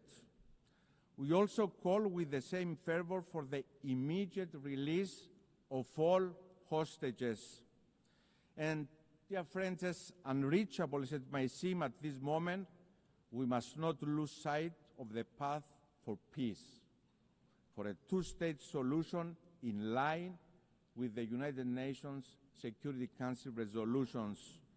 We have a responsibility to continue our work for a future in which Israel and Palestine live side by side in conditions of lasting security and peace. And we must be clear and unequivocal that Hamas, a terrorist organization, has no place in such a future. Your Excellencies, as part of our responsibility, my country will assume the rotating presidency of the Council of the European Union in January of 2026. The European Union that has evolved into an unprecedented political union embodying the essence of multilateralism anchored on respect for the UN Charter. It is a project of collective responsibility that delivers a unifying force of stability, security, and prosperity. And the European Union presidency is yet another moment of responsibility for Cyprus. Europe's heart will beat for 6 months from the Union's last divided member state under occupation since the 1974 Turkish invasion. We will exercise our responsibility fully aware of what is at stake. An imperative need to deliver stronger multilateralism, more integration and more cooperation between Europe and the world, to deliver a stronger, more secure, more autonomous European Union, committed to supporting partners focusing also on the Eastern Mediterranean and the greater Middle East, supporting and investing in strategic partners that are pillars of stability in the region, such as Egypt and Jordan, working together with our Lebanese partners to ensure long-lasting stability in the country, working to ensure stability in Syria, inclusivity, respect to religious freedoms, and of course protection of minorities, assuming more responsibility as a union for our security, but also for our neighborhood. Ladies and gentlemen, Cyprus will assume another role of responsibility for the first time in its history as a member of the Human Rights Council for the period 2025-27. It is in the same spirit that we also proudly presented our candidature for the presidency of the 81st session of the UN General Assembly. As a member state that embodies and embraces the principles of multilateralism, inclusivity, bridge building, and of course responsibility. Mr. President, Your Excellencies, the Russian aggression against Ukraine in violation of the UN Charter must serve as a wake-up call. As we condemn the use of force against a sovereign nation, the killing of civilians, the forced disappearance of children, the destruction and displacement, we have an obligation to remember. We must collectively act against aggressor, no matter who they are. Appeasing the aggressor never yields results, and history demonstrates this very clearly. Each time we turn a blind eye to violation of territorial integrity and sovereignty of states anywhere in the world, we create space and opportunity for the next aggressor. And this time, it can be bordering your country. In 2022, Russia invaded a sovereign nation, Ukraine, violating the UN Charter. In 1974, Turkey invaded a sovereign nation, Cyprus, violating the UN Charter. The violation is equal: the suffering, the invasion, and the occupation. My country, Cyprus, is under Turkish occupation for 51 years. Tens of thousands displaced, women raped, destruction of cultural and religious heritage, the fenced town of Varosha held hostage by Turkey, awaiting for its lawful inhabitants to return, as the relevant UN Security Council resolutions have prescribed for Turkey to allow. A policy of illegal settlements to change the demographic character of the country. Families, 51 years later, waiting for the fate of their loved ones. As a young boy in those early years after the invasion, the images of mothers and children weeping for their loved ones have been engraved in my memory. Dear friends, the playbook of occupiers is always the same. Your Excellencies, from this very podium yesterday, Mr. Erdogan preached the word on peace and accountability. He pointed the finger to others for crimes Turkey itself commits every single day. That is selective sensitivity and hypocrisy of the highest form. Illegality cannot yield legality. Illegality stemming from use of force cannot be recognized, no matter who is the perpetrator is, no matter who the victim is. Ladies and gentlemen, politicians are judged not by their words, but by their actions. It is what distinguishes politicians from leaders. Cyprus has proven time and again that it is a reliable, responsible actor. A country that not only talks the talk, but also walks the walk of responsibility. And my call to Mr. Erdogan is to join that path of responsibility, to end the occupation through negotiations for a comprehensive settlement that will reunify Cyprus in a bizonal, bicommunal federation with political equality, always in line with UN Security Council resolutions, European Union law, values and principles. This is the only way.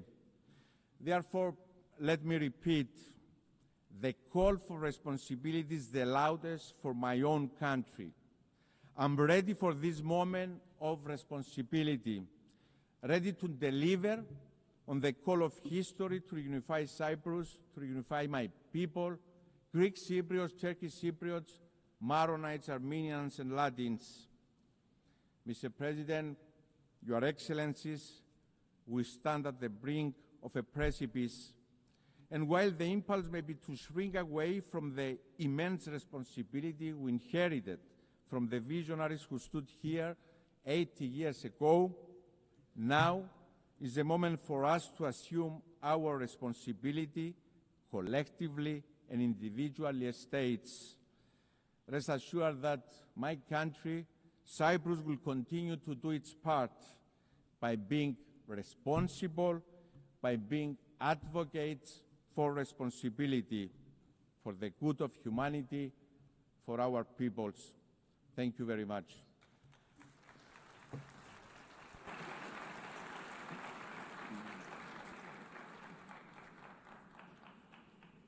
On behalf of the Assembly, I wish to thank the President of the Republic of Cyprus. The Assembly will hear an address by His Excellency Alexander Stubb, President of the Republic of Finland.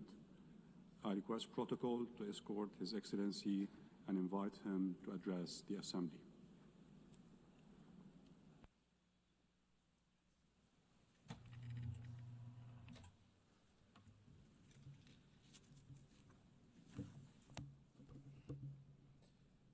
Mr. President, Excellencies, ladies and gentlemen, in its simplest form, foreign policy is really about three things: about values, interests, and power. I come from a relatively small country, Finland, and our toolkit is mainly about two of those three things. It's about values and interests.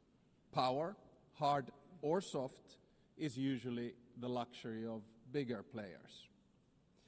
The power of smaller country arises from its capacity to cooperate with others. Smart diplomacy gives smaller player at least relative influence. The UN is, of course, case in point.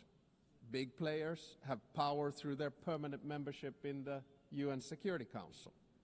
But we, the smaller players, can influence the ebb and flow of international relations by being active in the corridors of diplomacy. Now, most of the speeches that we've heard here today have highlighted the fact that the world order, balance, and dynamics are changing, much like they did after World War II when the UN was founded. I actually think that the post-Cold War order is over, but we don't know what the new order is going to look like. It will take at least 5 to 10 years for things to settle.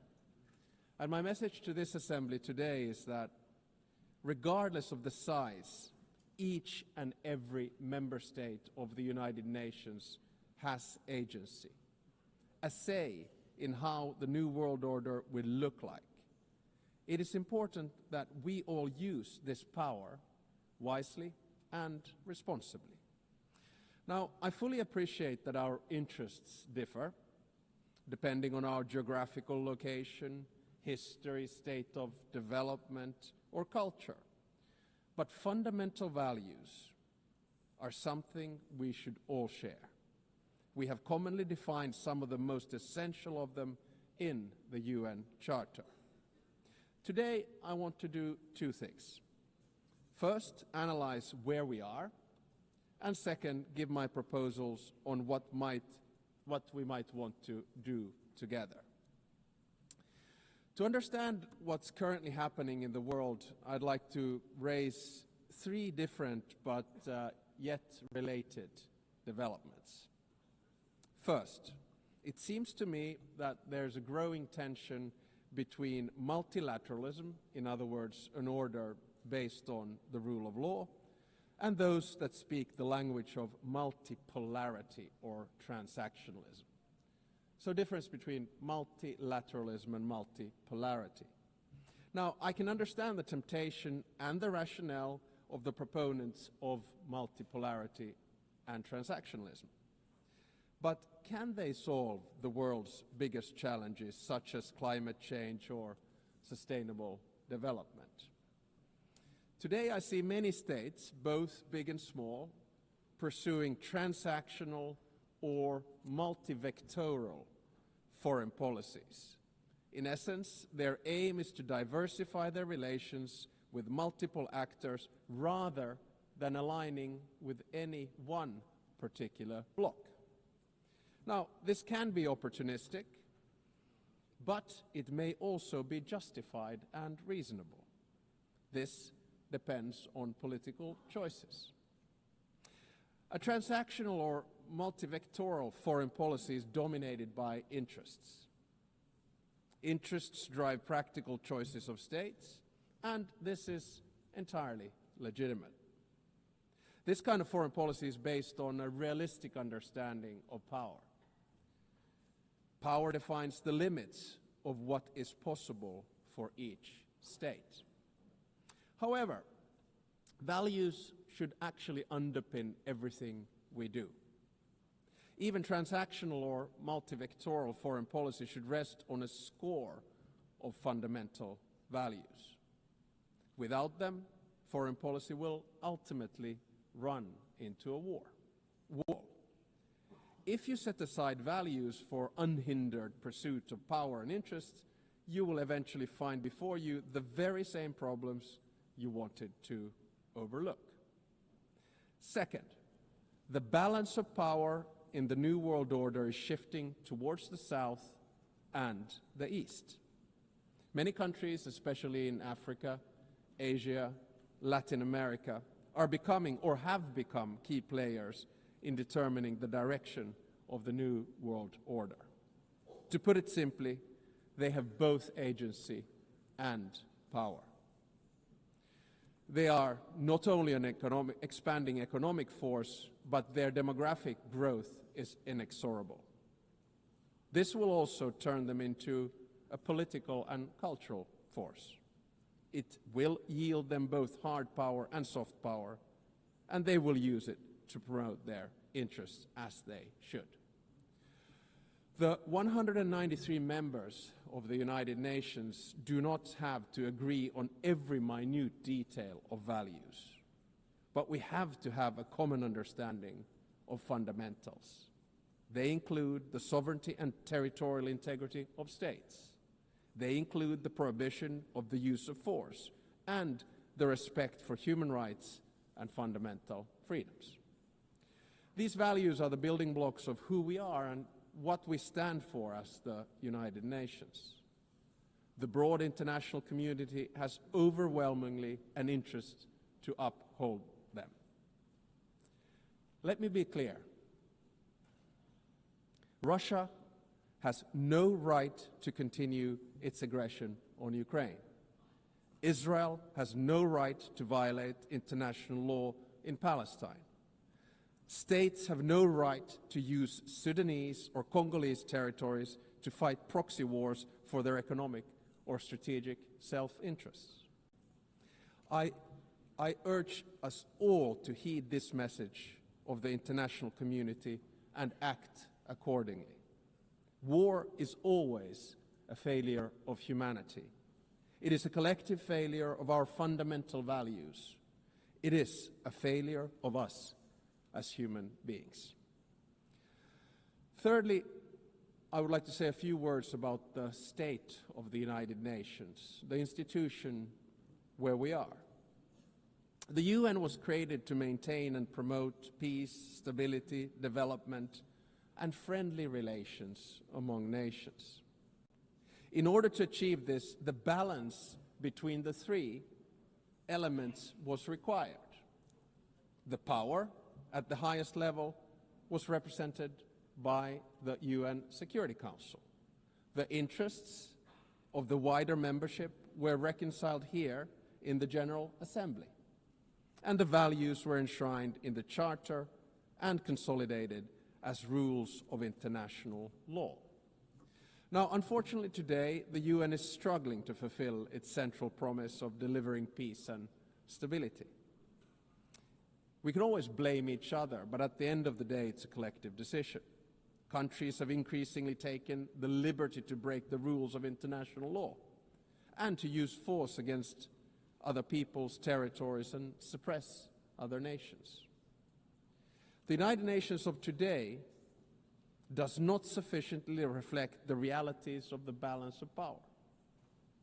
All too often, it fails to serve as a forum for the coordination of interests, and the values at its core are too often not respected in good faith.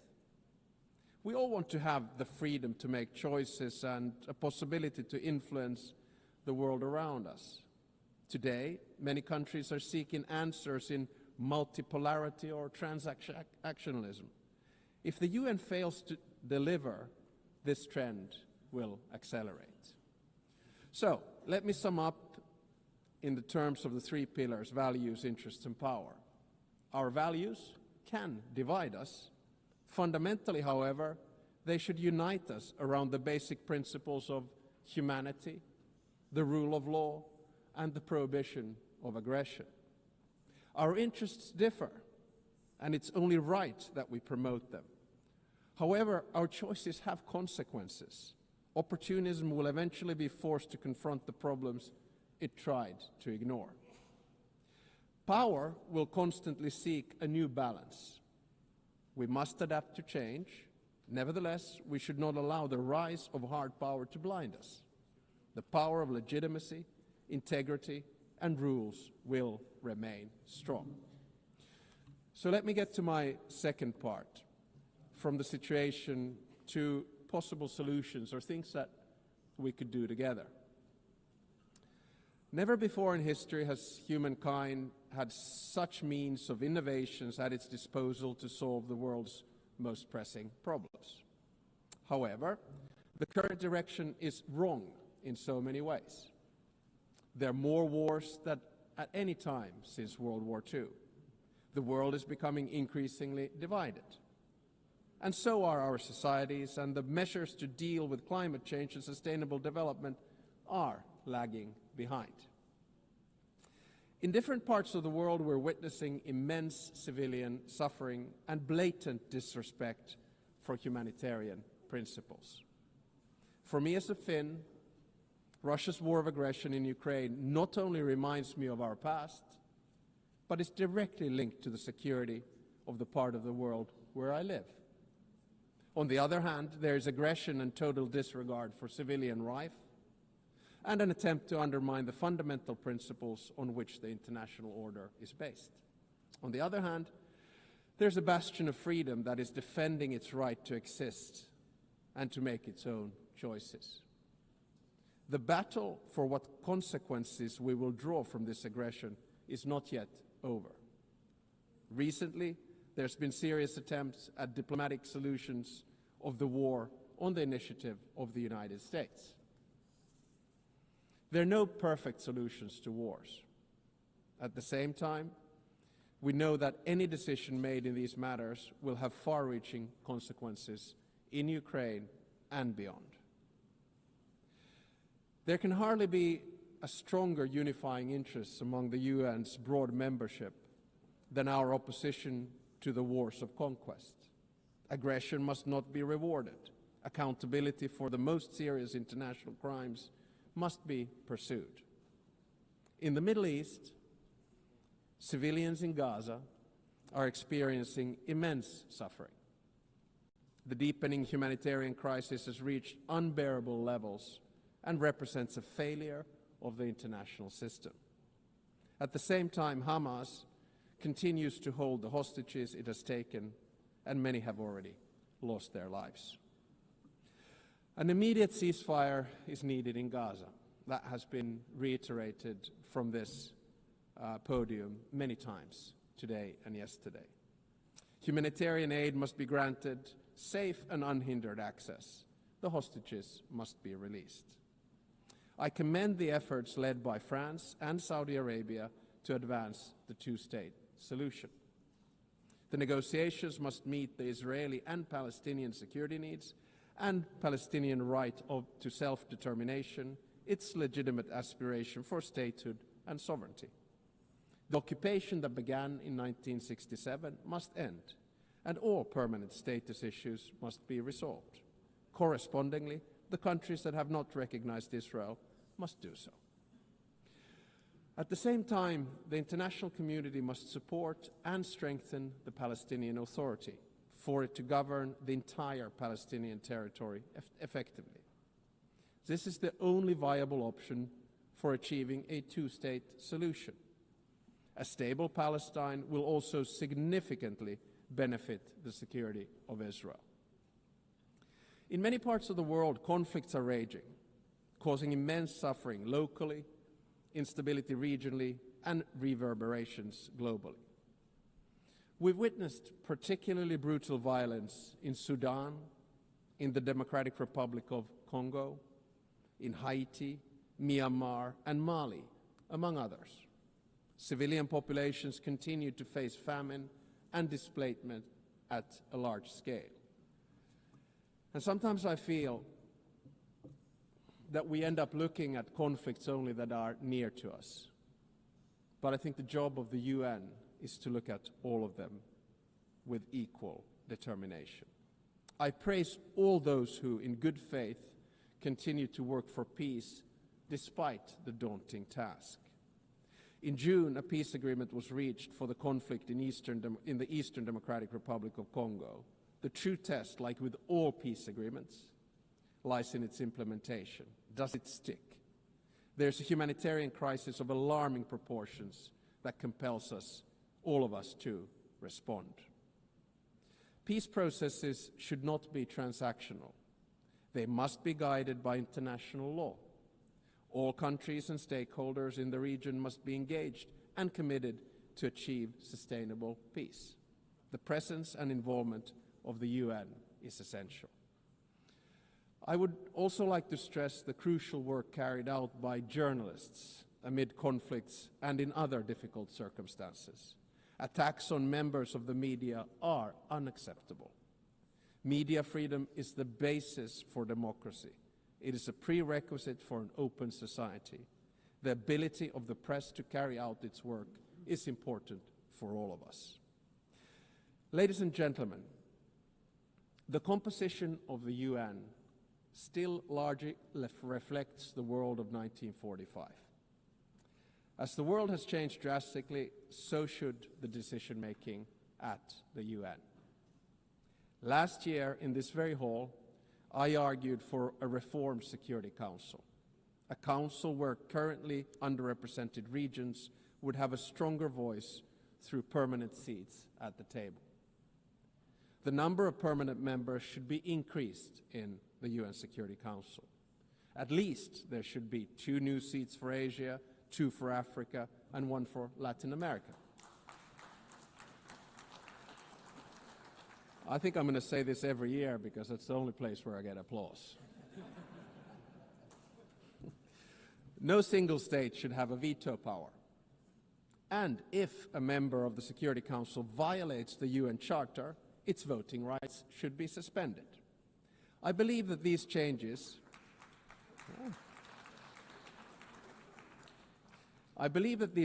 at the top of the UN are necessary in order to maintain the UN's central role in international relations. At the same time, a more comprehensive reform of the UN is needed. I commend the Secretary General for his UN 80 initiative, and I encourage him to take bold and ambitious action. So Finland strongly supports the UN and wants it to succeed. Therefore, we stress the need for true reform to enhance the organization's credibility, relevance, and efficiency. This will ensure that the UN can act.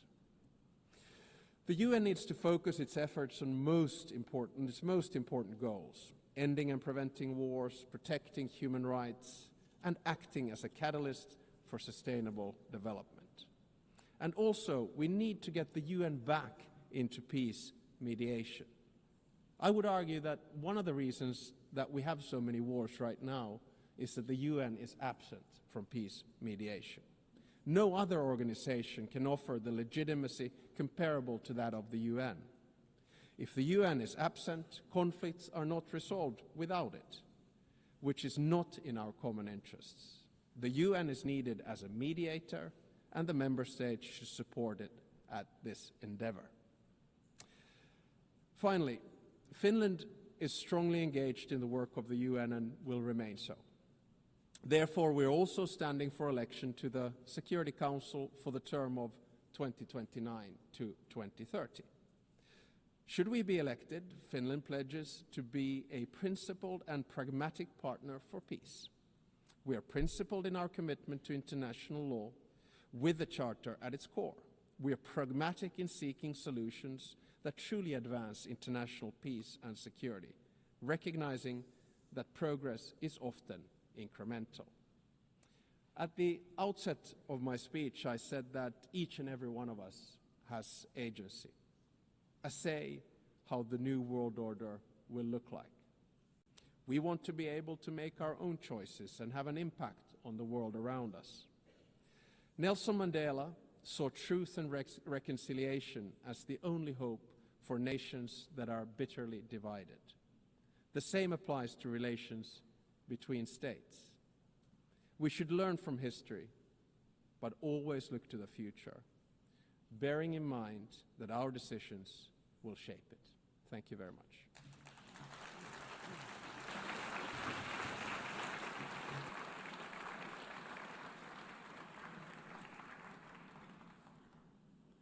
On behalf of the Assembly, I wish to thank the President of the Republic of Finland.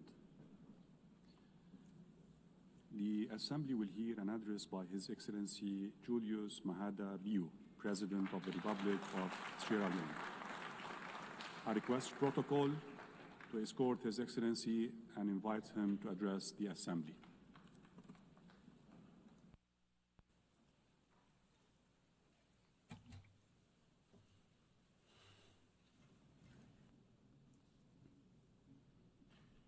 President of the General Assembly, the Secretary General, Excellencies, distinguished ladies and gentlemen,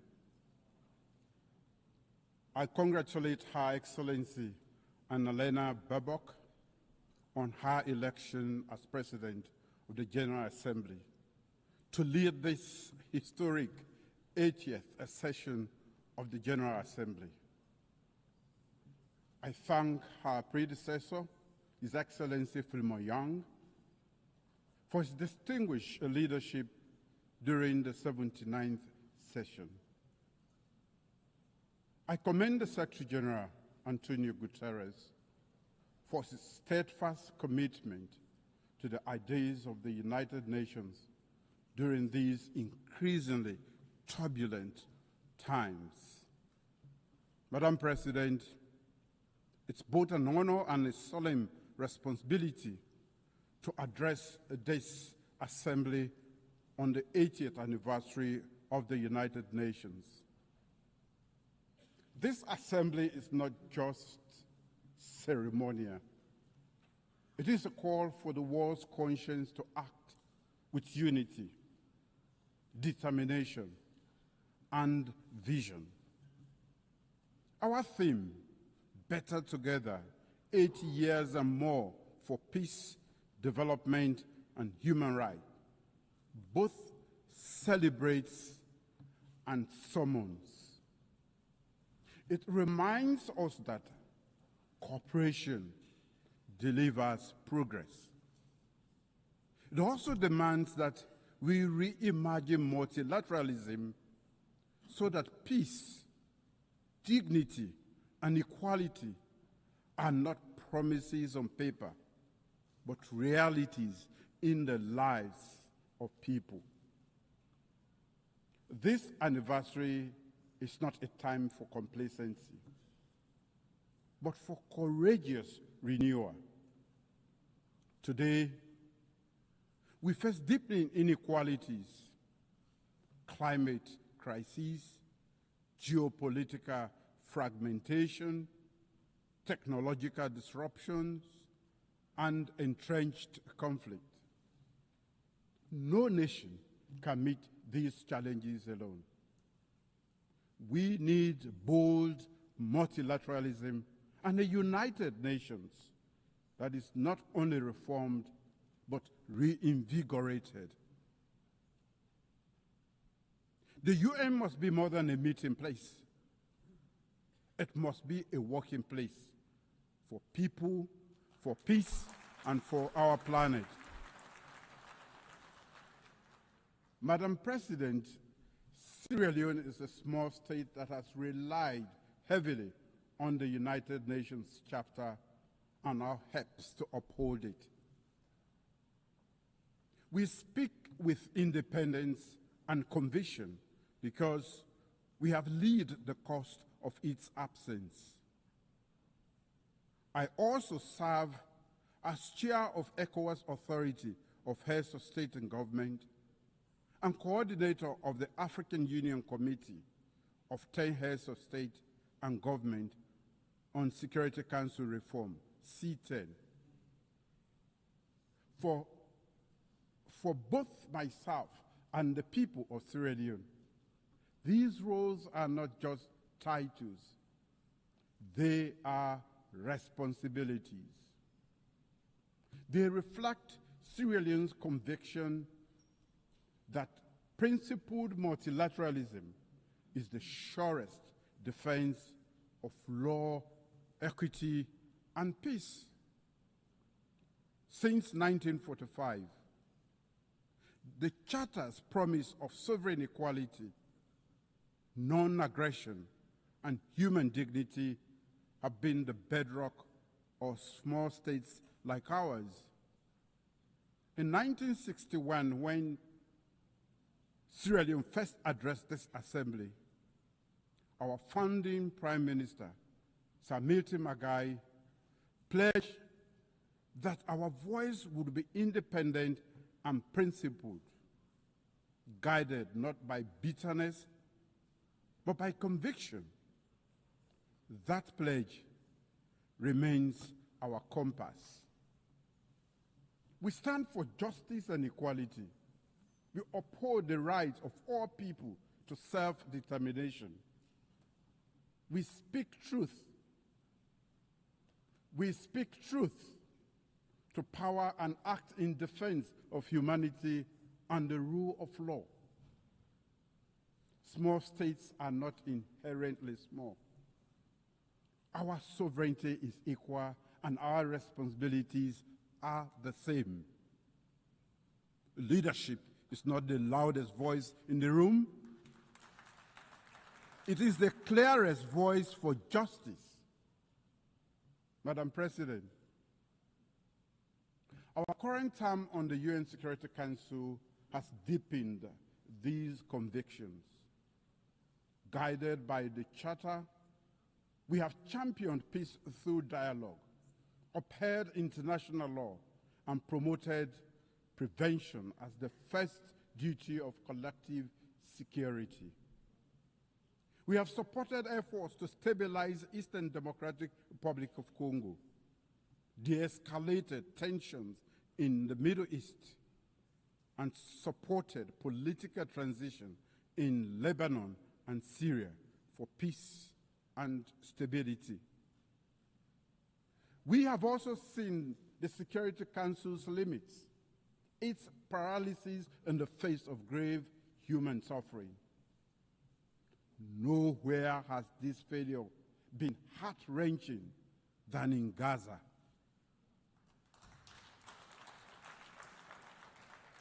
A preventable genocide was not prevented.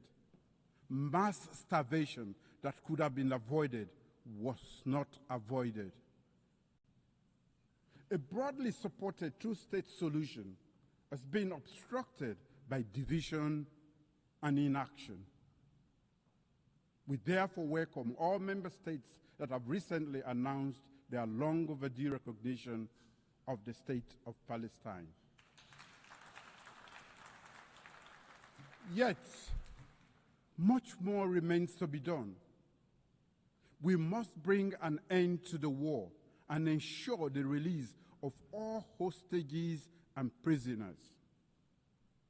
Sierra Leone has not wavered.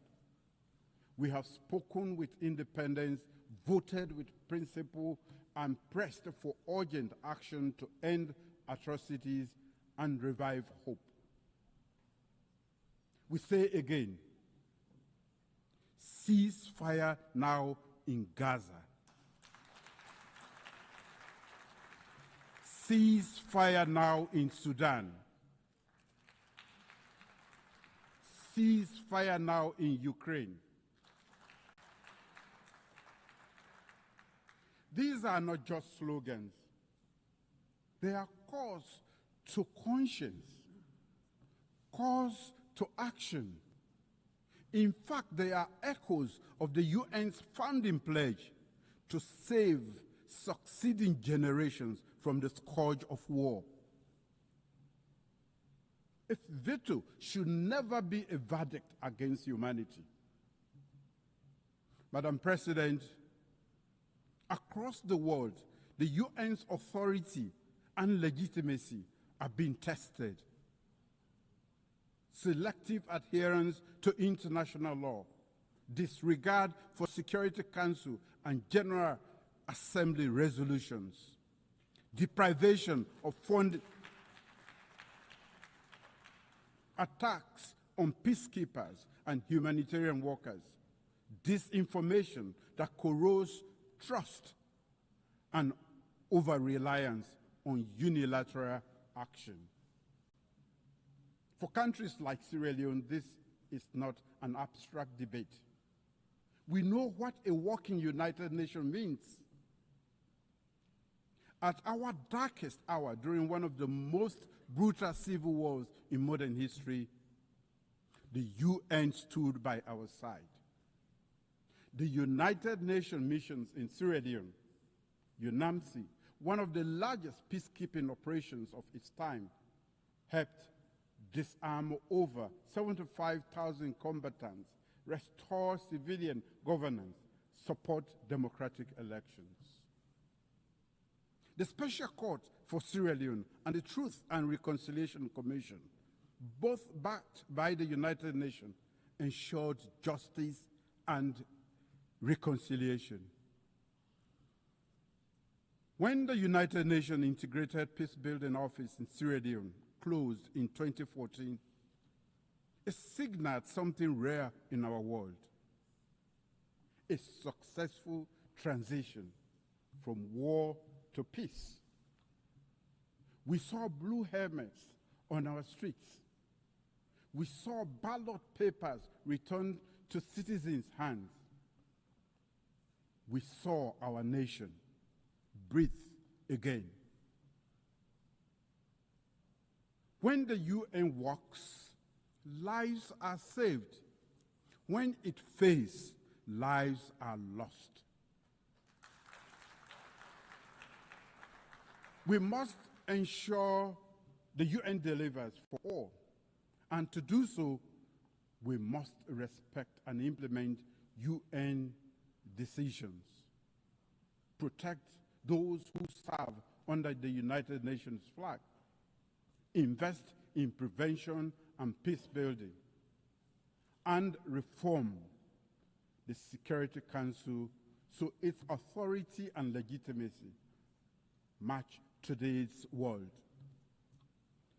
The United Nations cannot protect vulnerable people if it cannot protect its own authority.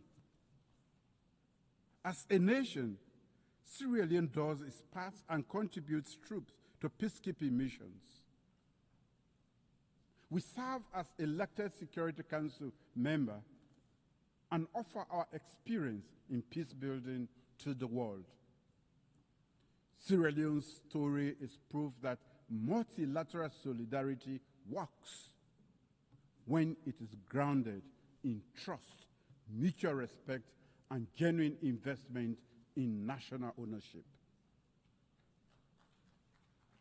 Madam President, peace is inseparable from development.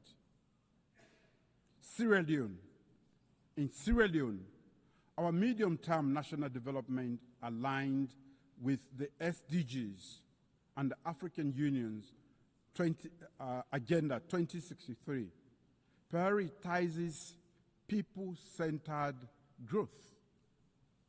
We are transforming our agricultural sector to ensure food security. We are investing in a digital economy that fosters inclusion and innovation. We are deepening investment in human capital development through free quality education and in healthcare, particularly maternal and child health. We are expanding renewable energy to support industrialization and climate resilience. Climate change is an existential threat to Sierra Leone. Our greenhouse gas emissions are negligible, yet our people and our wide coast bears the cost through erosion, flooding, and pressure on food systems and fisheries. We have mainstreamed climate adaptation and strengthened disaster preparedness. In fulfillment of the commitment made at the Third United Nations Oceans Conference, Sierra Leone has ratified the Biodiversity Beyond National Jurisdiction Treaty, BBNG. As the 60th state to deposit its instrument of ratification, Sierra Leone is proud of the collective endeavor to trigger the entry into force of the BBNG Treaty, a historic milestone for multilateralism and the collective stewardship of our ocean commons. Is to do the same, so the high seas and areas are governed by common good. Climate justice is not charity. It is a legal and moral responsibility. If the poorest are left to pay the highest climate price, there is no justice. Developed nations must honor their commitments, $100 billion per year in climate finance, technology transfer, and capacity building. We welcome the International Court of Justice advisory opinion on climate change, affirming states' obligation to prevent environmental harm and to protect future generations. In that spirit, Sierra Leone is proud to present the candidature of Professor Dr. Charles Cherno Jallo to the International Court of Justice, a distinguished jurist and tireless advocate for the rule of law. We respectfully solicit the support of all member states in the November 12 elections this year. Madam President, as chair of the ECOWAS Authority of Heads of State and government, I proudly note our community's 50th anniversary. For 5 decades, ECOWAS has embodied regional integration and collective security, often acting decisively when others hesitated. ECOWAS moved early in Sierra Leone's peace process before and alongside the UN to end our civil war. It has done so in Liberia, the Gambia, and elsewhere to defend democracy and stabilize the region. These are African solutions to African challenges, open to global partnerships anchored in regional legitimacy and trust. Partnership with Africa must move from promise to practice. As chair of the ECOWAS Authority, I recently embarked on a regional tour, including a second visit to Burkina Faso in 2 years. This was to demonstrate solidarity and build trust between ECOWAS member states and the Alliance of Sahelian States. I commend the leadership of Burkina Faso for its willingness to engage and I look forward to continued dialogue with the leadership of both Mali and Niger.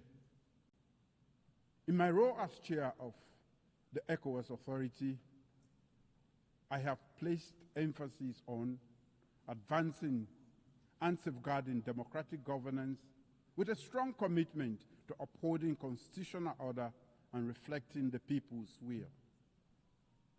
Countering terrorism and strengthening our regional security architecture, including operationalizing the ECOWAS standby force and implementing counterterrorism strategies.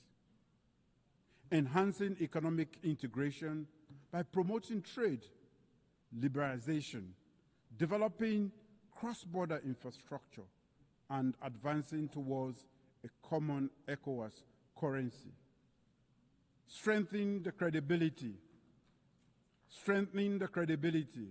of institutions through reforms that promote transparency, efficiency, and service focused on citizens. We urge the United Nations to deepen its partnership with ECOWAS and other African regional mechanisms in the spirit of Chapter 8 of the United Nations Charter. Africa is not a problem to be solved. Africa is a partner to be empowered. Madam President, during Sierra Leone's tenure as elected member of the Security Council 2024-2025, we have highlighted the urgent security challenges in West Africa and the Sahel, where terrorism and violent extremism transcends borders and destabilize the entire region.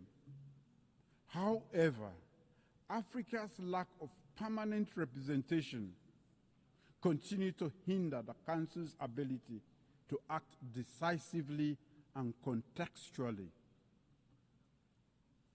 We have advocated for a comprehensive approach to counterterrorism in the Sahel, linking security with development, governance reforms, and regional cooperation, and strengthening the UN-AU-ECOWAS partnership. Too often, however, the Council's response has been hindered by narrow geopolitical interests, delaying action that could have saved lives. Our experience confirms a clear truth. Lasting peace requires inclusivity, ownership, and legitimacy. The Council's structural imbalance undermines its credibility and must be addressed to ensure the safeguarding of collective security.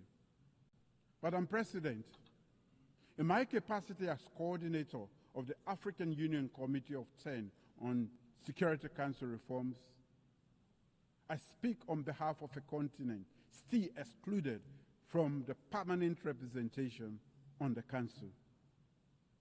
Africa, home to 1.4 billion people and the largest regional bloc in the United Nations, still has no permanent seat. This is unjust and untenable.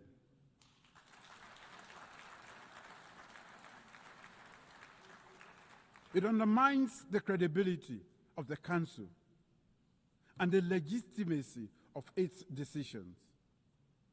The common African position expressed in the Ezowini Consensus and SAC Declaration calls for at least 2 permanent seats for Africa with full rights and prerogatives, including the veto, if retained, and 2 additional non-permanent seats.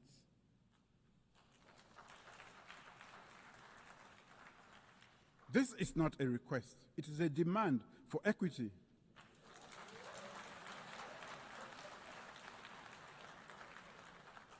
It is a test of UN's commitment to fairness and its own charter.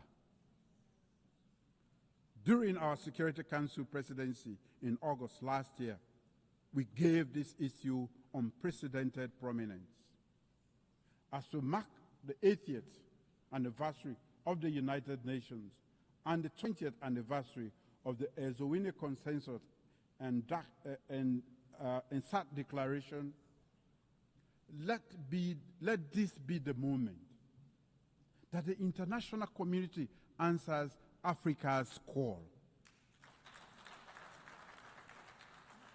Let us not pass on to the next generation a Security Council reform that fails to reflect the world as it is today. Madam President, the United Nations at 80 must look forward. Sierra Leone stands ready, committed to principled multilateralism, to speaking with independence and conviction, and to working for justice, solidarity, and the dignity of all peoples. Let this anniversary be a turning point, measured not in the many speeches we make here, but service, not in declarations, but in delivery. Let us build a United Nations more representative, more responsive, and more resilient. The world does not need a louder United Nations. It requires a braver United Nations. Now is the time to make the United Nations work for all. Together, let us forge a future of peace, shared prosperity, and human dignity. For in unity, we are not only better, we are stronger. Thank you.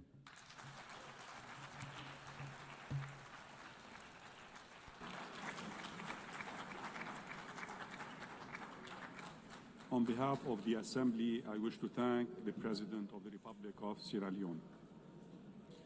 We have heard the last speaker in the general debate for this meeting.